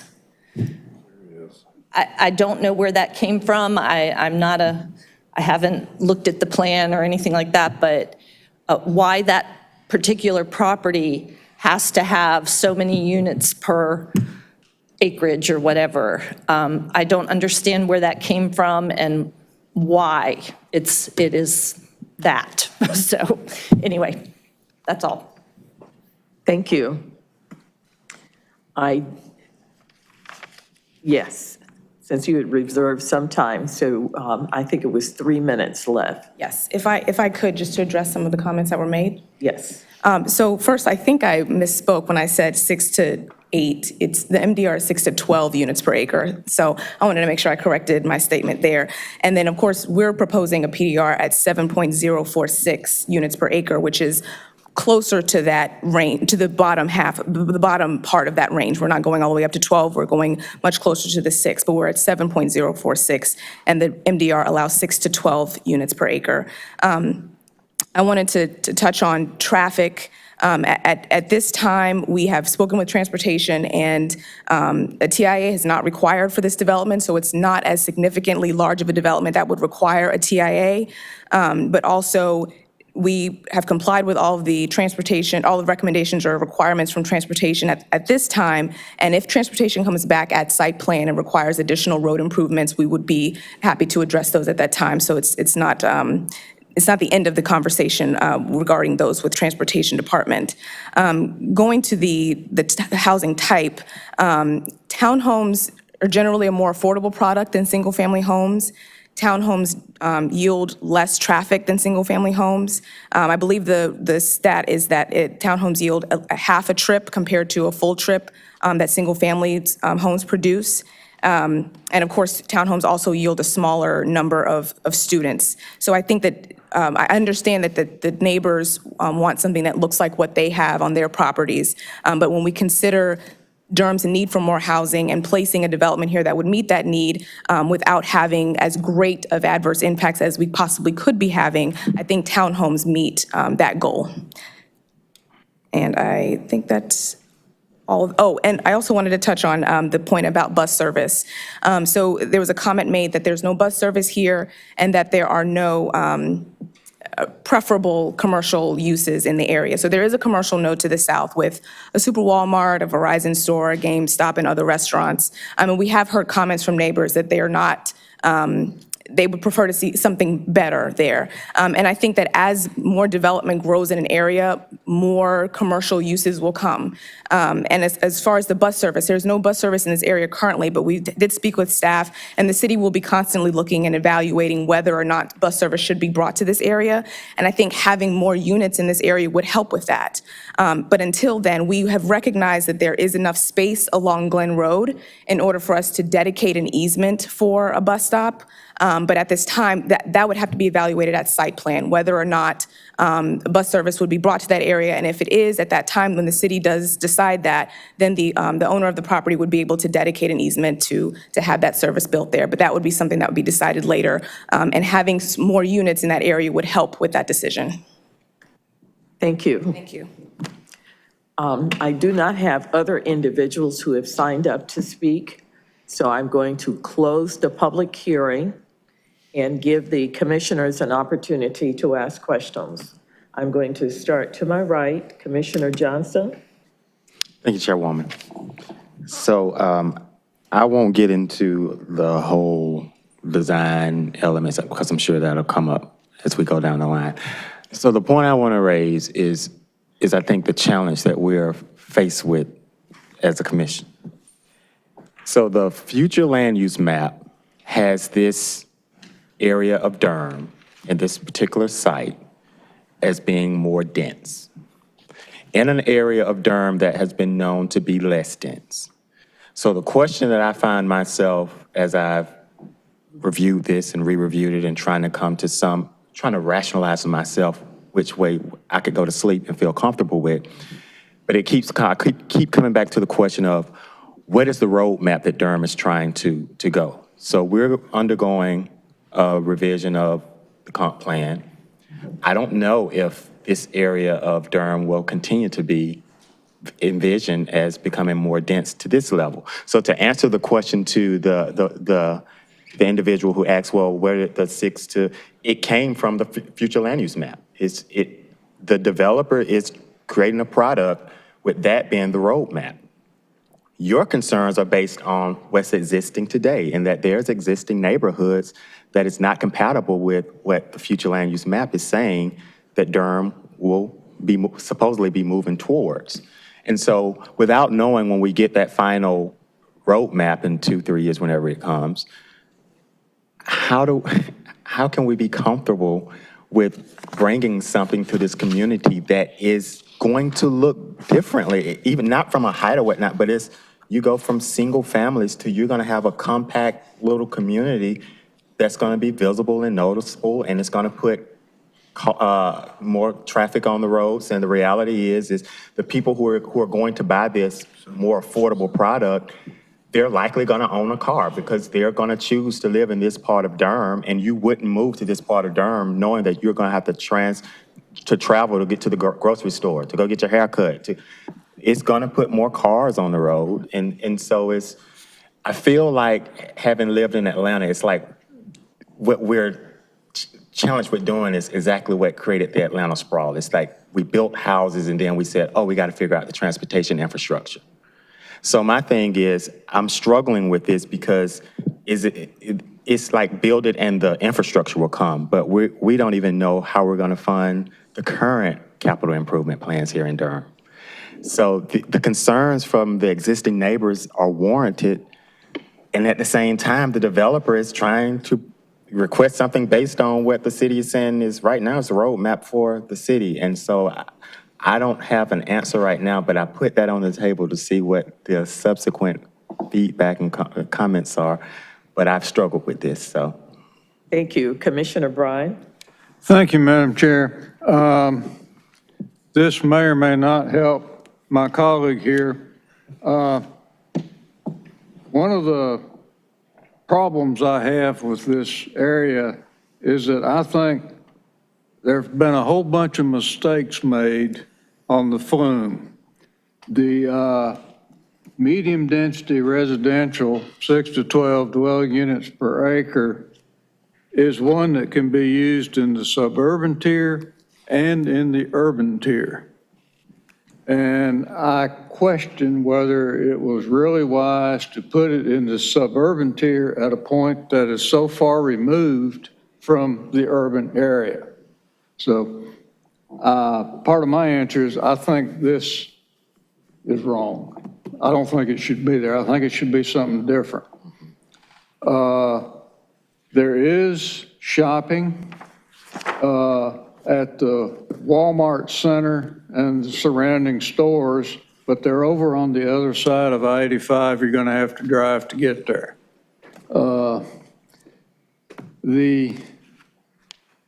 I think the applicant made a mistake in not recognizing that this flume designation would lead to such what I consider a really gross incompatibility between the density of 7 units per acre up against RR. To me, that just doesn't fly. You've got that to the north, you've got it to the west, and based on the buildings down here and what's on the flume industrial, you've got it a little bit to the south. I think had you tried to get a lower density flume designation, then you could have easily done some of the things that have been suggested, which is maybe put single family homes adjacent to single family homes, and maybe put a few townhomes somewhere in the middle where they're not really up against RR development.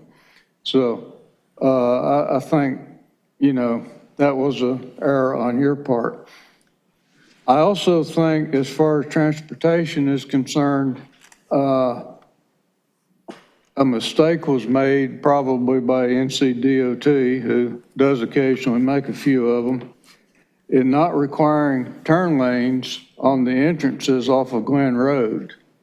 Because potentially, if you look at your 3 entrances and assume that they all handle about the same volume of traffic, you're putting about 900 additional cars, additional trips per day on this rural road, which I don't think is designed to handle it. And without having turn lanes there, I think you are not helping the health, safety, and welfare of the people of this area. I think you're putting it in jeopardy. So those are my comments. Thank you. Thank you, Commissioner Bryan. Are other commissioners would like to speak? Okay. Okay, Commissioner Baker and then Commissioner Miller. Yeah, I think going back to something that Commissioner Busby said at the beginning of this meeting, we have a lot of very challenging cases tonight in particular. This is just we're just reacting to two kind of suboptimal options every time something comes to us. And I do feel for my commissioners at the end who are trying to rationalize using the existing future land use map. You're going to get a headache trying to do that. There's arbitrary and capricious is built into this map. So, the need for this new future land use map and the new comprehensive plan is great. And I hope that coming with that will also be criteria and or a growth related map so that they're both layered on top of one another. This is something that we've talked about previously, so that we can have a list of criteria that says this is when you grow. Your future land use map or place type map or whatever it ends up being called will say this is what you grow as. This is what the development looks like. And so we do have a site that is on the outskirts of the city. And, if we look at it today, should it develop today? No, absolutely not. It doesn't make sense to develop this property today. But it is currently under the current future land use map sort of labeled as this higher density property. One thing I want to say about this is, and this is a message to the development community, is that this developer did respond to a lot of really important things that have been stated by the Planning Commission. More than any other development that I have seen come before us. Now, I also think that there are a lot of best practices that weren't necessarily followed. So I just want to run down a list of best practices, sort of having the compact, dense, integrated variety of housing types. This development proposes one housing type. Having connected streets with short walkable blocks, preferably 600 feet long. And this does actually have a commitment for 800-foot long blocks. Having sidewalks and street trees, having a variety of accessible and appropriate uses. This only has one use. Having a centralized public civic open space. I didn't see anything about that. Protection and access to green space, connection to anticipated future bus transit, which is something that that's something where the connectivity comes in. And if we look at this map, if you pick up whatever you've got on your desk and you look underneath it and you look at the map of Durham and you look at the street connectivity, just south of 85, in this triangle area here to the west of 70, to the east of 15501, you can see that pattern. You can see the difference in the pattern in these pre-World War II neighborhoods versus if you look further south, if you look further east, north, everything around that is disconnected, low density, will never support transit very well. It'll never get us to kind of the direction that we want to get to. So some of the things, the 25% alleys, the 800-foot block length, these are very, very laudable. I'm going to emphasize that in my comments to City Council, just how important that is.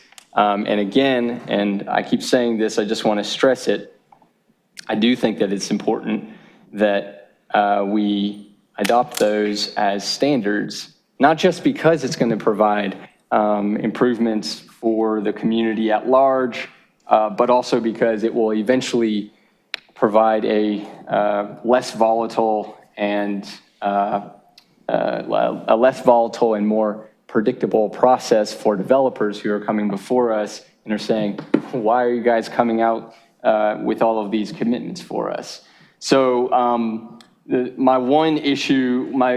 biggest issue that I have with this development is related to policy 231A, contiguous development, support orderly development patterns that take advantage of existing urban services and avoid, insofar as possible, patterns of leapfrog, non-contiguous, scattered development. This is not contiguous with the city limits. So there are a lot of things to balance in this case. Again, if we always approve developments that are not contiguous with the city limits, you can imagine, and gentleman sitting on the front row here made a really good point, you can imagine the impacts that will have, the fiscal impacts and all the other types of impacts that will have on city services. Solid waste has to go out there, police, fire, they will have to cross over land that is outside of our jurisdiction to go to land that is in our jurisdiction. And you can imagine a sort of death by 1,000 paper cuts situation. I said a lot and I'm still undecided, and I want to hear more from my other commissioners about what they're thinking about this project. Thank you. Commissioner Miller.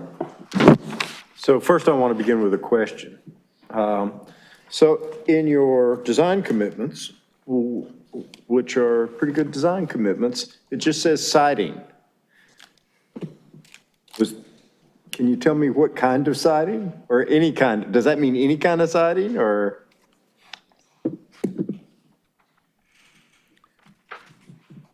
So this is what it says. Materials will be brick or stone masonry, siding, or parged concrete. What kind of siding are we talking about? Do we have anybody who's going to be able to respond? Yeah, we do, but they're conferring. Okay.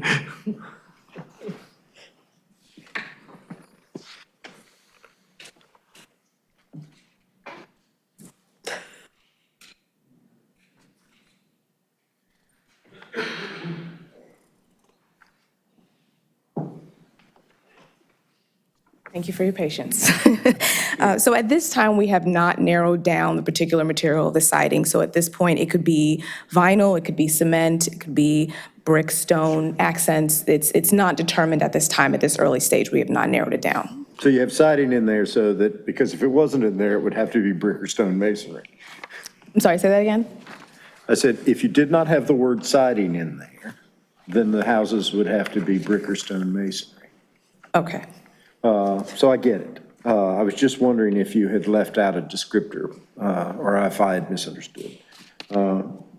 Design commitments and material commitments are important to me, because that's an aspect of compatibility. We tend to think of compatibility in terms of dwelling units per acre, but there's lots of elements of compatibility. And I think you can trade one against the other a little bit. Another question I had is how many units per building, and would you be willing to make a proffer about mixing those up? I mean, because if this is going to be a whole bunch of buildings that are all 8 units per building, all of a sudden you've got a lot of pretty big buildings there, and that, in my opinion, compounds the compatibility problem. But if you mix it up, then I'm more interested. If some buildings have 4 units and some buildings have 6 units, and that provides at least some visual variety that essentially, I don't want this to look like Schofield Barracks. I'm going to let my colleague Charlie take that one. Evening, Charlie Oakley with McAdams Company here in Durham. There are 3 different building types. So there's a building with 3 units up to a building with 5, and they are mixed throughout the development. So you won't see. Would you be willing to make a proffer that says that there will be a variety of a mix of building sizes in terms of how many units are in a building? I mean, I can't craft that, but somebody can. That's a writable thing. And then ultimately, I wanted to note, this isn't a question, so I wanted to note that the actual density here, according to at least one allowable way, and the way that we most commonly do it here, is only 5.2 units an acre. And that's because we allow developers at their option to include in their density calculations their buffers and what have you, or they can opt them out. Here, the decision has been made to opt them out. So the actual density is 5.2, and here again, this is another dimension of compatibility, and I think we need to take it into account. But also taking this into account, I find it hard to believe, although I've heard the developer say it at the microphone twice now at 2 meetings, and to me in meetings is that there's no way to mix unit types. But at this density, I just find that hard to believe that you can't mix townhouses and some single families in here. This is a piece of property that's pretty flat. And while it does have some stream buffer issues and things like that, and then there's the pond, there's a lot of buildable space here. There's lots of there's, the practical access points are, there's 2 or 3 of them. I just find it really hard to believe that we could not mix unit types and work in some small single families that would certainly come in under 1,700 square feet.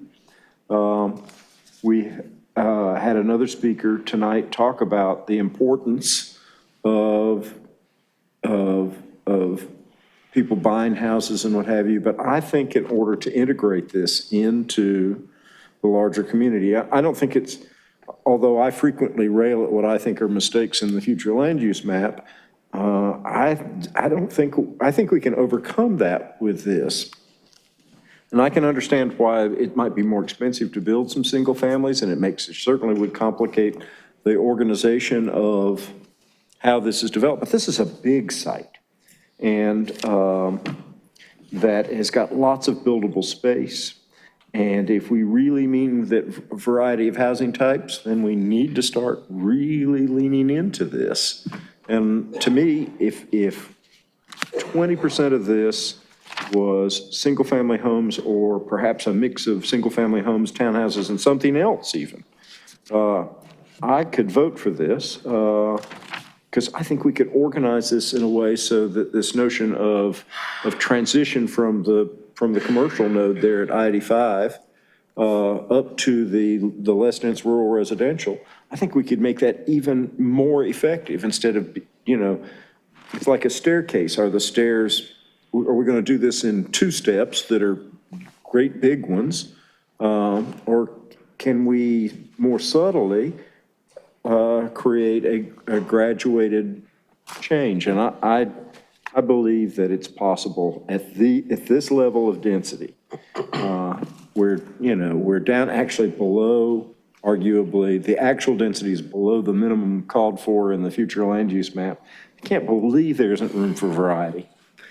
I'm not a developer, I'm not a land planner, and maybe you can show it to me, but we see these other projects that come in much higher densities, and I just can't believe there isn't room there.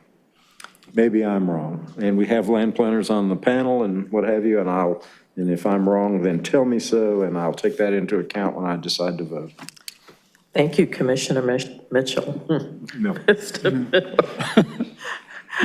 I'm looking over at at Commissioner Kitchen and mixed his name with yours. So Commissioner Kitchen. We're often confused.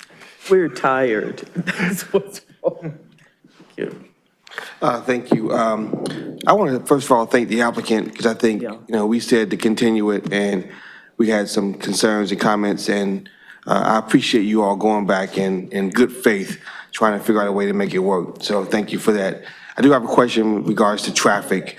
I heard some comments about increased traffic on that road. I think you said to us that because it's going to be townhomes, there's going to be fewer trips and less traffic. Can you talk a little bit about that, if you don't mind, to kind of clarify those points, if you don't mind? It's like right there. Is that for, I'm sorry, is that for the trip? I don't know who it's for.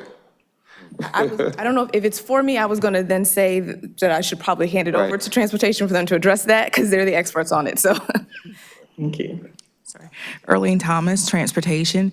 So the way traffic, the number of trips are generated, we use the industry standard Institute of Transportation Engineers, where they have trip rates that are associated with each type of land use.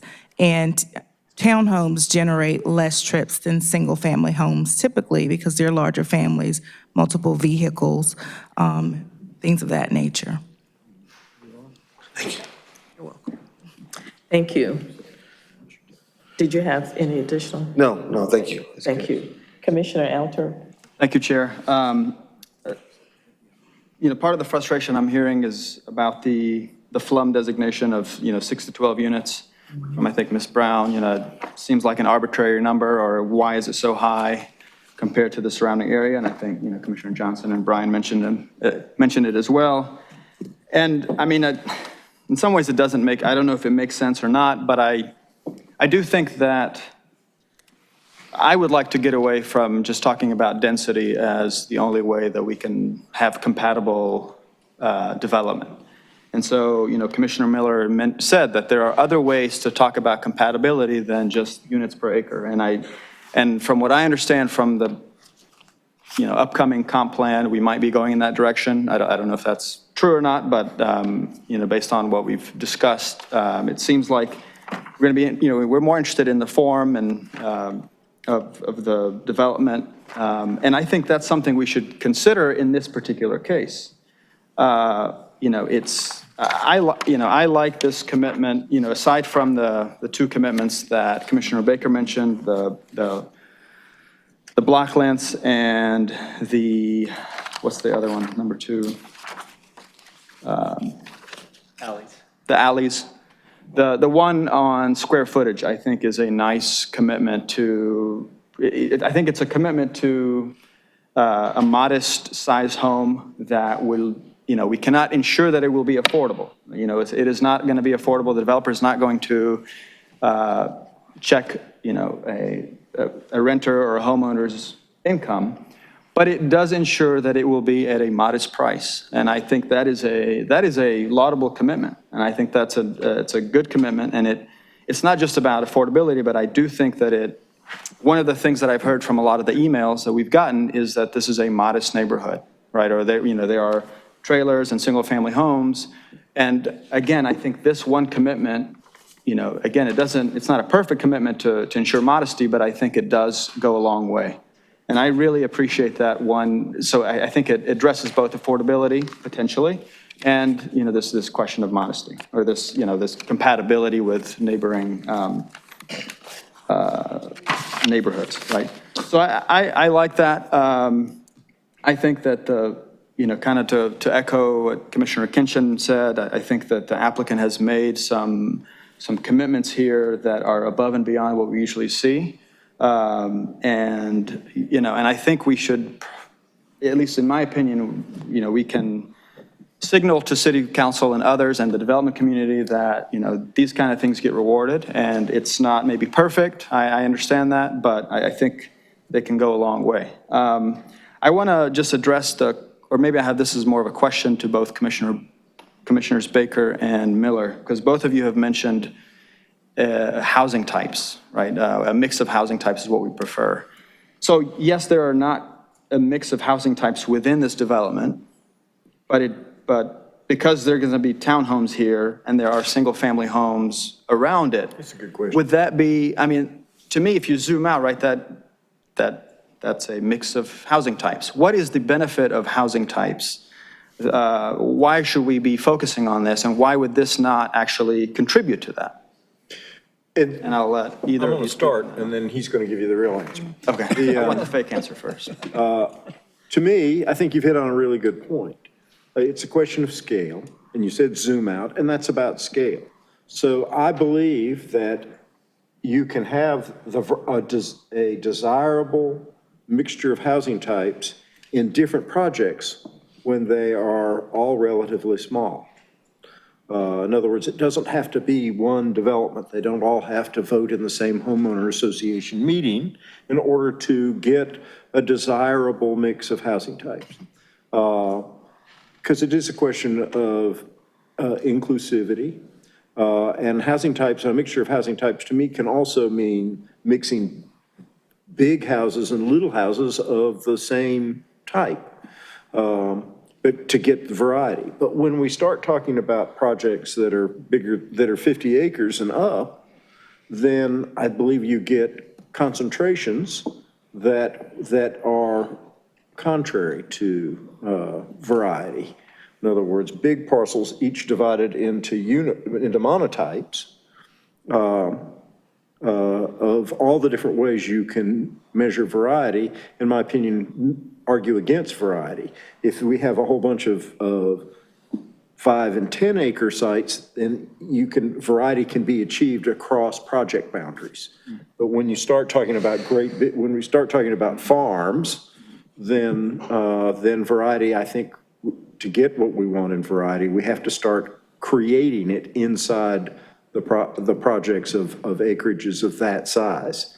And of course, there are examples in Durham that we've done this, and not recently. I mean, Woodcroft is a place where intentional and deliberate mixing up of rental and single family and big single family and relatively modest single family. And it's true, it's kind of done cul-de-sac by cul-de-sac.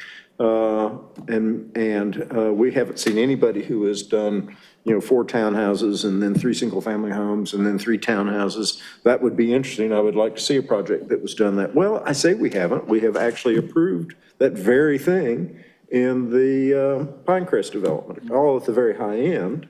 But it's like nothing we've ever seen before. So I have a lot to learn, and Nate's going to teach me. No, I think that's a really great question because, I mean, you can have a situation, you can walk down a street, it's a great street in a great neighborhood that does have one housing type. But I think Commissioner Miller hit on a really important point, which is the scale. It's so easy to lose sight of what the scale is of these sites. 50 acres is so much. You could do so much with 50 acres.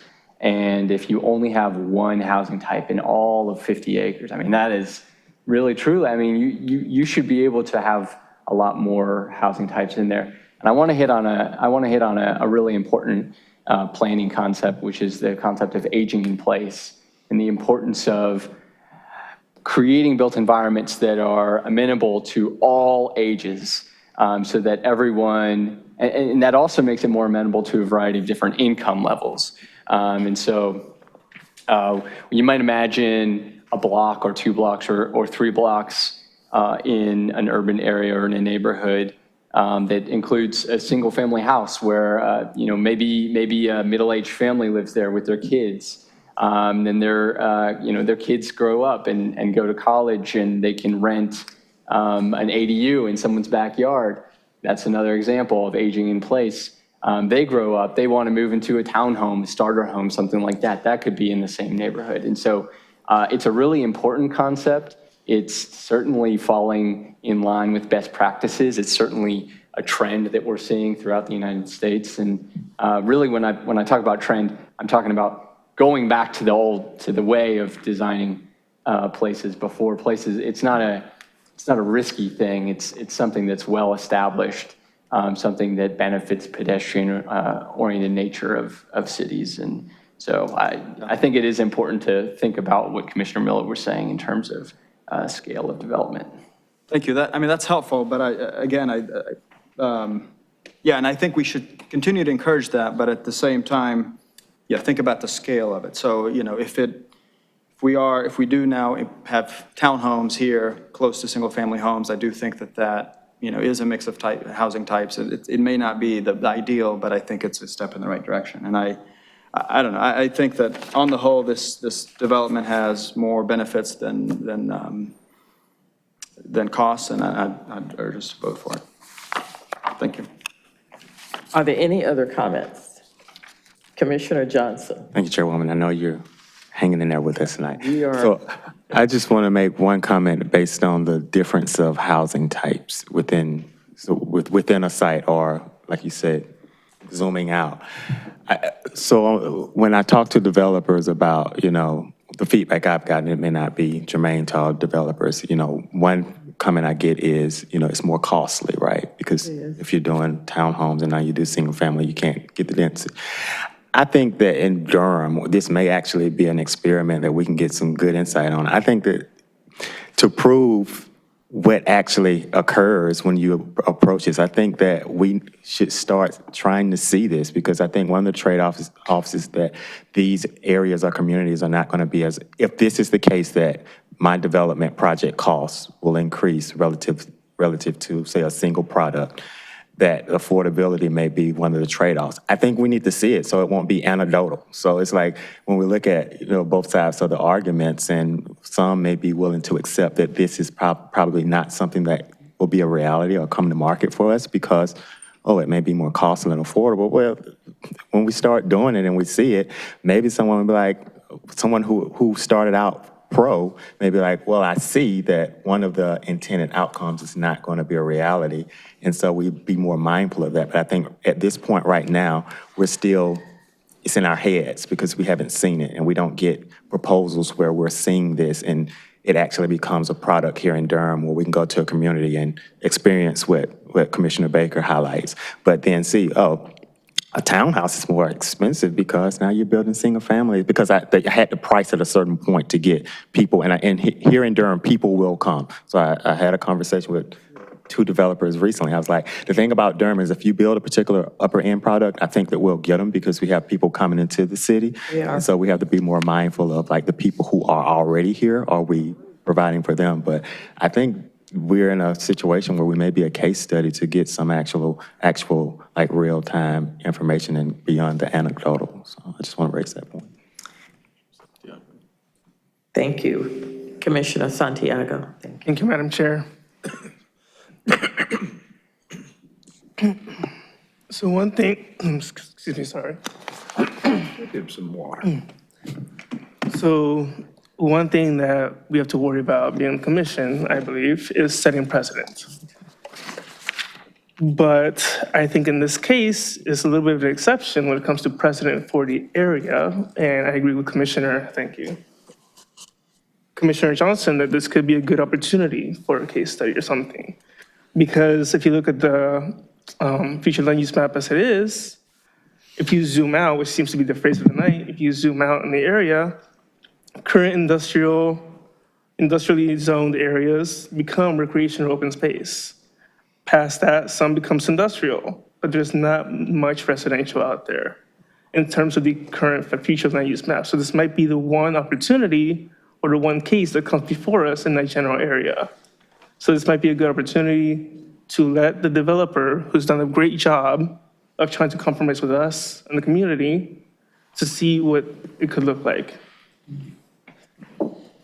Just one small thing, Chair.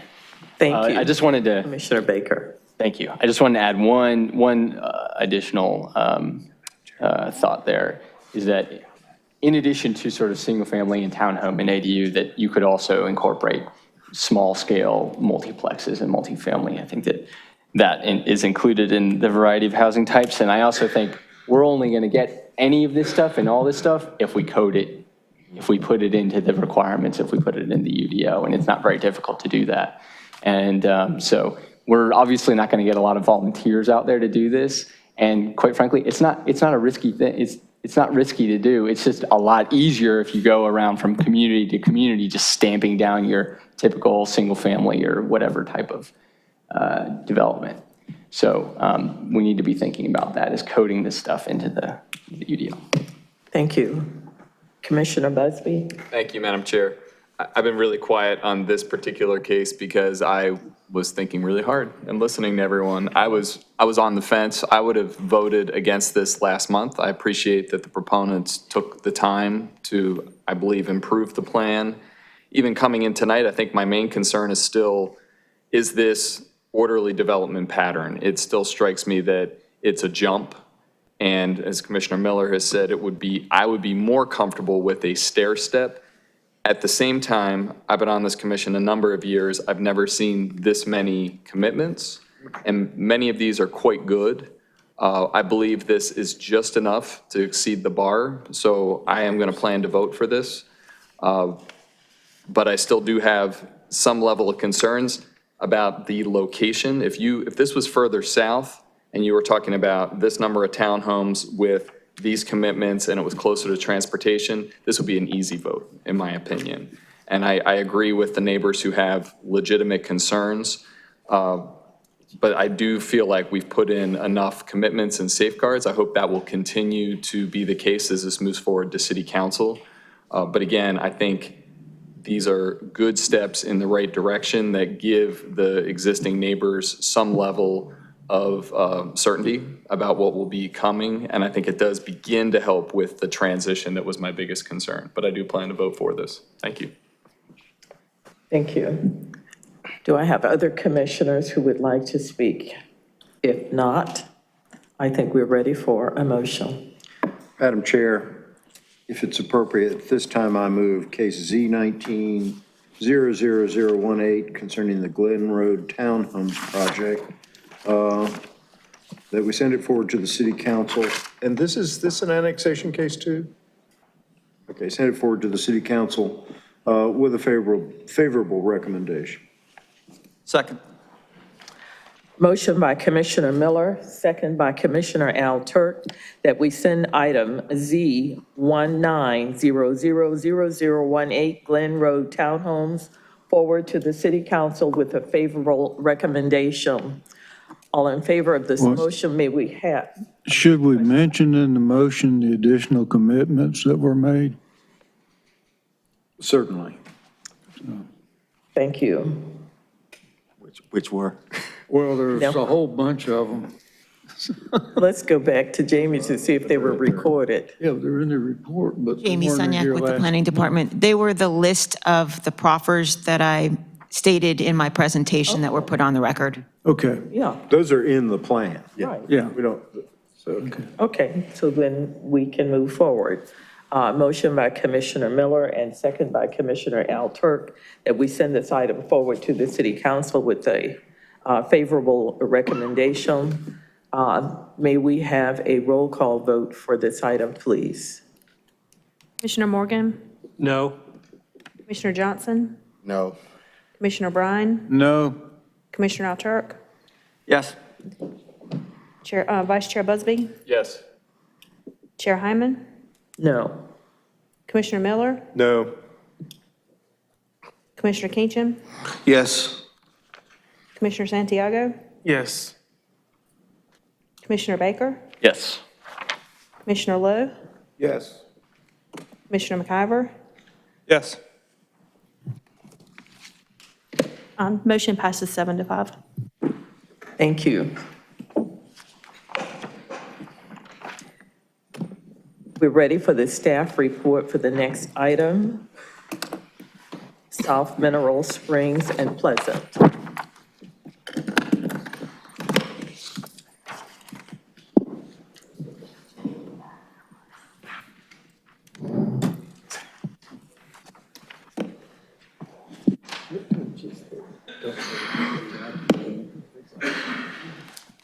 Still there. That's right.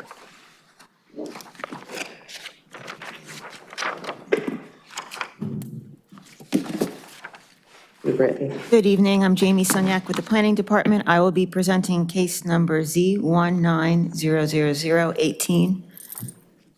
I'm sorry, 19, South Mineral Springs and Pleasant Road.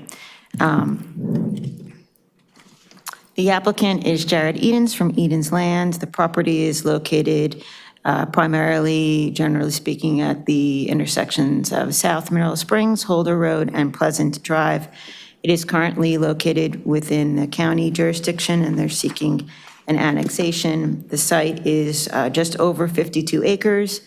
The request is rural residential and residential suburban 20 to planned development residential 4.001. The property is currently located within the low-medium density residential future land use designation, and there is no change to that. The proposal on the development plan is up to 191 single-family lots. I did want to mention, before I get into too much detail, there were two corrections that needed to be made to the staff report. One dealing with top of the first page, first line correcting the requested zoning district. There was a reference to RSMD, which was not correct. And then I believe it was on page 5, There was also a reference to 19 units, and it should be 191 units. Thank you. Well, not sure why the aerial map is missing here, but in your staff report, there is the aerial map that shows the property in red. These are some of the site photos. The property is located within the suburban development tier and the Falls Jordan Watershed Protection Overlay District. As you can see, and if you've visited the area, the property is mainly undeveloped and heavily wooded. There are 2 existing dwellings located along South Mineral Springs Road frontage, which will be removed as noted on the development plan. There are also areas of wetlands, floodplains, streams, and associated buffers. It's getting late, so I'm not going to go through all of the names of the various developments that surround this site. The staff report goes into a lot of detail in terms of the number of units and what surrounds the area in terms of this subdivision names. I would note, however, that as shown on the development plan, there is an existing roadway stub at the end of Red Robin Road, which would connect this site to additional 41 single-family lots as part of the Hanover Point residential development. This is my apologies, this is the wrong context map. The property is located within, as mentioned before, the rural residential and the residential suburban 20 zoning district, and the applicant is proposing to change the designation to the planned residential development 4.001. The correct map is in your staff report. Again, the property is located within the low-medium density residential future land use designation, which is consistent with the zoning request. A portion of the site is within the recreation open space future land use designation, and there is no change to either that designation.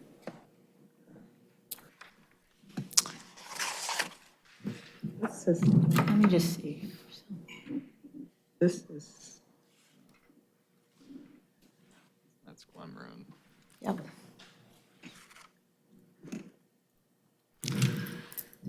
The development plan provided in the staff report provides site access points, project boundary buffers, riparian buffers, the 10-foot no builds, the building and building envelope and parking envelope, as well as the tree coverage areas and the maximum impervious coverage.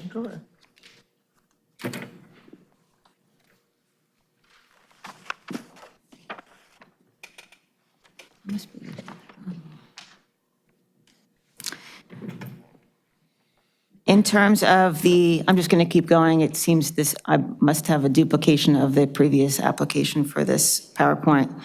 And I'm not going to go back through the other one that's on here. I'll just keep going.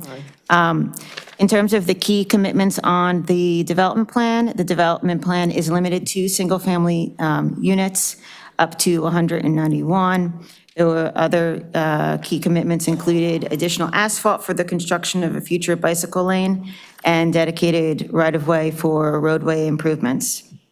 In terms of consistency with the comprehensive plan and its policies, this proposal, if approved, will increase the density and commit to residential units while still remaining consistent with the future land use designation of low-medium density residential. As stated before, the proposed residential development is contiguous with adjacent single-family development. It serves as, in my opinion, it serves as an infill site to the built environment and the area's residential character, which includes Fletcher's Hills residential neighborhood, the Grove Park residential neighborhood, Hanover Point residential subdivision, Ashton Hall residential subdivision, Orchard Ridge townhouse development, and several others, as well as the roadway stubs that were put in to accommodate interconnection to the Red Robin Road development to provide for interconnectivity to the site. There is existing infrastructure, including roads, water, and sewer capacity to serve the site, and the proposed development is consistent with policy 1111A relative to the school system capacity. So staff determines that this request is consistent with the comprehensive plan and other policies and ordinances, and I will be happy to answer any questions that you have. Thank you. I have two individuals who have signed up to speak, the applicant, Jared Edens, and then one other individual who has signed up against. So Jared, you have 10 minutes. Thank you. Jared Edens with Edens Land. Thanks, Jamie, for your help on this project. Summarize a couple of things. 191 units total, single family is what we're proposing. Barely conforms with the land use plan of 4 to 8. We're at 4.001 on a 4 to 8 land use plan. But it's very consistent with stuff immediately south of us. We have PDR 4.0 immediately south and PDR 4.76 just southwest of the site. So it's sort of conforms to that. I do want to point out a couple of public improvements being made. And this is rare. I've had a lot of single-family zonings. This is the first one. It's been all single-family that's proffered to a traffic signal. That it's fairly rare that just a single-family only project will generate enough traffic to cause that. But we are going to add a signal at Mineral and Holder, which I think will help quite a bit in that area. We're also improving. There's some sewer improvements we're doing just downstream of the site, required by the City Utilities Department, some sewer improvements. Really, again, that's all I have. I'll be glad to answer your questions. Thank you. Thank you so much. I do have one individual who has signed up to speak, Sukania Noor. We outlasted her. Did we outlast Mr. Noor, or was it Miss?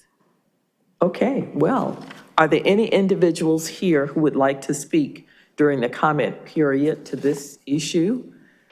South Mineral Springs and Pleasant? If not, I will close the public hearing, the comment period, and open give our commissioners an opportunity to ask questions. Am I right? They're yarning, okay. To my left, are there any commissioners who would like to speak? If not, I'll entertain a motion. Oh, Chair. Yes. she hit me.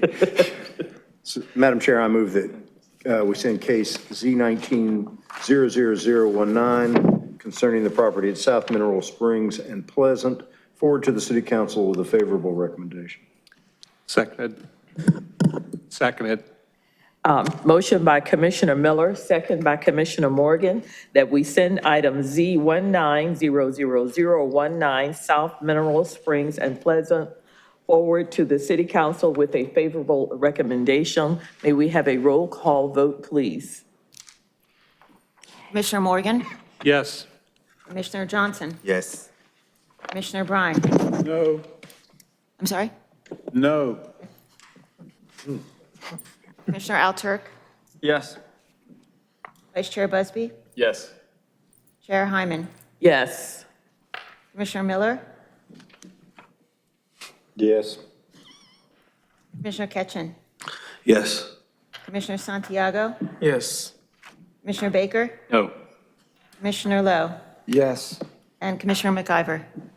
Yes. Motion passes 10-2.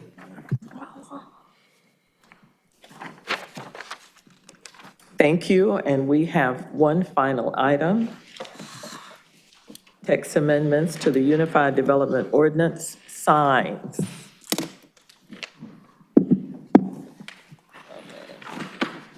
Welcome, Michael. Oh my gosh.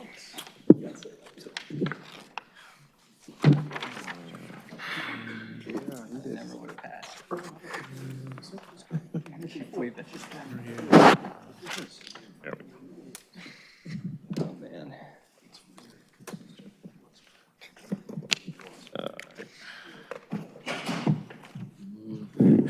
Thank you. Michael Stock with the Planning Department.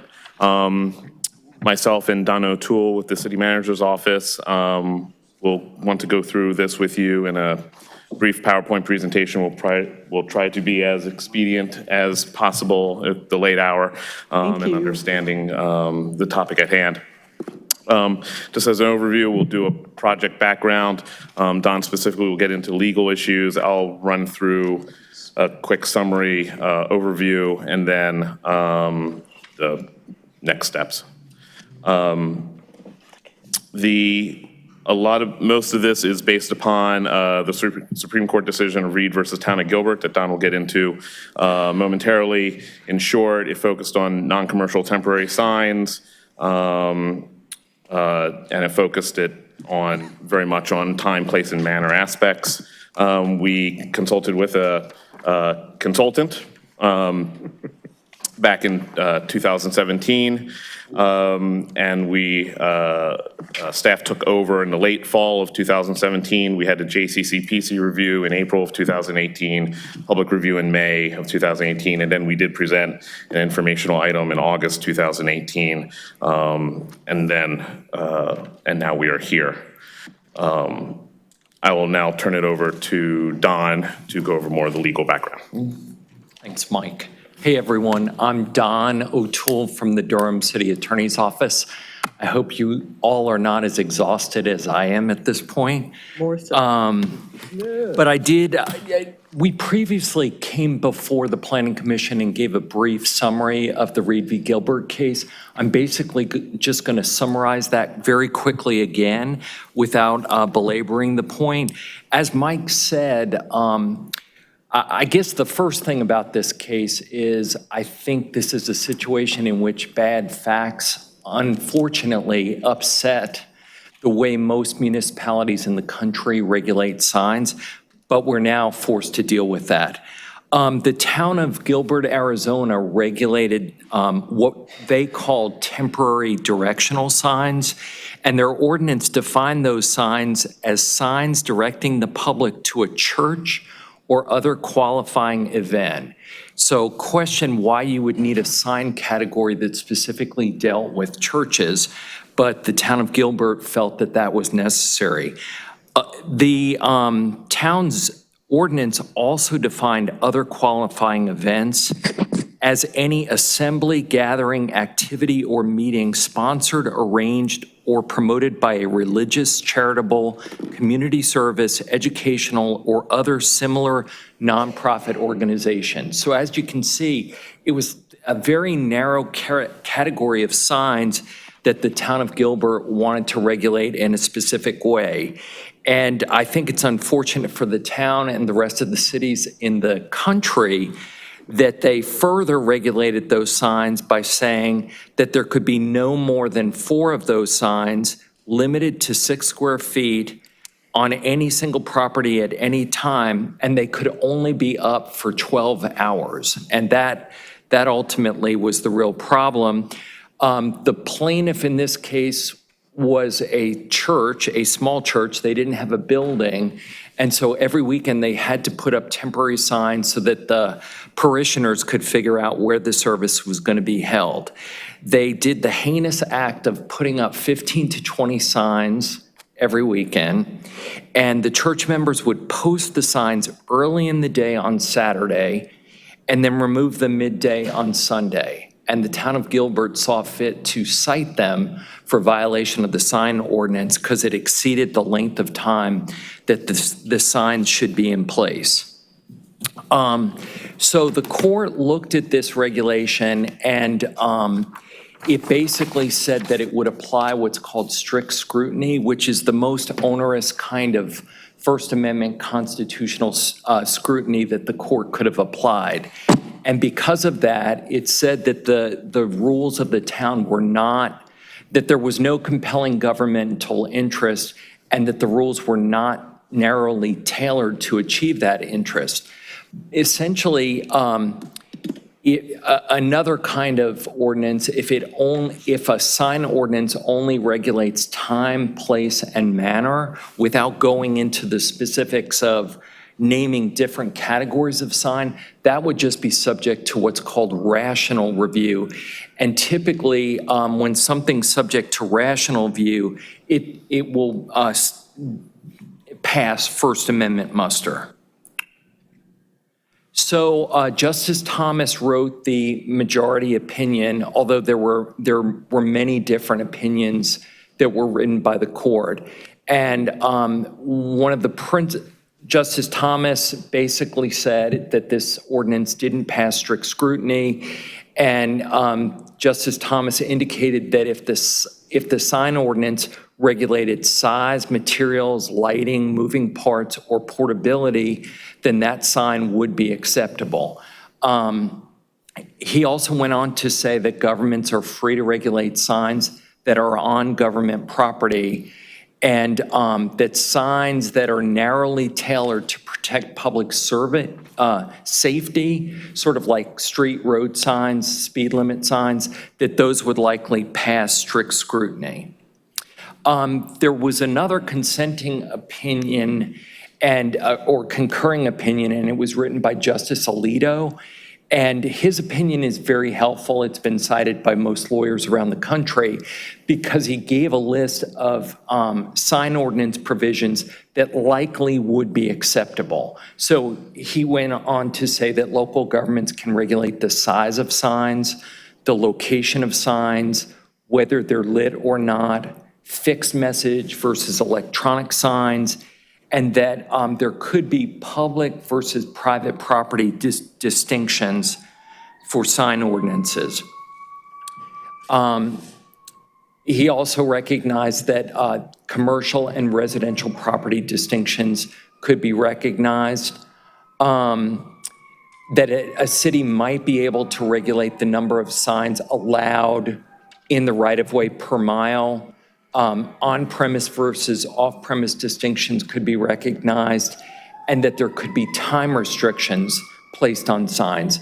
Generally, everything that Justice Alito listed would fall into the category of time, place, and manner restrictions.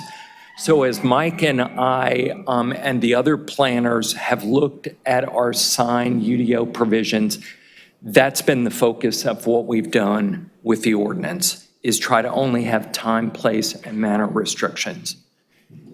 And Mike?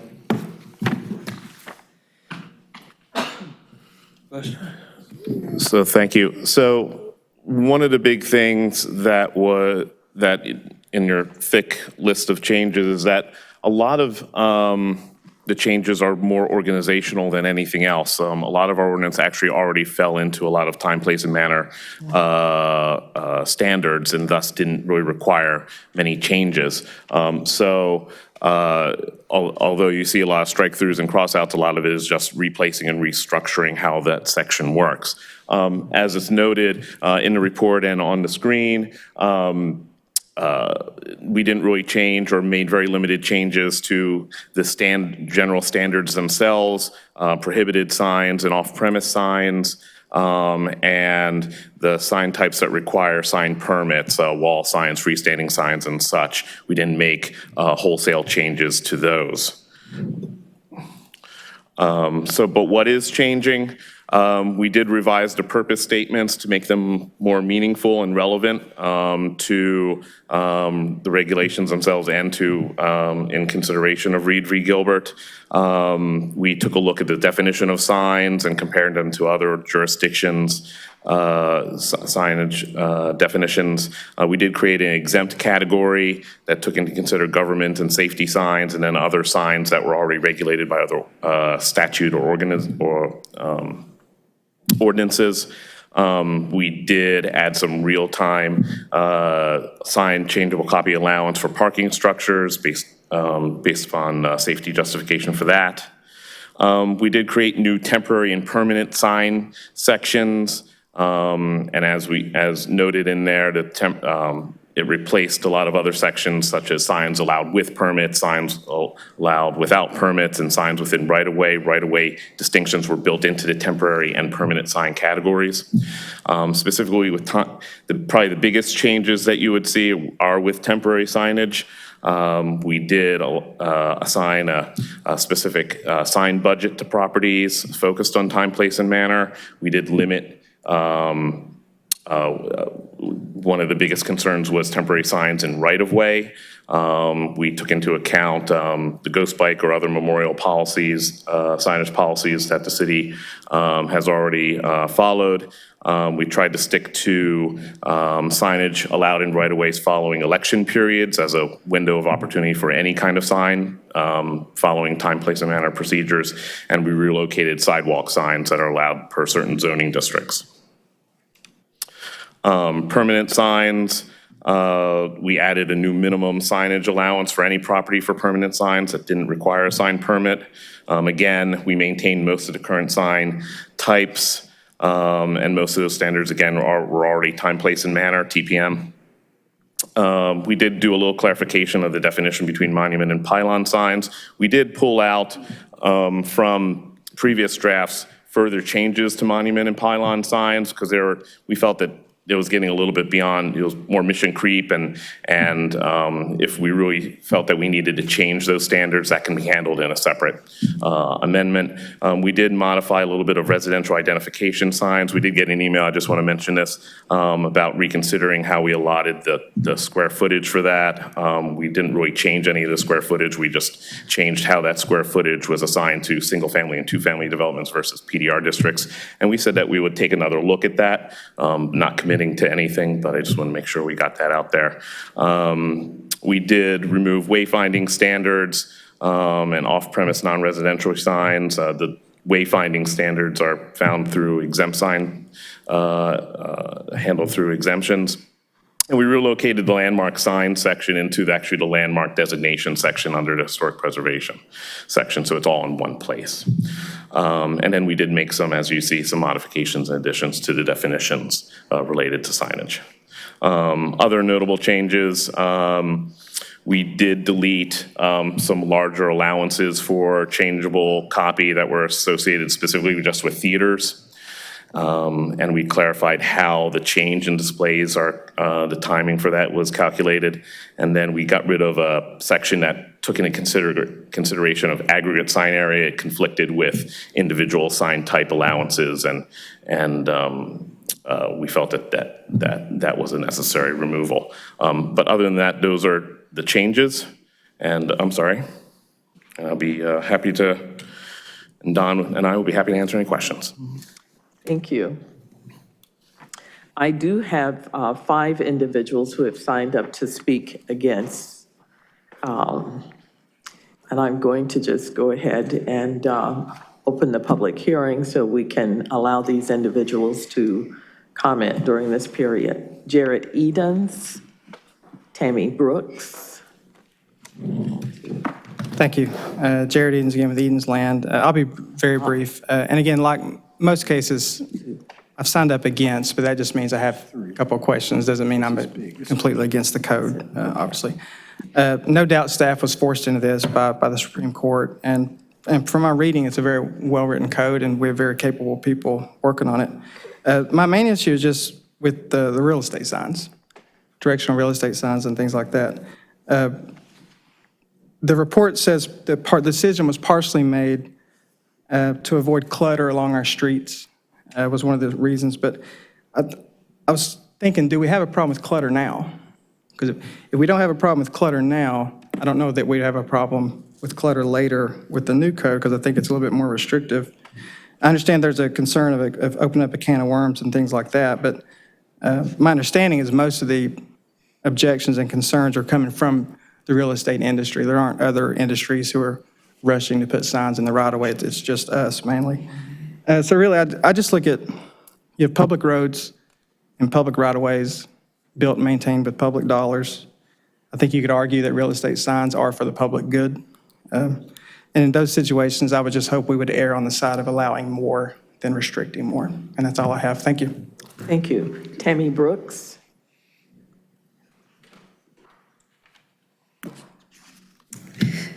Esteemed commission members, thank you for this hearing this evening. Thanks for sticking it out.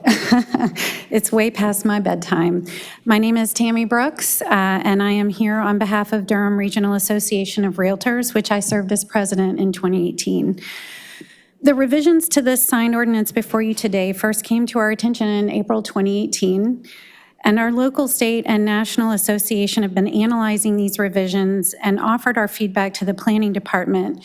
We emailed all of you copies of this yesterday, and I hope you received that. I hate speaking in public, so I'm in my nervous mode right now, so forgive me. Temporary commercial and non-commercial signs are a vital and affordable form of speech. I am here before you representing the 1,600+ members of the Durham Regional Association of Realtors who work in this community. But I am also here representing the nearly 300,000 citizens of this community, our clients, who work for nonprofits, who attend churches, and run small businesses. And we all use this form of speech, temporary signage, to communicate. Small businesses need temporary signs as the community gets to know their businesses and their locations. Schools advertise summer camps and their much-needed revenue. Volunteer firefighters point the way to their fish fries. Churches host bazaars. And nonprofits point the way to their calls to action. These are all amazing pluses that require our community tolerance of the mattresses for sales and we buy home signs that clutter some of our intersections. Way signs, another form of temporary signage, aid the public in finding unmapped streets in new subdivisions. Hard to access one-way streets, which we have plenty of here in Durham, and rural locations that are sometimes hard to navigate. When we cannot direct consumers to businesses or products, citizens to events they wish to attend, we underserve them, your citizens and our community as a whole. On page 1 of the draft amendment, 2 of the stated goals of the amendment are, 1, enabling the effective use of signs as a means of communication and free speech. But you're taking away a huge section of that in the restrictions on temporary signage. And 2, ensuring standards do not favor commercial speech over non-commercial speech. Commission members, respectfully, the pendulum in this proposed ordinance has swung too far. This complete elimination of some forms of non-commercial speech and most commercial speech is out of compliance with READ and ultimately erodes the rights of local businesses and citizens. Thank you. Thank you. Gian Hasbrock.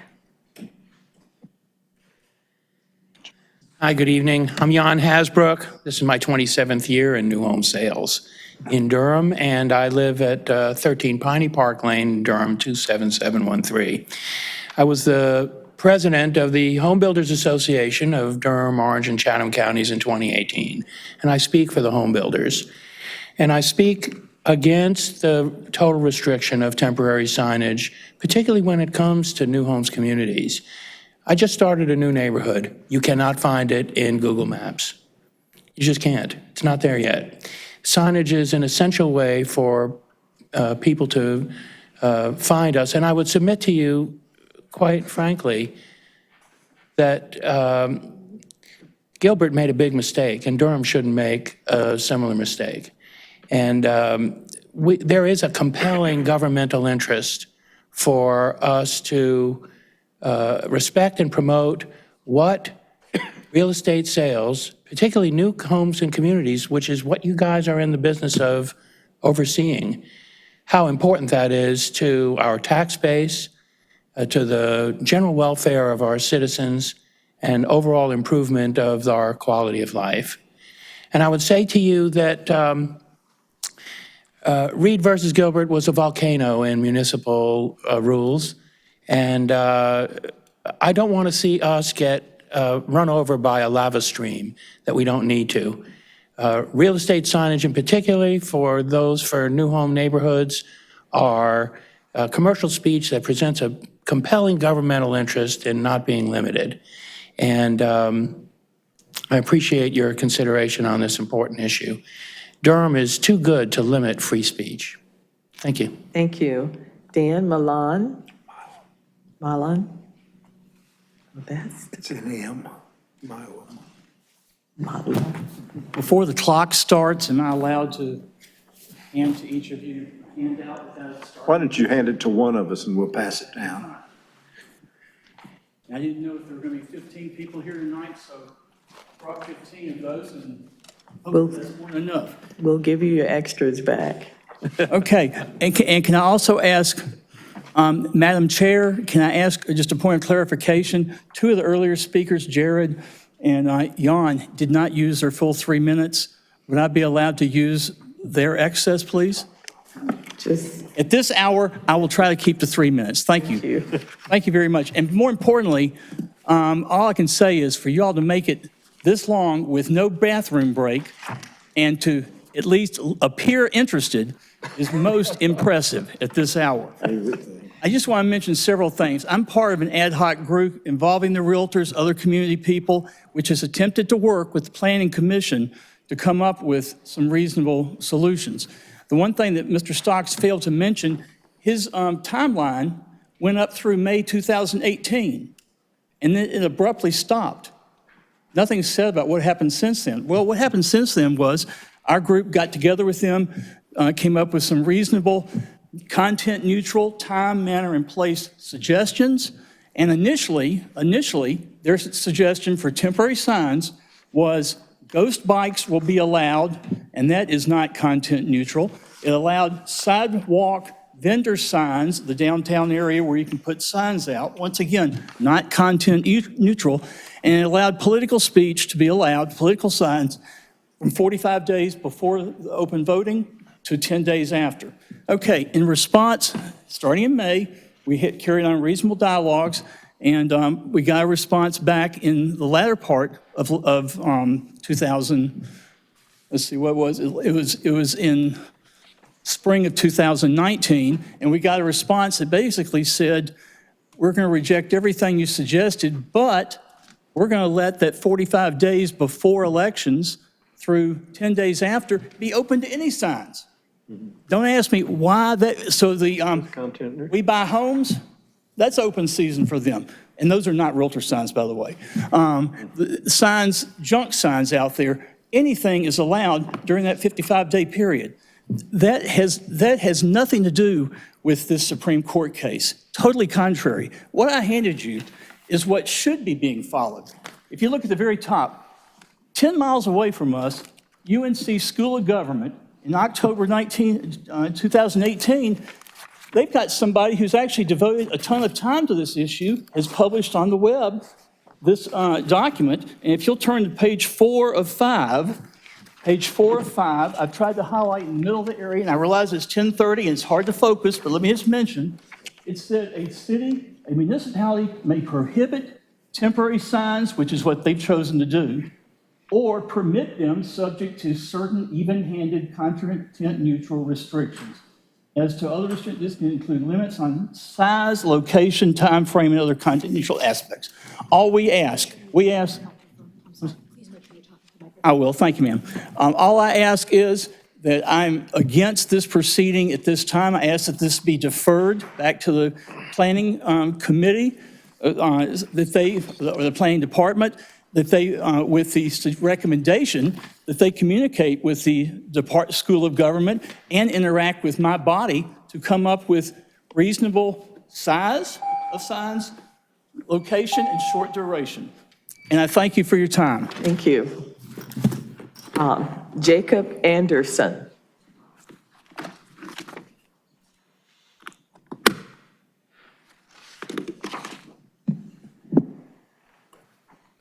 Jacob Anderson, local stakeholder, landowner, and just I think most of the interest has come from realtors and folks that are looking to put out temporary signs.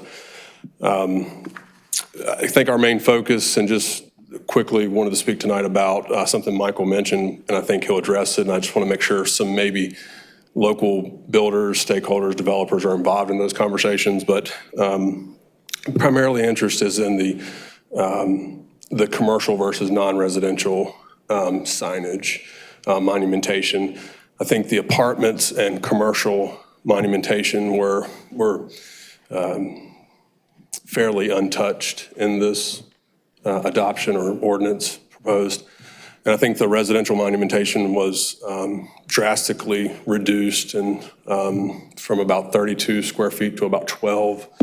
And I think it's a little bit more of a complicated issue that I would like to have time to meet with staff and express those concerns to you guys as it relates to, larger communities, master plans versus smaller communities, and just the size of monumentation, the different monumentations at maybe different intersections, monumentation at thoroughfares and things like that. So we would just ask that those items be further considered. So, thank you. Thank you. I do not have any other individuals who've signed up to speak. I do see a hand in the back if you would like to come forward and state your name and address. And we will. Hi, good evening, Commissioners. Thank you for staying so late. I'm Shane Kirk. I reside at 510 Oak Bluffs in Pittsboro. While I live in Pittsboro, I do a lot of business here. I'm a realtor, and I currently am a Board of Directors member for the Durham Realtor Association. I'm here on behalf of my business, and I think for potentially your businesses. As Dan Milam so forth put it about the 55-day period for election signs. If you can imagine, and I apologize, I don't know if you're elected officials or have ambitions to be, but imagine not being able to advertise your business. And that's essentially what this does. It effectively removes an ability for certain professions or certain businesses to advertise and earn an income and pay taxes and contribute to this fine city that we have here. So I would like to see something that's put in here that is very reasonable, which could be a time span for these temporary signs, whether that's 2-3 days, a week, something that makes sense, that allows people to take part in the community, to advertise for certain things, to help people find those communities. Of course, a very short period wouldn't help people like Jan with new home communities, so I think things need to be really taken into consideration there when we have things like this, when we're trying to find and bring residents to this city to get them homes and be able to move in here and take part and, like I said, become those tax-paying citizens that, of course, any city needs. So that's my thought, my concerns. Obviously, I hope that you'll kind of put that context into place in your consideration. I'm against this change as it sits. Thank you. Thank you. Shane, could you say your address again for me, please? Yes, my address is 510 Oak Bluffs in Pittsboro. Thank you. You're welcome.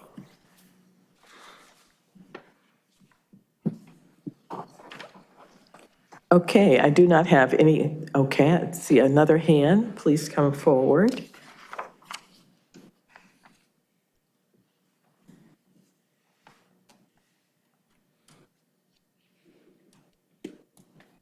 My name is Lamar Willis. I live at 403 Swift Creek Crossing, Durham, 27713. I'm here to speak against this sign ordinance. And I'm going to take you on a little bit different perspective.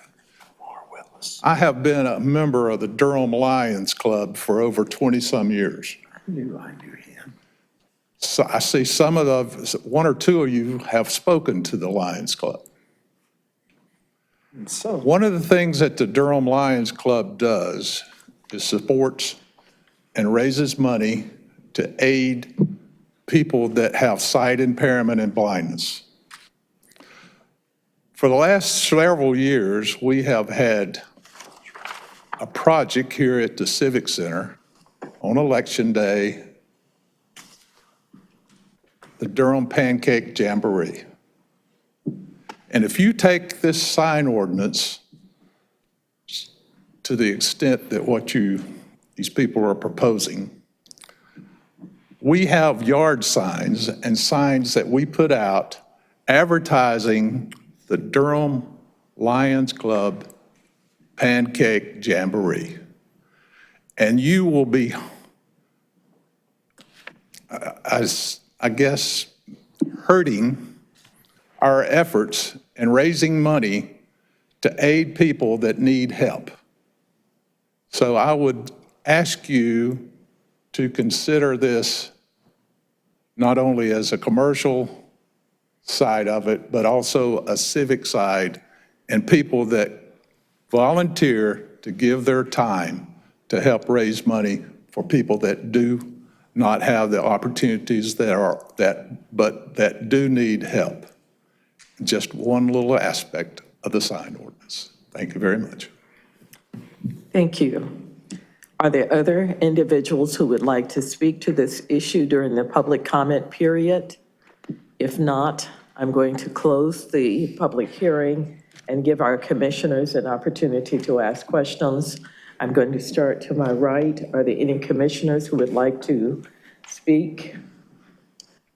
Commissioner Busby. Thank you, Madam Chair. The hour is late, and the fact that we have a room still pretty full tells me we need a little more time to work on this issue, just my personal perspective. But because I'd rather not actually vote tonight, and I hear individuals asking for more time. The question for staff that I had, I recall one of the presentations to the Joint City-County Planning Committee, which you mentioned. How many communities in North Carolina have adopted new sign ordinances that you know of at this point due to this Supreme Court decision? So Greensboro updated their sign ordinance. Charlotte just updated their sign ordinance. Raleigh has an updated sign ordinance. I don't know if it's to read specific or not. The issue is that whether it is truly read compliant or not is up to their legal determination, not ours. Right.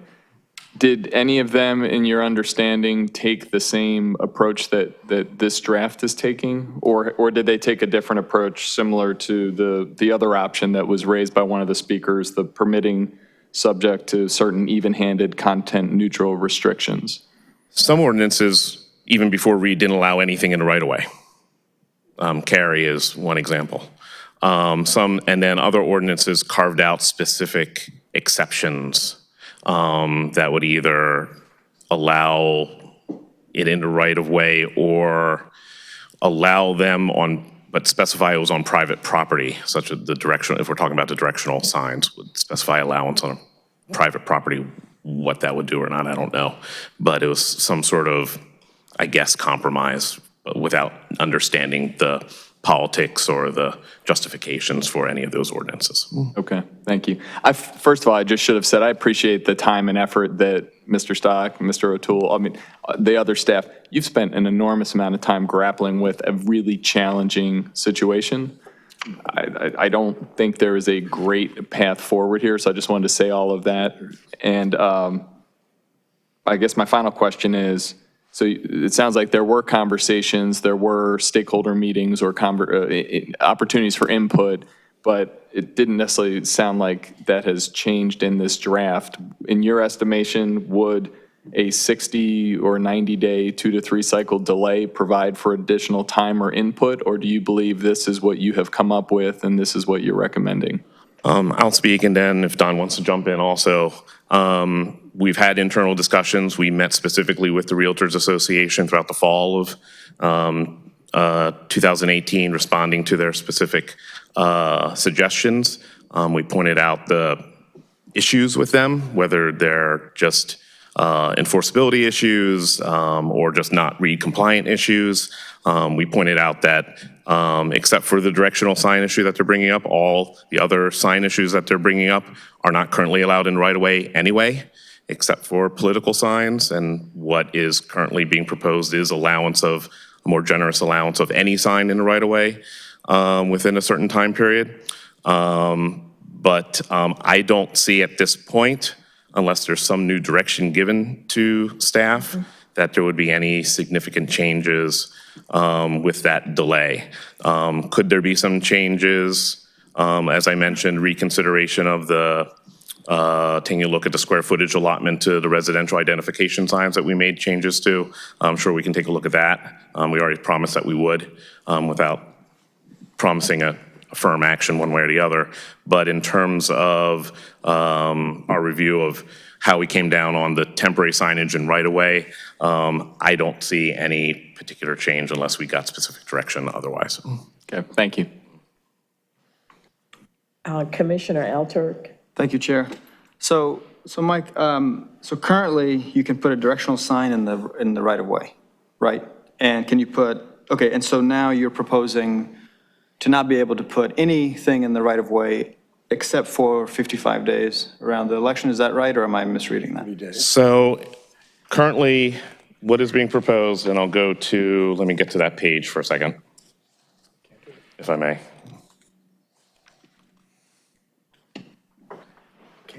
I had it, and I apologize, and I lost it. So, what is specifically would be allowed in the right-of-way? Temporary signs in the right-of-way. We're taking a look at object or marker. What page is that? Sorry. I'm sorry, page 34.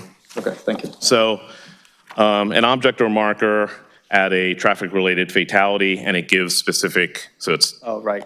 Placement, time, and size. B, any sign within that right-of-way, and it gives time, placement, size.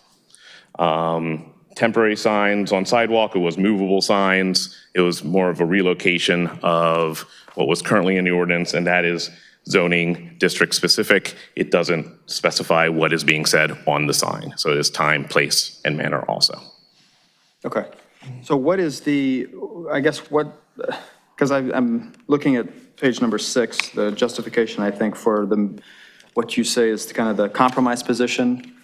And so what is the negative, I guess, implication or effect of just keeping the directional signs allowed in the right-of-way?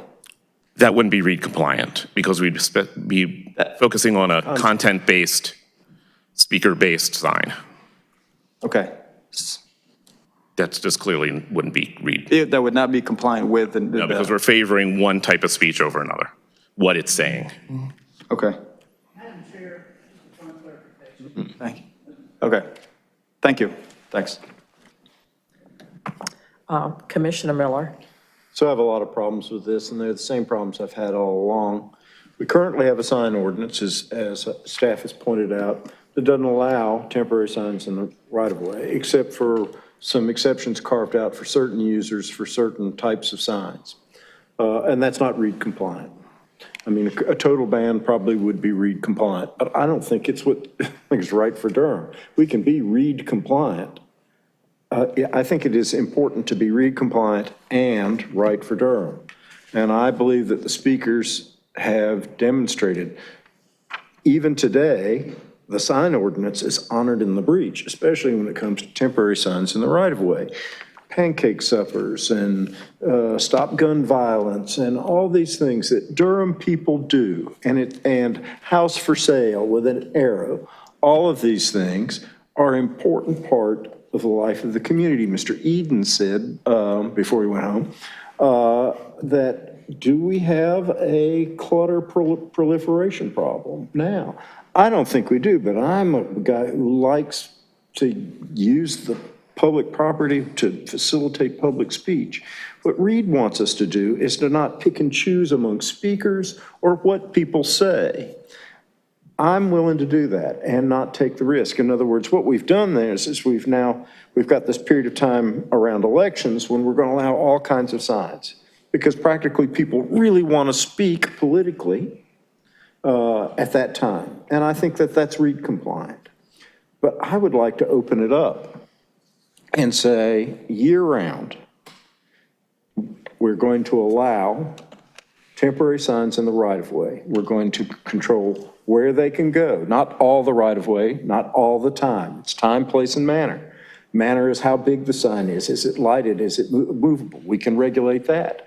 We can say there can be intervals between signs. If there's one up here, then you can't put another one up and for a certain distance. We can do all of those things so that the things that even today under the current ordinance are not lawful, like the pancake jamboree, why can't the Pancake Jamboree be lawful? And I realize that if we let the Pancake Jamboree be lawful, then some crazy could put up a sign that says something that the community doesn't like. I'm not afraid of that. Our democracy is not that fragile. It is not that fragile. Time, place, and manner. So this is what I would like to do with regard to temporary signs in the right-of-way, is have no distinction between commercial and non-commercial speech, although that actually is allowed under Reed.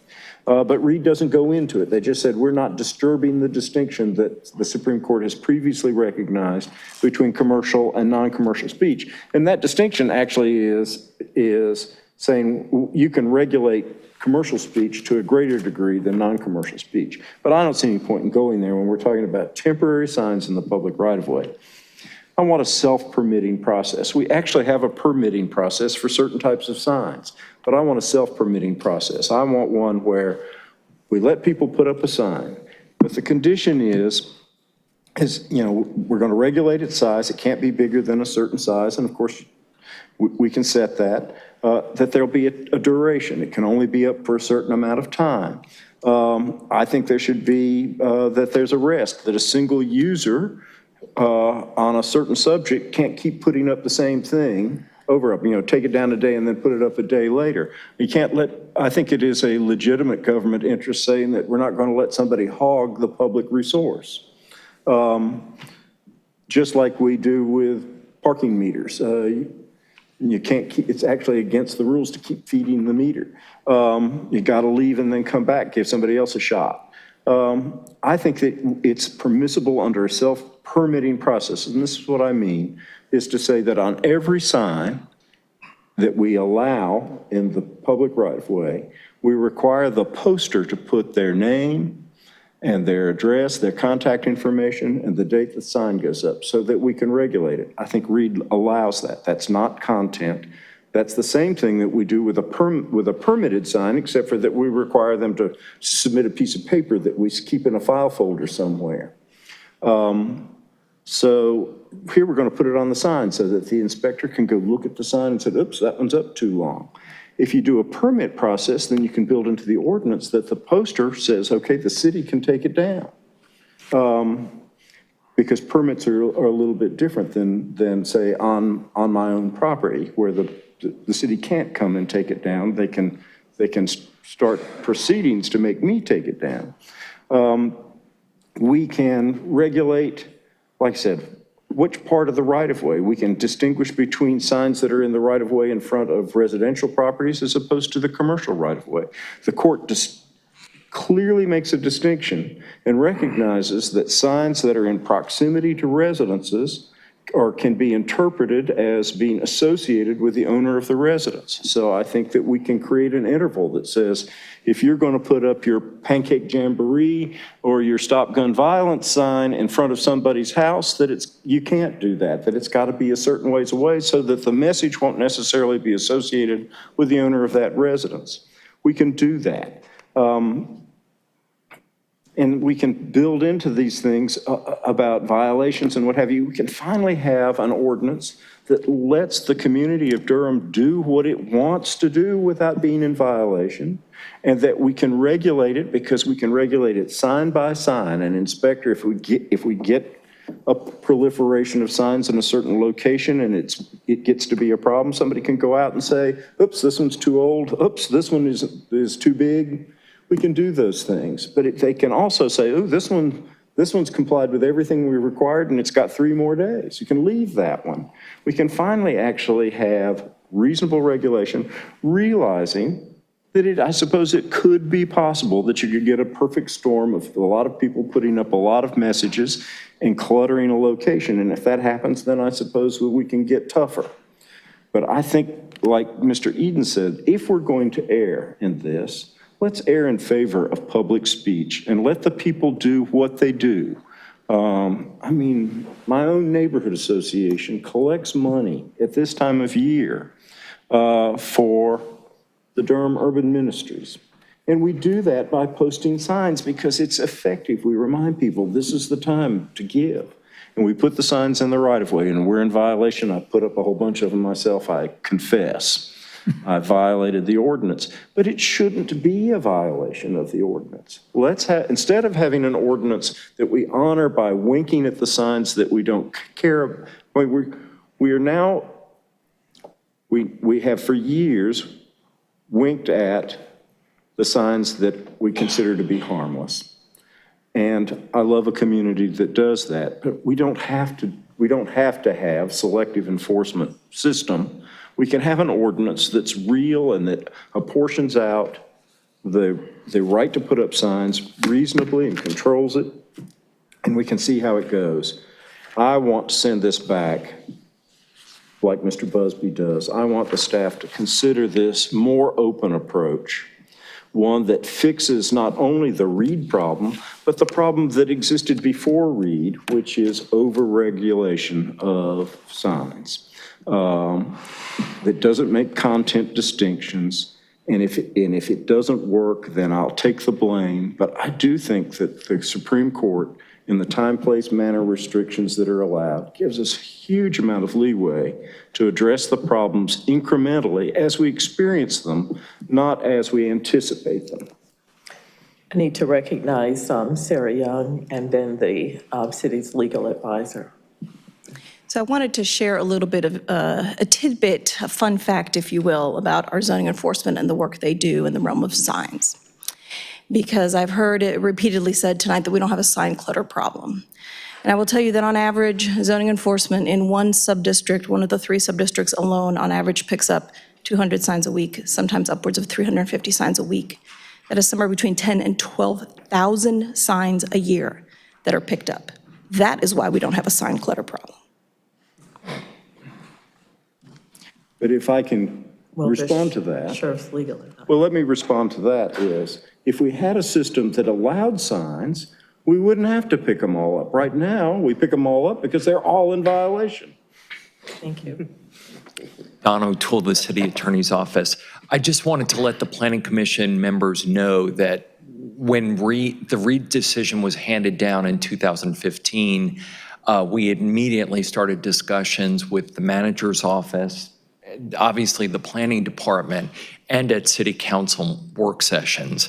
So the manager's office and the council is fully aware of the direction that the proposed UDO changes are taking. I'll add, however, though, that pretty much everything that you said, Mr. Miller, is completely policy. So if city council decided to change the direction that this draft is moving in, that could certainly be done. Those are all policy issues.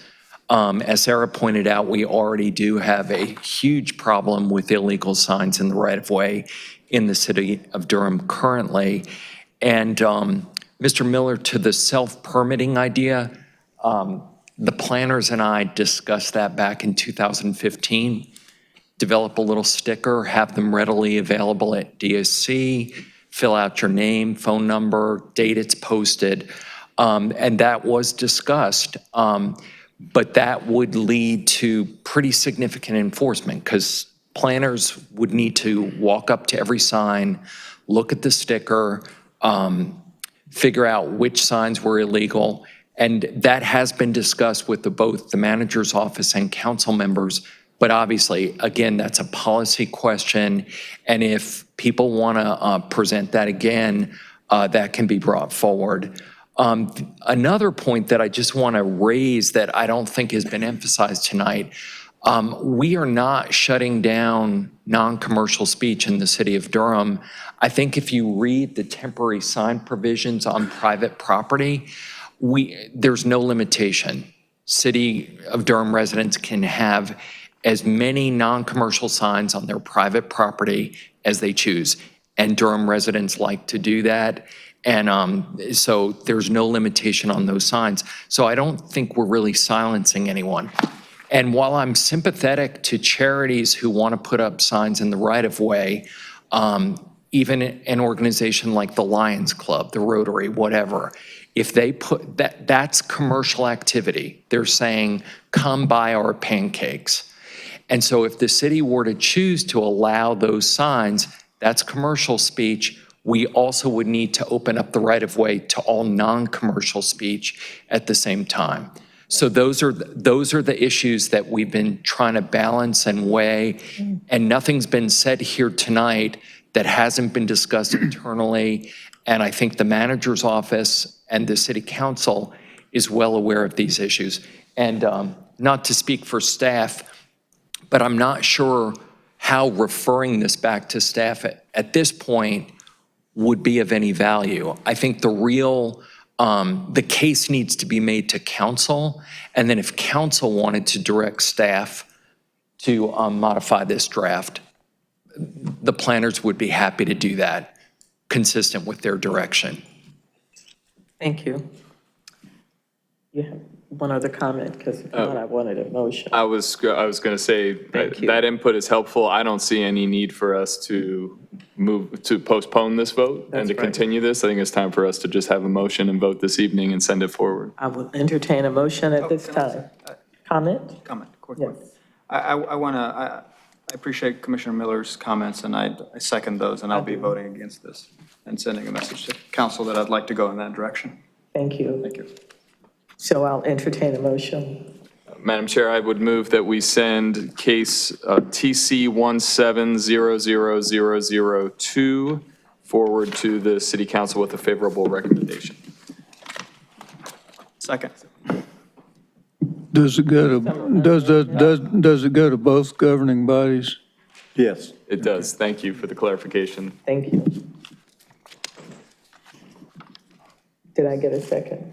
Yes, second. Okay, then motion by Commissioner Busby and second by Commissioner Alturk that we send item TC1700002 Signs forward to the City Council and the Board of County Commissioners with a favorable recommendation. May we have a roll call vote, please? Commissioner Morgan? No. Commissioner Johnson? No. Commissioner Bryan? No. Commissioner Alturk? No. Commissioner Busby? No. Commissioner Hyman? Yes. Commissioner Miller? No. Commissioner Kinchin? Yes. Commissioner Santiago? No. Commissioner Baker? Yes. Commissioner Lowe? Yes. Commissioner McIver? Yes. And motion fails 7-5. Pardon me? Oh, 7-5. What was, I'm sorry. 7-5. 5-7. Sorry about that, 7-5, yes. No. No, it's a pass. Fails. It failed 7 Right, to 5. that's 5-7. I mean, 5-7, excuse me. You're right, it's late, 5-7. Thank you, Commissioner Miller. Well, I just don't hear very well. Okay. Dance. You want to see if there's